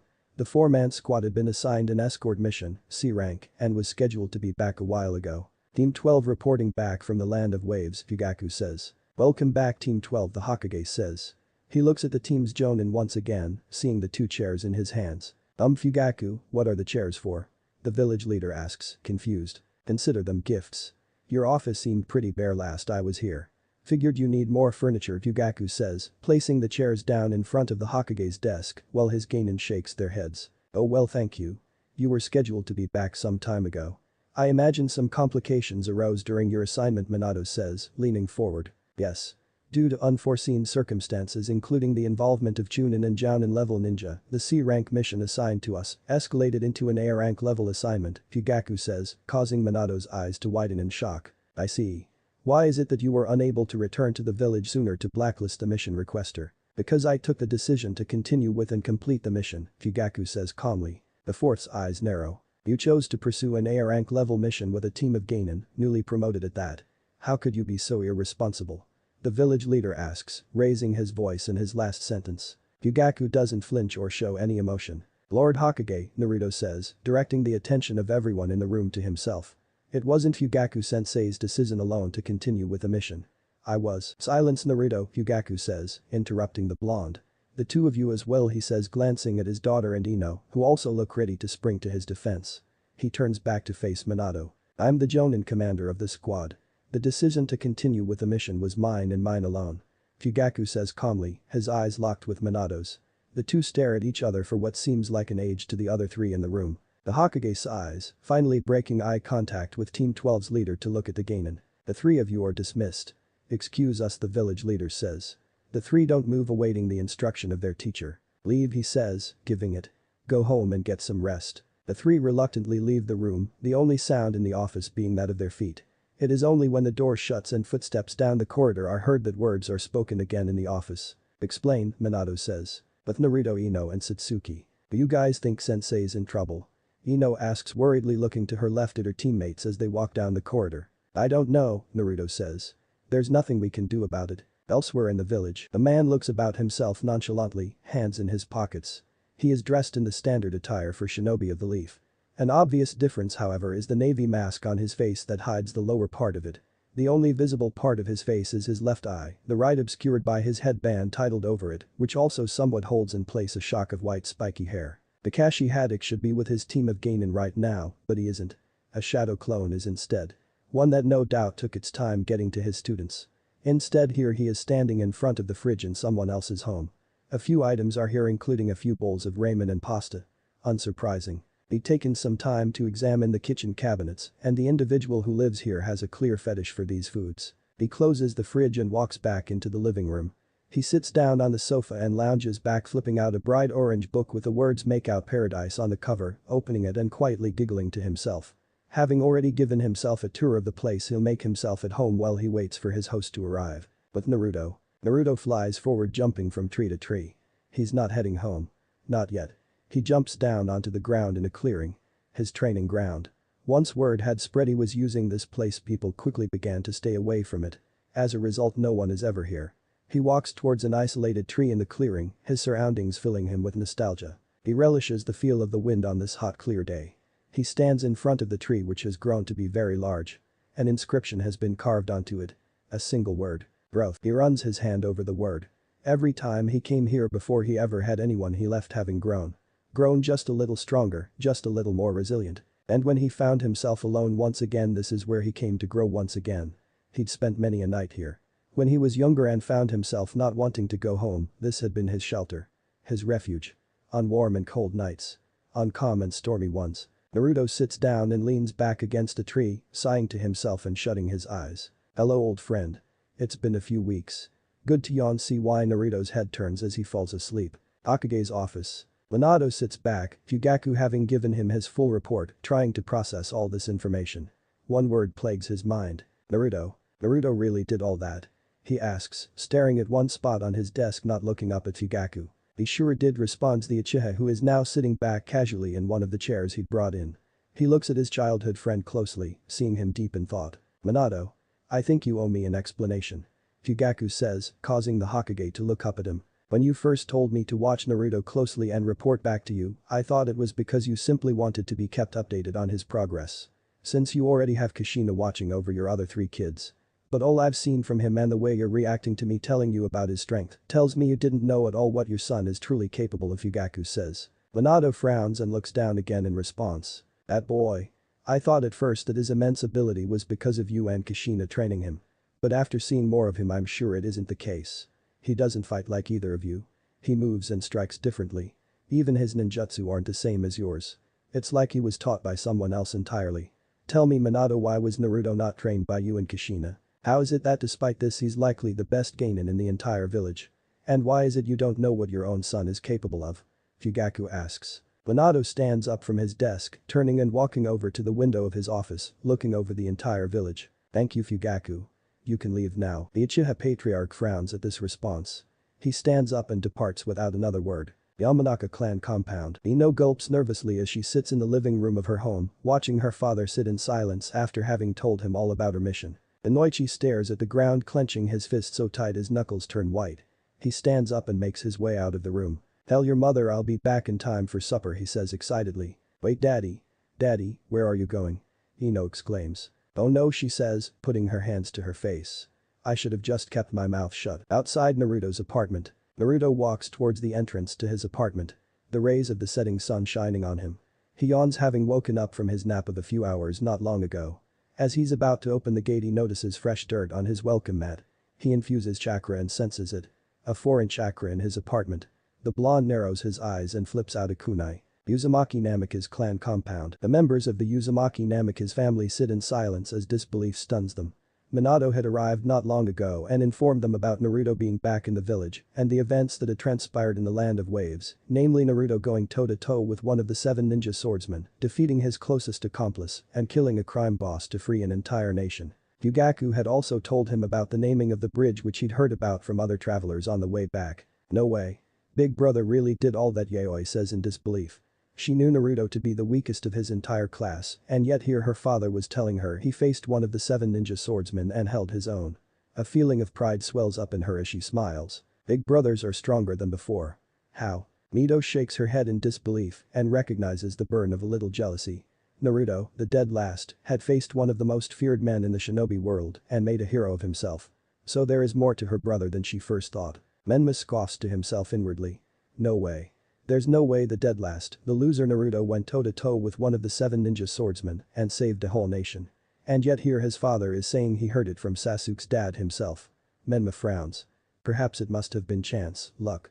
Or perhaps not. So the loser's actually improved for the first time in his life. Menma chuckles inwardly. Naruto can enjoy doing something of note for once in his life, it doesn't matter to him.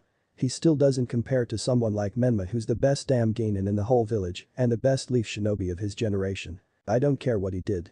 He still doesn't hold a candle to me. Kushina's hair begins moving as though it has a life of its own as rage overtakes her. The others in the room, seeing what this means, grow nervous. What? You mean to tell me that bastard Fugaku put my baby boy in danger? Kushina exclaims. She begins to make a beeline for the door, intent on making her way to the Uchiha clan compound. Kushina, calm down, Minato says, standing in her way. Get out of my way, Minato. I'm gonna give that smug asshole Watfer, she yells, raising her fist. Minato gulps nervously at this. Calm down. I've already spoken to Fugaku. Naruto is perfectly fine and safe. Nothing like this will ever happen again, Minato pleads. Kushina sighs deeply as her hair straightens out. All others in the house breathe a collective sigh of relief, potential disaster having been averted. Uchiha clan compound. Hum, and Fugaku utters. The sliding door of his office slides open where Satsuki and Inoichi stand. Lord Inoichi, to see you, Dad, she says as Yamanaka walks in. Inoichi closes the sliding door behind him and turns to Fugaku with a frown on his face. Fugaku is about to ask the Yamanaka to sit, but his guest speaks before he can. I think you know why I'm here, Inoichi says in a low menacing tone. No, actually I don't, Fugaku responds calmly. Don't play dumb with me, Inoichi says, his voice rising. I'm not. I'd find no enjoyment in it. You pursued an A rank mission with a team of newly promoted genin, Fugaku. You recklessly endangered the lives of your students. He says, now shouting. And this is your business because? Fugaku questions. It's my business because one of those genin is my daughter. The Yamanaka clan head responds. Fugaku takes a sip from his glass before speaking. Your daughter is a shinobi, Inoichi. She could die at any moment. If you're not prepared for that possibility, you never should have allowed her to become one, he says calmly. I am. What I'm not prepared for is the possibility of her losing her life because of the gross negligence of her own teacher. Inoichi yells. Fugaku gets up and walks towards the Yamanaka patriarch, standing face to face with him. Ino is my student and I'll protect her with my life. She might be your daughter, but she's my soldier. I'll order her as I see fit, Fugaku says, still as calm as when Inoichi first walked in. The blonde puts his finger on Fugaku's chest, clearly becoming more enraged. You listen here, pal, if anything happens to my daughter because of you, You'll what? Fugaku says in a lower tone, his eyes narrowing and his face revealing real emotion for the first time in the interaction. Inoichi continues to frown but removes his finger from Fugaku's chest. Didn't you hear what I just said? I'm about to have dinner with my family, so unless you plan on joining us, leave. Fugaku says plainly. Inoichi scoffs and leaves, pushing the sliding door open and leaving it open as he departs. Inside Naruto's apartment, Kakashi feels the cold steel of the kunai knife press against his neck. It's about time, Kakashi says calmly, his eyes still glued to his book. Naruto takes the knife off, placing it back in his weapons pouch. Kakashi Haddock. How nice of you to clean your feet before breaking into my house. Naruto says menacingly. Naruto walks around the sofa to come face to face with the famed copy ninja, who continues reading his book a bit before looking up at Naruto, as though there's nothing strange about the situation. What do you want? Naruto asks. Out of the full moon and stars above is the only light visible. This coupled with a mist makes it difficult for Naruto to see. Sensei. The boy calls out to the figure dressed in white walking ahead of him. The figure continues to walk, his words seemingly not registering. Sensei. The blonde boy calls out as he gives chase, seeing the figure immersed in mist, only the outline of its silhouette being visible. He runs, the figure somehow eluding him despite its calm walk compared to his sprint. He emerges from the mist and looks behind himself to see it completely gone along with the trees and forestry of before. The full moon and stars still hang in the clear sky as he stands in a deserted street. He looks ahead once again at the figure, now hooded in black rather than the white from before, which has now come to a stop. Sensei? Naruto repeats, his voice now laced with uncertainty. The figure turns, its face hidden in the shadow cast by its hood, the only visible part being a single eye with 3 tomo patterns around its pupil, glowing a fierce red in the darkness. The figure pulls off its hood, revealing the face of a boy, likely in his early teen years. His jet black hair is tied back in a low ponytail, and his face is framed by center-parted bangs that extend to his chin. Long pronounced tear troughs adorn his face and sit beneath his eyes, which bear the same tomo pattern and glowing red. The boy puffs his cheeks and brings his head back before bringing it forward and opening his mouth, releasing a large fireball. The orange ball of flame lights up the alley as it cannons toward Naruto. The blonde boy can only let out a blood-curdling scream as the flame meets his body. Naruto sits up suddenly in his bed, gasping for air. The blonde places his hand on his forehead, feeling it wet to the touch with sweat, all the while attempting to steady his breathing. He lays back once again, not closing his eyes, afraid of what his mind might show him. He's been having the same dream for years now, and yet he never seems to get used to it. It always has the same effect on him. He stares at the white ceiling of his bedroom, his breathing finally under control as he attempts to steer his mind away from its current state and let it drift to other thoughts. Flashback. Hey Naruto. It's been a while, Kakashi says casually. I never even got to congratulate you for becoming a ninja. Naruto clenches his jaw, trying to keep calm, met with the sight before him. A man breaking into his home and trying to be friendly with him. What can I help you with? Naruto responds. Kakashi glances down at his book for a few seconds, looking back up this time at the view of the village visible through the glass, rooftops littering the horizon, and the stone faces of the village leaders visible in the far distance. Since when haven't you been living with your family? Kakashi questions. Naruto resists the urge to scoff at this. Of course. This is the reason for Kakashi's visit. Did the Hokage send you here? The blonde boy asks, crossing his arms. No, sensei doesn't know I'm here, the masked shinobi says, taking note of the boy's wording. You haven't answered my question, Kakashi utters. You broke into my home.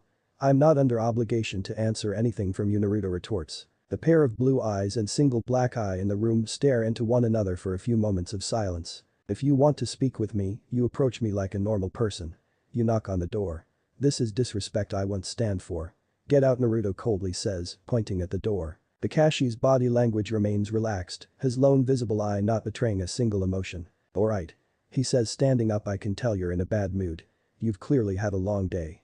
I'll come back some other time, Kakashi says, looking at the boy who stares right back at him. Those eyes, the masked shinobi says to himself, staring into the blonde boy's cerulean orbs, eyes that behind a cold blank stare he could tell held both sadness and anger. Sadness and paranoia akin to that of an abused stray animal that trusted nothing and no one. A kind of fear that revealed itself in territorial and defensive behavior like that on display now. Anger and rage akin to nothing he could say he'd seen before.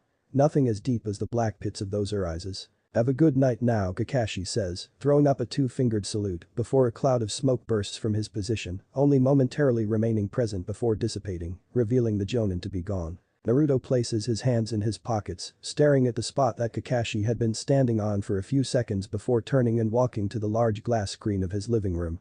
He looks out over the roof-littered horizon, seeing the famed great stone faces and the red tower of the Hokage in the distance, and narrowing his eyes. Flashback end. Naruto pulls open the sliding door of his bedroom balcony, the sound of the hawk that had been on it having cut through and interrupted his thoughts. He bends over and picks up a green scroll, examining it before pulling it open and reading it in the light of the rising sun. Morning, Naruto, I wanted to let you know that you have the next few days off in light of recent events. Use them wisely, for rest and recovery. I'll be letting you know when we'll be meeting up again. Fugaku. Naruto breathes a heavy sigh, leaning back against his sliding door, looking out at the golden morning sun creeping up on the horizon, the darkness of the night sinking away from the edges of the sky. Sometimes training alone will indeed be relished. His fights against Zabuza and Haku have made him appreciate more that he has a long road to walk to his desired level of strength. He'd been able to defeat the ice user and her jutsu due to going into that state, something that for the time being, for his safety and that of his comrades, he can't rely on. The Uchiha clan compound. Sasuke lays in his bed, staring at the ceiling, his mind on the same set of thoughts, the return of his father and Satsuki, and the circumstances of their mission. Flashback. Sasuke stands across from Menma's older brother. The noise of his classmates ringing throughout the grounds. Go Sasuke. Teach that loser a lesson. Kick his ass. Sasuke watches as Menma's brother stands across from him, awaiting the order of Iruka, his body tensing, his opponent not even into a battle stance either. Ready? Go. Iruka calls out. A few seconds pass. One moment the two boys are standing across from one another, the next Naruto is laying on his back on the ground, with Sasuke gripping the scruff of his collar and a fist cocked back at the ready. A shocked silence falls over the grounds, in contrast to the noise of a few seconds ago. Then a few whispers and murmurs call out in surprise. Whoa, so fast, just like I thought. Sasuke looks at the blonde boy beneath him, narrowing his eyes. He didn't flinch or tense for a moment when I came at him, he says inwardly, the whole time, and even now his body is completely relaxed. Not an ounce of fear or anxiety, Sasuke muses as he stares into the blonde boy's eyes, his breathing still level. Those eyes as he becomes entranced, staring into those ice-cold orbs. Naruto raises his eyebrow. Hey, it's over. Get off, he utters plainly. Flashback ends. Sasuke opens his eyes once again and meets the ceiling. I was right about you. Uchiha jumps out of his bed. He'll have to confirm his suspicions and all he's heard himself. Village center, that really happened. No way. Kiba exclaims looking at his best friend with disbelief. That's what Dad said, Menma responds looking ahead while walking with his hands in his pockets. It must be some sort of mistake. Nearly none of it sounds right. Ino's never been all that serious about being a ninja. Just about decent. But Naruto's hopeless. That loser was lucky to even graduate. How could he beat someone Satsuki couldn't and take on a Jonin-level ninja on his own? Kiba says, shaking his head in disbelief. No idea. Maybe Sasuke's father. Menma looks down while walking, unable to even find the words he thought he had. Nonsense. All of it, I'm telling you. If Naruto is strong enough to fight a Jonin, then I'm ready to be Hokage. Kiba laughs. Menma looks up at his friend as they both chuckle. I don't believe it. Even if it's true I still wouldn't care. He scoffs. Enough about him. Menma looks around and smiles, waving at the villagers as they smile at him, murmurs flowing through the crowded center. It's Lord Hokage's heir, the fourth son. Say, is that? Kiba points ahead to a figure in the crowd. Menma looks to where his friend's finger is pointing and it takes him a few moments to realize who it is. He looks at Kiba as they smirk at each other. See you later bro, Menma yells as he runs ahead. Team 12 training ground. Ino and her sensei stand across from one another in silence. The messenger hawk that had woken her up this morning had told her to report for duty as normal. She'd done so only to find she is the only one of her teammates present. The reason I ask you here today and not your teammates is because what I have to say directly concerns you, Fugaku says, the usual stern expression on his face. Ino groans inwardly. Damn it, Dad.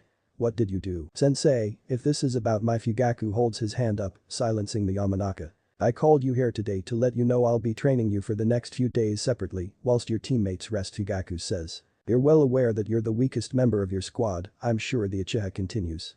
Ino's head lowers as she hears the words, knowing them to be true. The extent to which this is true, however, is not acceptable. Your physical condition is unacceptable. Your muscles, strength and stamina are not good enough. And besides the singular water-style jutsu you've managed to master, the only jutsu that would be of real use in a combat situation against any competent shinobi would be that of your clan, the mind transfer technique, which considering its implications I'm labeling as a last resort, Fugaku continues as Ino's fists clench, her head still down and eyes hidden. Naruto's feet speak for themselves, and I trained Satsuki myself, so I know she would have been able to defeat the demon brothers alone. The same can't be said for you, however. The reality is, Ino, you're simply not a good enough shinobi. At the level you're at now, you'll simply be a liability instead of an asset to your teammates. On every assignment they take, though they might not say anything, they'll have it on the back of their minds that they have to worry about you holding them back. In a future that could even endanger their lives, the Uchiha watches as the floor in front of Ino becomes stained with drops as she desperately tries to stop her trembling, head still down. That's why I'm going to go hard on you. I'm going to put you through the most grueling training you've ever endured. And I need you to be ready for it. Not just for your own sake but that of your teammates. The clan leader says. Ino stays silent, now visibly shaking. Yes, sensei, the blonde chokes out. Team 7 training ground. The boy slams into the ground on his back. A foot rests atop his chest. Sasuke wins. Nice work, Kakashi says casually. Way to go, Sasuke. Better try, Hisa, his female student shouts, standing alongside him. Sasuke takes his foot off of his opponent's chest. It seems as though his sensei and teammates' words haven't even registered. Damn it. I'm wasting my time here, playing with weaklings when I could be. Isateru jumps to his feet, brushing the footprint off of the front of his black tracksuit with a white leaf insignia on the right side of the chest, then brushing the dust out of his spiky black hair. Lucky that time, emo boy, the brown-eyed boy scoffs. For the third time in a row. Yeah right, loser, Sasuke responds. His teammate frowns. Wanna go? He challenges. I've already wiped the floor with you enough for my taste. Sasuke responds as he starts to walk away. Before he can, however, a hand grips him by his blue collar. Think you're better than me? History questions. No, I know I am, Sasuke says, grabbing his teammate's own collar. They frown at each other, fists clenched at the ready. They let go of each other, hands clutching at their heads, as they hunch over, a sizable bump appears on each one. Do the two of you ever stop, damn it? Kaori angrily shouts, fists raised over their heads. Kakashi sighs watching the scene unfold. The uncertainty over allowing his team to compete in the exams is strong as ever. Forget about competing against other teams, the two boys would sooner spend their time beating each other up and Kaori trying to separate them. Village center, Satsuki walks down the fairly crowded street, a plastic bag in hand.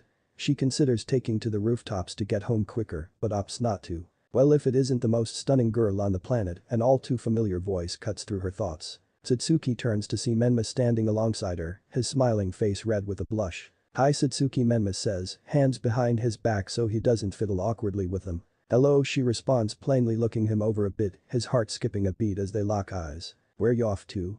He asks now walking alongside her. Home, she responds. Let me walk you home he responds, the smile still firmly plastered on his face. Shouldn't you be with your team?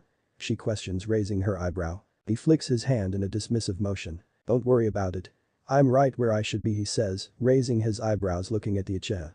She shakes her head and looks ahead as the two walk alongside one another. Team 12 training ground. Ino yells out in pain as she flies through the air and rolls across the ground before coming to a stop and laying in a heap, her clothes torn in some places. Fugaku pinches the bridge of his nose and sighs in frustration. What the hell has Inoichi been doing? He watches as his student, with her palms to the ground, tries to get up and fails. His eyes move from her as his head turns to the Anbu Black Hawk who's just arrived. Lord Fugaku. Lord 4th Hokage summons you the masked shinobi speaks. Fugaku raises an eyebrow. Minato. Is the blonde finally ready to give him some answers?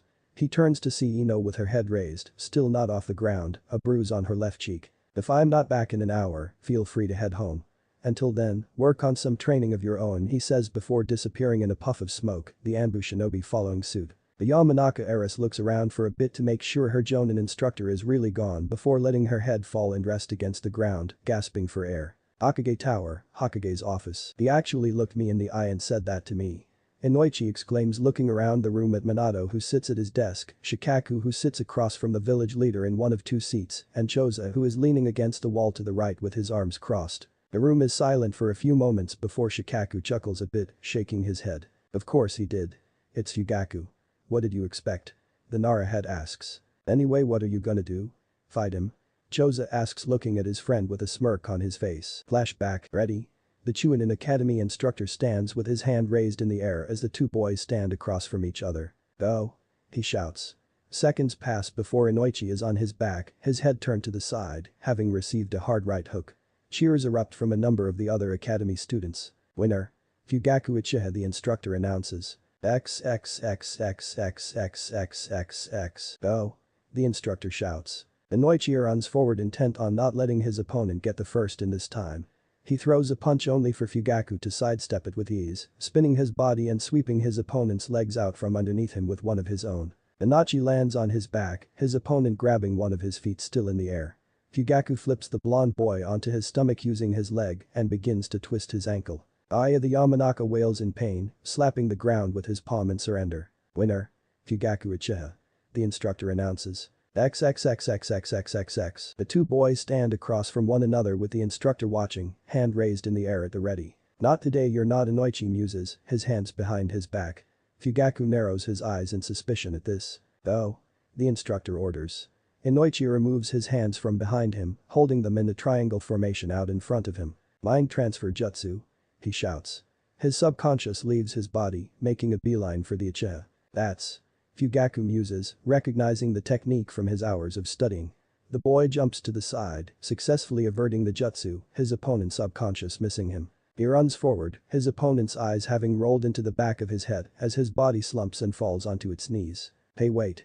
He's already on. AI Fugaku shouts, drowning out the instructor's voice as the first head cocked back flies through the air and slams square into the unconscious Yamanaka's face, laying him out onto his back. Flashbacks end. Chuckles and giggles fill the Hokage's office, all in the room except Inoichi laughing. Yamanaka looks around the room at his childhood friends with a deadpan expression on his face. This isn't funny, Inoichi angrily exclaims only for the giggles in the room to turn to full-on laughter. Remember when he used that fire-style jutsu to set his hair alight?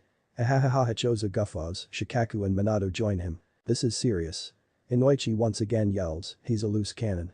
This is only his first mission as the Jonin commander of a Genin squad. Who knows what else he could pull. He can't be trusted with subordinates Minato, and that's why I'm requesting you reassign Ino to a different squad. The mood in the room turns stoic. I'm here as a father. Satsuki is Fugaku's student and daughter, so I can't speak for her, and Naruto is not only your subordinate as the Hokage, but your son, so whatever decision you take regarding him is yours alone to take. But I'm committed to protecting Ino, which is why I'm here with this request. Minato sits back looking at Inoichi in thought. What a drag. Shikaku sighs. Your position is understood, but you know Minato can't just. You know Minato interrupts Nara's head. Apologies, he says, gesturing to Shikaku for interrupting him before turning to Inoichi and continuing. It's funny you mention Fugaku, because Minato himself is interrupted this time by the sound of the door opening without a knock. Fugaku walks in. He looks to the right and sees Choza. The two nod at each other in acknowledgement. He walks forward, turning to Inoichi who frowns at him, not attempting at all to hide his feelings towards the Uchiha. Fugaku simply stares back blankly, walking past the Yamanaka and sitting down in one of two seats in front of Minato's desk, the other occupied by Shikaku. "Old friend," Shikaku says, shaking Uchiha's hand before he turns to Minato. "What's up?" Fugaku asks, sitting back casually. Minato nods at both Shikaku and Choza who nod back. Nara stands up and leaves the room with Akimichi without a word. The door closes and only once the sound footsteps faint does Minato address the two remaining men. "Inoichi being here when I sent for you is actually convenient. Because he's relevant to what I want to discuss with you." Fugaku raises an eyebrow, listening intently. A few weeks ago a Chunin Academy instructor attempted to steal the forbidden scroll of seals and defect from the village with it, Naruto's training ground. An explosion rings throughout the forest, birds taking to the skies as a ball of wind-style chakra erupts into a spinning sphere after ripping through several trees. Naruto stands in the clearing of his training ground, his arms forward and palms out, panting as he examines the handiwork of his most powerful jutsu. His mastery of the technique has grown. But it's still nowhere near perfect. His sensei was capable of forming them faster and with one hand. Naruto brings his arms down staring at the palms of his hands. Then again Akasada's affinity and mastery over wind-style jutsu was unprecedented. Borderline superhuman. Would such a thing be possible for him? His thoughts are interrupted as he senses another chakra in the area, clearly heading straight for his training ground. Sasuke Uchiha. What could he want? He frowns. Is this visitor thing becoming a trend? But Menma and Satsuki, the pair stand in front of the Uchiha clan compound. "Well, here we are," Menma says awkwardly, looking over at the Uchiha girl. "It was great seeing you again," he says, a wide grin on his face. "Maybe we can get together again soon," Menma says. "Don't push it," Satsuki says, walking off towards her home. "Didn't say no," Menma says inwardly, pumping his fist into the air in front of him repeatedly. Upon closer inspection Satsuki must admit Menma is attractive. Not as much as his brother, certainly, but attractive nonetheless. Naruto's training ground. Sasuke jumps down into the clearing. He looks out at the training ground everyone in the village avoids and sees him. The blonde boy stands there, clad in all black, staring right back at him. He walks forward until he's sure he is within earshot, but still a fair distance away. The two stand across from each other in silence, the trees shaking in the wind being the only sound that fills the clearing. Sasuke casts a glance behind the subject of his interest, and his eyes widen as he sees the other end of the clearing, some of the trees there shredded and ripped apart, laying in a row that comes to a stop at what appears to be a pit in the ground. What kind of jutsu could have done that? He looks back at the boy who stands staring at him, still not having said a word. The Uchiha boy finally speaks. "Naruto Uzumaki Namikaze. I've come to see your true power. Fight me." But Hisateru. He closes the door to his apartment behind him and walks forward. He unzips his jacket, tossing it onto the floor and tossing himself onto his sofa, kicking off his black sandals and laying his head back in his hands, with his eyes closed and sighs. "So how is everything proceeding?" History opens one eye to see an elderly man standing across the room. He has black spiky hair and one visible brown eye, much like Hisateru himself. His right eye is concealed by bandages wrapped around his head. He is dressed in a long-sleeved white top, a cane in his left hand and a black robe concealing his right arm and shoulder completely. History looks back up at the ceiling before closing his eyes. "Great," he responds. The tapping of the old man's cane echoes throughout the room, followed by the shuffling of him seated himself in the opposite sofa. "So you've gained the trust of your teammates then?" the old man asks. Hisateru chuckles. "Yeah, they trust me." Hisateru chuckles, his eyes still closed as Danzo raises his lone visible eyebrow at the tone of the only one of his subordinates who refuses to bow in his presence. Well, in any event there's something important we must discuss. Mizuki. It appears he attempted to steal the forbidden scroll of seals likely for his master. He failed and has been arrested. Danzo says. History chuckles in response. "Huh. You don't say. So that's why. I was wondering why he disappeared off the face of the earth," the boy says. "Why is this important to us? Isn't Mizuki the snake boy?" History questions. "That is true. But he is privy to vital information concerning Orochimaru's operations. In order to protect said information Orochimaru has enlisted our help. Which we will provide of course once sufficient reward has been given," Danzo responds to the boy. He's currently being held at the Hidden Leaf Strict Correctional Facility in solitary confinement and under regular interrogation. Our contact inside the facility, when the time comes, will assist you in getting in, but his skills in infiltration and assassination are nowhere near those of yours. I need you on standby and ready at a moment's notice to act. He must be silenced before he can say the wrong things. Assuming he hasn't already. Danzo says. Isataru sits up and looks at Danzo. The Hidden Leaf Strict Correctional Facility. A correctional facility housing hardened criminal shinobi. A place where the worst of the worst go. He smacks his hands together and licks his lips. Some fun. Sure thing, old man. Just say the word history, says smiling giddily. Danzo looks around the room. Now to make sure you're keeping that head sharp. Where's your shogi set? The elderly man asks. Isataru groans in response. The boy lands with a thud on the ground onto his back. His eyes widen in horror, but the scream he attempts to let out doesn't accompany this look as a hand covers his mouth. He murmurs, his pleas for mercy incoherent but can do nothing as a kunai descends on him in a horizontal slash, slicing his throat open. The kunai wielder rises to his feet and watches as the young male thrashes about on the floor for a few moments before finally his body goes limp and silent. He looks to his left to see two grown masked individuals laying still, not far apart from one another. One laying on his back with the setting sun shining on his skin, a sickly purple color, and another on his stomach, two swords through the upper back pinning his body to the ground. The killer throws his kunai onto the ground, stabbing it into the ground standing upright. He looks behind him as three other masked individuals meet his eyes, two of them clearly adults, the third having the killer's own height. Are any of you injured? The tallest of the masked individuals questions. The shortest mask wearer shakes his head, and so does the second tallest. They all look ahead as the kunai-wielding killer reaches for his face, it being adorned by a mask of its own. Unlike all others on the scene though, which are white and each bear an animal design of their own, this particular one is pitch black, bearing the design of a human skull. Its wearer pulls it off, sparing one last look at his victim, who has a head of brown matted hair and eyes, adorned in standard leaf Yuan attire before walking off towards one of the many trees on either side of the dirt path the bloody scene has unfolded. Clean up while I get changed. Then we rendezvous with Seal and the real work begins, he says. Right, Hisataru, the shortest cloaked mask wearer, says. The kunai wielder stops, turning his head to look at the mask wearer in question, his brown eyes shining in the setting sunlight as the wind blows his dark spiky hair. We're on a mission. Don't call me that, he says before continuing to walk off. Of course. Apologies, Shadow, the mask wearer responds. Naruto's training ground. Naruto stands in silence looking across at his Jonin commander's son and teammate's brother. For only a second chills run down his spine as he looks at the boy's face and notes the resemblance between him and. He shakes the thought away. What? What was that? Naruto asks, an eyebrow arched. I said I want you to fight me. Right here and now, Sasuke replies. Naruto stands in silence, the blonde narrowing his eyes. Why would you want to fight me out of all the people in this village? He muses before he stumbles upon what he sees to be the answer. His father and sister told him what happened in the land of waves, did they? Now he's here to see for himself what his ears can't believe. Well, whatever the case, I'm not interested, the blonde boy speaks inwardly. No. Now please leave, Naruto utters plainly. Perhaps my tone was deceptive, Sasuke says, taking just a few steps forward. I wasn't asking for anything. I was telling you I'm not leaving until you and I fight, he says, his fists coming up as his feet and legs move as well, shifting into the taijutsu stance of his bloodline. Do you know where you are? Naruto asks, visibly beginning to lose his temper. This training ground isn't assigned to anyone, is it? It's open to all shinobi personnel for use. Like I said, I'm not leaving without a fight, Uchiha says sternly. Naruto's eyes narrow in response as the wind blows through the clearing, whilst the two stand facing each other, the trees shaking in the wind almost in anticipation as the two young shinobi stare at each other, the tension palpable. Naruto sighs. If he won't leave, I'll just make him leave, he relents. Alright. I'll humor you.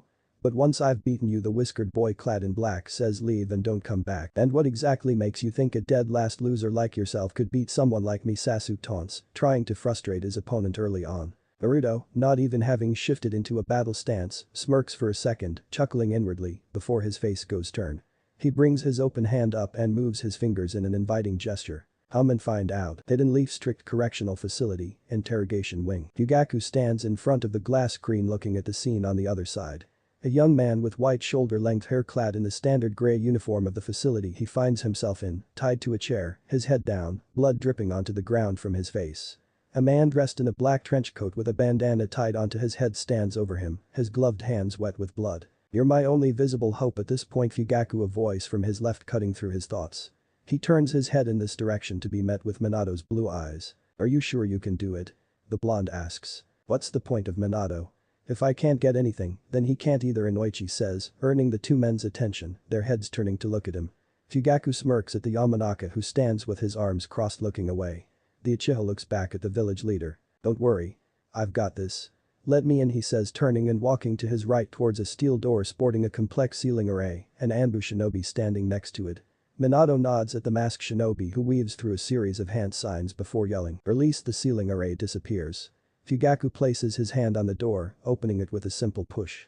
The bandana-clad male in the room turns to him, the leaf insignia on his headband, as well as the scars on his face now clearly visible. Fugaku moves his head to the side, gesturing to the male to leave the room. Fugaku walks into the dimly lit room, eyes on the white-haired boy whose head stays down. He sits himself down in the chair opposite to the young man as the sound of the steel door shutting echoes throughout the room. He looks to his left, met with the glass screen from before, its color now pitch black, nothing on the other side being visible. He looks back at the prisoner whose head is still bowed. "Boy. Look at me," Fugaku says. Mizuki raises his head and sees Fugaku, his eyes widening a bit at seeing the Uchiha patriarch here. Fugaku sits back in his chair crossing his arms examining the Chunin's marred, bruised and bleeding face, much like the rest of his body. The two stare at each other for a few silent moments. Mizuki's injured face contorts into a smirk. "Do whatever you want. You'll get as much as they did. I'm not telling you anything," he utters defiantly. "Oh, don't worry," Fugaku responds casually, still leaning back in his seat. He blinks, his eyelids rising to reveal his eyes having morphed, now bearing a crimson-red color, 3 tomo marks arranged around each of his pupils in a triangular formation. "You won't have to say a word," he says slowly. Mizuki's heart skips a beat as he is met with the sight of the legendary Sharingan. Both ninjas suddenly turn their heads to the right as a sound earns their attention. They look to see a crack right about in the center of the glass screen. A small crack begins to grow, becoming a spiderweb of cracks, growing until it reaches the edges of the glass screen. The cracks grow, immersing the screen before the glass explodes all over the place, shards flying as a cacophony of screeches fills the room. Countless bats swarm through what was once the glass screen. The horror-filled scream leaves the restrained Mizuki's mouth as the bats fill the room, surrounding the two males. Hidden Leaf Strict Correctional Facility. Entrance. The drawbridge is raised behind 3 individuals after they've walked forwards off of it, a sea of molten lava stretching out on either side of them, and the bright blinding light from 2 watchtowers on either side of a tall building before them, shining down onto them. 2 of these individuals are wearing the standard attire of the Anbu Black Ops of the Leaf, complete with grey combat vests and animal design masks. They walk on either side of the third individual who is clearly a male in his teens, clad in the standard Chunin attire of the Leaf, missing only the headband. He has brown matted hair and eyes. Flashback. Hisateru sits back on his sofa, sighing while looking at the shogi set. Game over. The streak continues. "Well played," the old man says. "You've gotten better. Not long now. Soon you'll be able to beat me," he muses. "Boo-hoo," the boy responds sarcastically, raising his fist into the air, laying his head back on the sofa.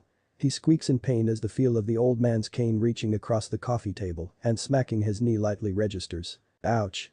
He cries, "You're a real pain, Gramps," you know that the boy complains. "And one day you will be grateful for it," the elderly man replies. A few moments of silence pass before one of them speaks again. "The Chunin examinations will be commencing in less than 2 weeks, here in the Leaf," the old man says. "Yeah, I know," Hisateru responds, "no such fun for me though. I'm a rookie," he scoffs in frustration. "There is no existing regulation that bars rookie Genin from competing in the exams. It simply isn't common practice in these times as a safety precaution. So don't make assumptions or lose hope," Danzo says. Hisateru raises an eyebrow at these words. "Do you know something, ID?" The boy has no chance to finish his sentence. A figure wearing a black cloak with a hood appears at the edge of the coffee table in a burst of smoke, kneeling on one knee. "Lord Danzo," he addresses the old man with his head bowed. He raises his head, revealing his porcelain mask. He looks to Hisateru for a moment, placing his hand on his chest and bowing his head slightly. Hisateru nods in response. The shinobi reaches into his cloak and pulls out a brown envelope from his cloak, presenting it to the elderly man. Hisateru watches as the old man rests his cane against a coffee table and takes the folder, opening it silently and reading its contents. A good few silent moments pass before Danzo takes a few of the several that were contained in the envelope and slips them into his robe. He takes the remaining documents and files, places them back into the envelope and slides it across the coffee table that separates the 2 sofas. "At a moment's is your assignment," the elder says as the boy takes out the contents of the envelope and lays them out on the coffee table. "Your mission has been assigned. You are to infiltrate the Hidden Leaf Strict Correctional Facility and eliminate the former Leaf Chunin known as Mizuki. You have been provided with a means of infiltration. There is a Leaf Chunin, 14 years of age, named Kenji Sato. He's been arrested, convicted and sentenced for several counts of armed robbery and assault in the countryside of the Land of Fire. He's currently being held in a holding facility in the village and is supposed to be transported to the Leaf Strict Correctional Facility in a few days. However, an altercation that will take place today in the holding cells will have him moved for safety reasons. Considering your closeness in terms of age as well as similar physical build, it shouldn't be too difficult to assume his identity. Two newly promoted Anbu Black Ops shinobi have been tasked with transporting him to the facility. Taking into consideration the abilities of these shinobi, an assault squad has been assembled, including yourself, that should be able to eliminate these two individuals without much trouble. One of the members of this unit, as well as another you are to rendezvous with en route to the facility, will assist you in playing the role of prisoner in order to get in. Once inside, our contact inside the facility will ensure you make it out of your cell and are freed of any chakra suppressors. From there, it will be your responsibility to ensure you carry out the mission and escape the facility without detection or capture. Your instructions have been given. Are they clear? Danzo questions. Isotaro listens to this while reading the contents of the envelope. A detailed map of the Hidden Leaf Strict Correctional Facility and other details concerning the mission, such as rendezvous details and points with assignment participants. 4 files rest on the coffee table. 2 containing information on the 2 Anbu in question, the 3rd containing information on the Kenji Sato in question, and the 4th being Mizuki's prisoner file, which among other things contains his cell location. Crystal Hisatera responds after a few silent moments. Danzo reaches for his cane, grabbing it and standing up. It must be done before sunrise tomorrow, he says as the tapping of his cane once again fills the room. He gestures to the masked shinobi who, for the first time since arriving, stands up.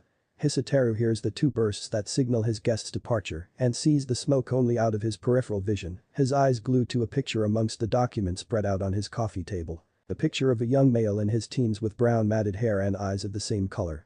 His eyes then move from this picture to another of an older male, though still young by general standards, with white shoulder-length hair and green eyes. Flashback end. The 3 newly arrived individuals come to a stop as 3 men, all clad in standard Jounin attire, stand before them, 1 stepping forward and 2 standing back. Identification, he says. One of the masked shinobi pulls out a file from the inside of his gray combat vest and hands it to the guard Jounin.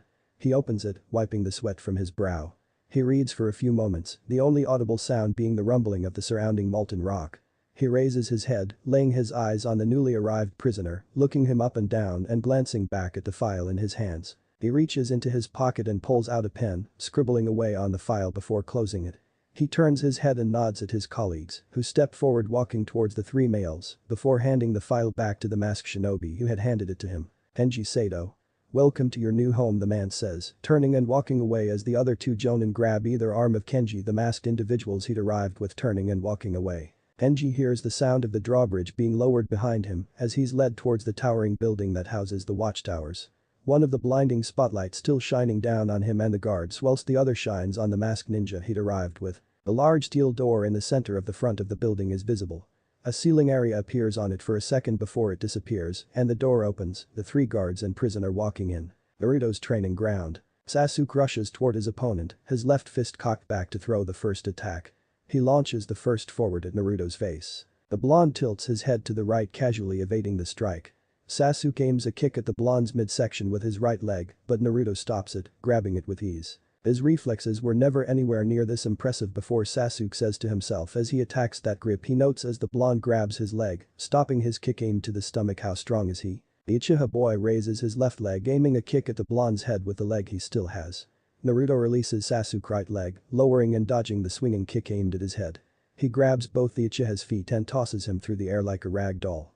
Sasuke slams into the ground, grunting in pain as he impacts the surface, rolling before skidding to a stop. Naruto watches as the raven-haired boy quickly gets up onto a knee first and then back onto his feet. He chuckles inwardly at his own surprise that he's actually enjoying this. Sharp reflexes and strength the Uchiha muses inwardly, brushing the dirt of his garments. What was it you said earlier? Naruto asks, a smirk on his face dead last. He taunts. His opponent scoffs in frustration. Not a single attack landed. Usually Sasuke would have landed at least 1 attack on his opponent by this point. If Taijutsu won't work, the Uchiha doesn't get to finish his thought as the air leaves his body as he hunches over, eyes wide open. Naruto, noting that neither he nor his opponent have landed a real attack on one another, bursts at top speed towards the red-haired boy. He watches his onyx eyes widen as he drives a fist into his stomach. He swings his right fist, colliding with the side of Sasuke's face, the force of the hit turning him and causing him to stumble and sway side to side as his vision blurs for a moment. At speed. How? The top graduate says to himself in disbelief as he tries to steady himself. Naruto stands still, waiting to see if he'll collapse. Sasuke launches himself off the ground backflipping and aiming a kick at Naruto's head. The blonde brings his arms up shielding his head and stopping the right-footed kick. Sasuke, seeing the opening, cocks his left foot back and slams his foot into Naruto's chest in a stomping motion, sending the blonde back while landing on his own 2 feet. Naruto heaves and coughs a bit, catching the breath that was just knocked out of him. His opponent's quick reaction after that sucker punch caught him by surprise. He stares down his opponent while brushing the dirt off his chest, now understanding a bit more about him. I see. In terms of speed and strength he and Satsuki are actually dead even. But he's more troublesome than her because his movements, attacks and reactions are more instinctive and quick. He's more of a natural fighter. He inwardly muses. Sasuke stares right back at his opponent, thoughts of his own running through his mind. This is incredible. He's been hiding this kind of ability. Why? He questions, eyes narrowed. He's a better Taijutsu fighter than his brother. What else does he have up his sleeve? Sasuke watches as Naruto stares silently at him, asking himself what to do next. Damn it. He's faster and stronger than me and he knows it. If he moves at the speed he did when he nailed me with that right, there's no way I can react to him. Continuing with Taijutsu means certain losses. Sasuke muses running forward while reaching behind his back, putting both hands into his weapons pouch and pulling out shuriken between each finger. He throws the ninja tools at the blonde who reaches casually with one hand into his own weapons pouch and unleashes a flurry of shuriken that clash with the incoming projectiles, changing their trajectory enough to cause them to clash with one another, stopping them in midair. Sasuke meanwhile jumps into the air weaving through a set of hand signs as the clashing projectiles fall to the ground. Fire style. Phoenix Flower Jutsu. The raven-haired boy shouts as a flurry of fireballs each about the size of a fist fly down at Naruto. The blonde weaves through a set of hand signs of his own, cursing his own mastery of only 2 water-style jutsu, now when facing an Uchiha. Water style. Water bullet jutsu.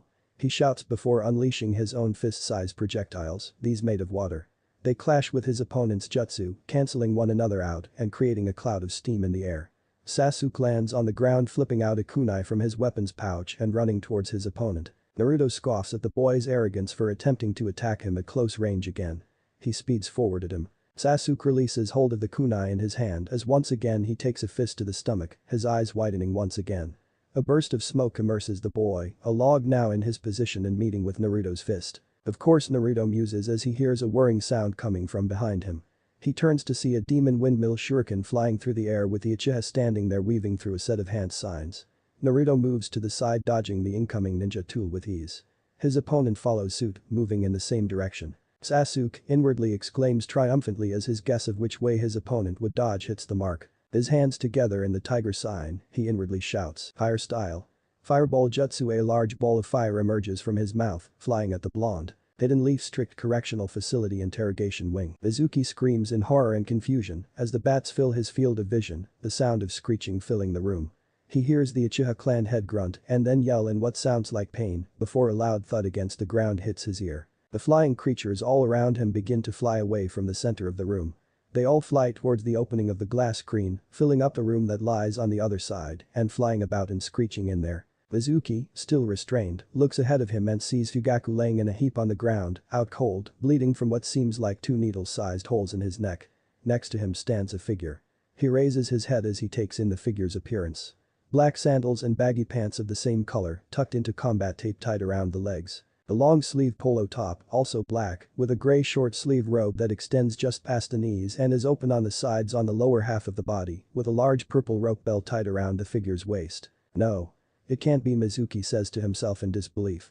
He looks up and his green eyes are met with another pair which are of a golden color and have slits for pupils with purple pigmentation, coloring their contours and marking the sides of the bridge of the nose of their owner, as well with long black hair that extends past the shoulders and frames an extremely pale face. Hello Lord Orochimaru. Mizuki stutters out in a tone reminiscent of a question in its disbelief. Hello child. It's been a while. The male speaks in a smooth manner, a smirk on his face. You're not looking particularly healthy at the moment.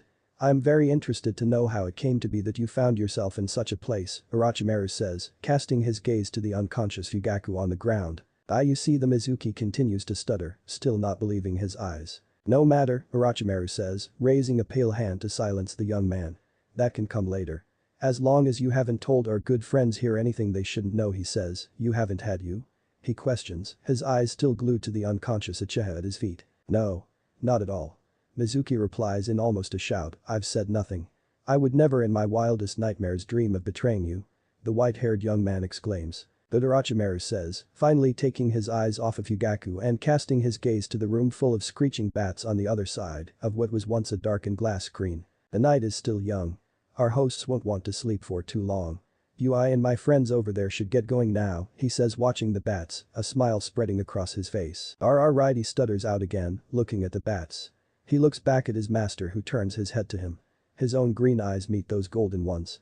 The pale man blinks and his eyelids rise to reveal a crimson color in place of gold, the slitted pupil now round as it would be for most men, 3 tomo marks surrounding it. Mizuki's eyes widen in shock and confusion as Orochimaru stands before him, the Sharingan glowing in both his eyes. The young man blinks and in the fraction of a second it takes his eyelids to rise, they rise to reveal a completely different scene. Standing where his master had been is the same Uchiha who had been on the ground unconscious only a fraction of a second ago. He notes the screeching of the horde of bats is suddenly gone, and his head turns sharply to the left to see no bats and the darkened glass screen in place, not a single break or crack in sight. What? Mizuki stutters out for the umpteenth time, his breathing quickening. He looks all around the room, his eyes darting around. What's going on here? He asks confused, looking up at the Uchiha clan head. Orochimaru, huh? So that's who you stole the scroll for, Fugaku says. I don't understand. I never. The Hidden Sound Village. Very interesting, Fugaku says, causing Mizuki to gasp and look up at him, his Sharingan eyes still glowing in the dimly lit room. How? I never said anything. Mizuki cries in a manner of almost desperation. I told you, Fugaku replies, you didn't have to.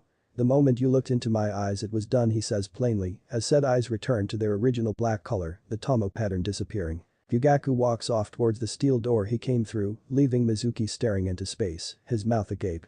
Fugaku walks towards the door with a smirk on his face, chuckling for a moment as one thought in particular swirls in his mind. Naruto, he says.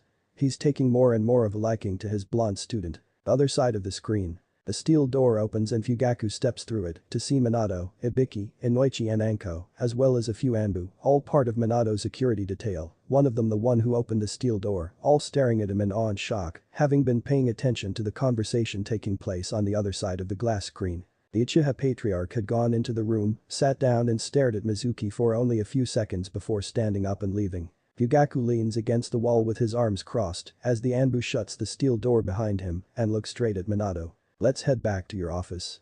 You're not gonna like this, he says. Hidden Leaf Strict Correctional Facility, Juvenile Wing. Hisateru pulls the gray top of his prison uniform off of his body. He paces around the pitch black cell, practicing his taijutsu. Damn. Before sunrise. So he could show up any minute or he could show up in hours. The boy had gone through processing without any issues.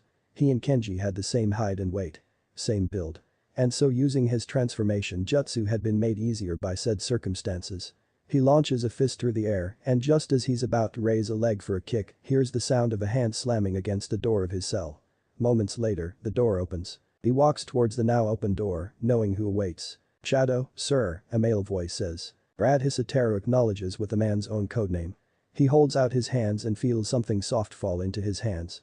Garments. Something more conspicuous, sir, the voice says. Of course, he responds. But first allow me to deactivate the chakra suppressor, the voice says. Hisateru hears the sound of hands coming together a few times before a palm touches his bare chest. Releases. The voice says lowly. Hisateru suddenly feels a rush of strength flow through his body. He grunts in satisfaction, that's better, he remarks. He drops his pants and pulls on the black garments. The older male steps out into the dimly lit hallway and so does Hisateru. He looks himself over.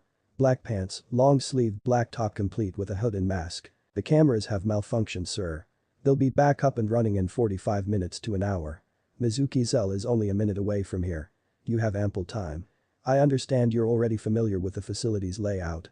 The male now revealed to be young, likely in his very early 20s, having short brown hair and blank emotionless look on his thin face. Yeah, history says turning away, your help is enormously appreciated.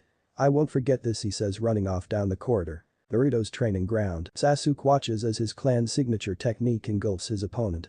He plants his feet on the ground, skidding to a stop and narrowing his eyes, examining his handiwork. Suddenly he yells as the wind is knocked out of him, a kick to the back launching him forward. He grunts as he collides with the ground once again, rolling and skidding across it. He steadies himself with a hand to the ground, jumping to his feet and flipping out a kunai. He immediately releases the kunai as a hand grips his left wrist. The hand pulls him forward into a knee to the stomach, causing him to hunch forward and cough up spit. Naruto, still gripping Sasuke's wrist with his right hand, slams his left fist into the side of the raven-haired boy's face once again. He grabs the boy with his left hand by his large collar, letting go of his wrist and cocking his right fist back. He launches it forward and nails his opponent square in the face, sending him through the air. Sasuke lands on the ground with a thud and lays still, unmoving. Naruto gazes at the unconscious boy for a few silent moments before looking up at the newly arrived night sky. That exchange had only lasted a few minutes, he muses to himself. When did it get dark? He turns his head back to the Uchiha male and begins to walk towards him.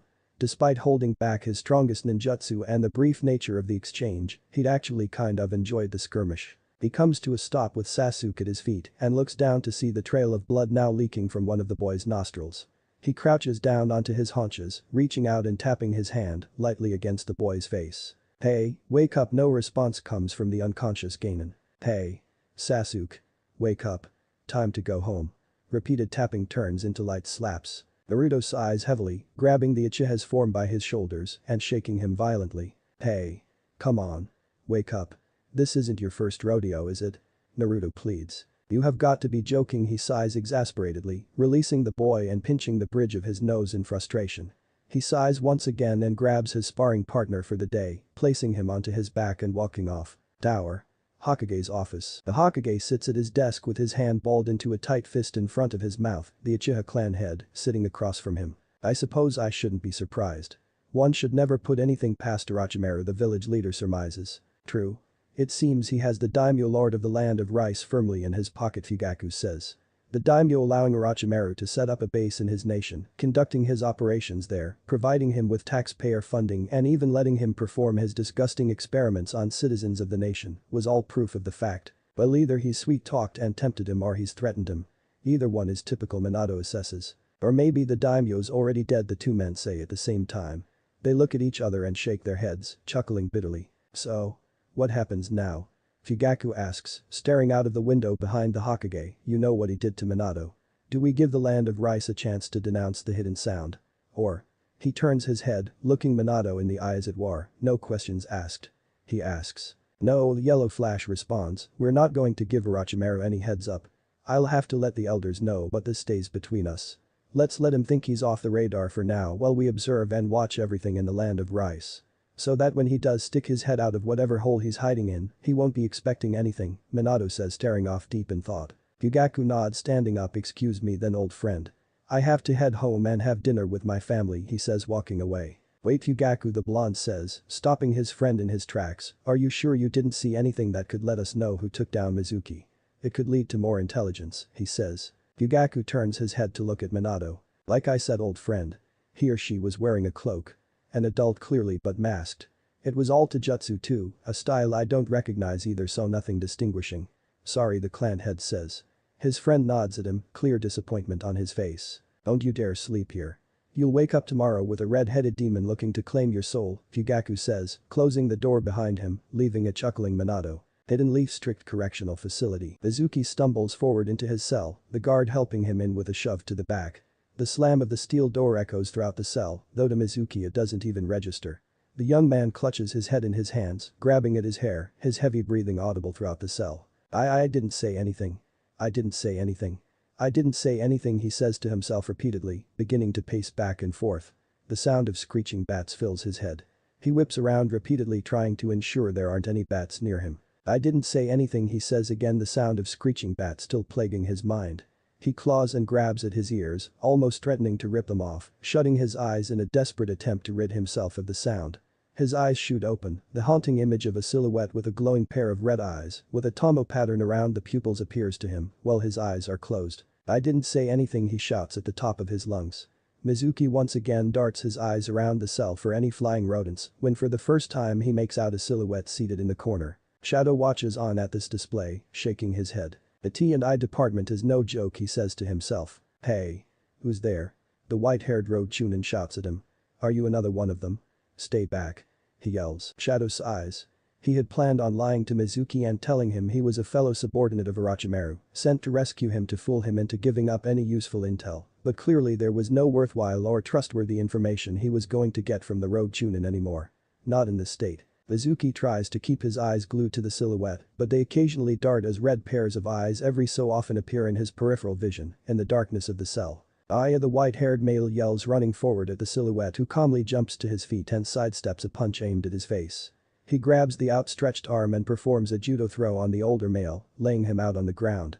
The brown-eyed boy grabs his target by the head, lifting it off the ground and wrapping his arm around his neck. Mizuki claws away at the boy's arms in response, desperately trying to free himself.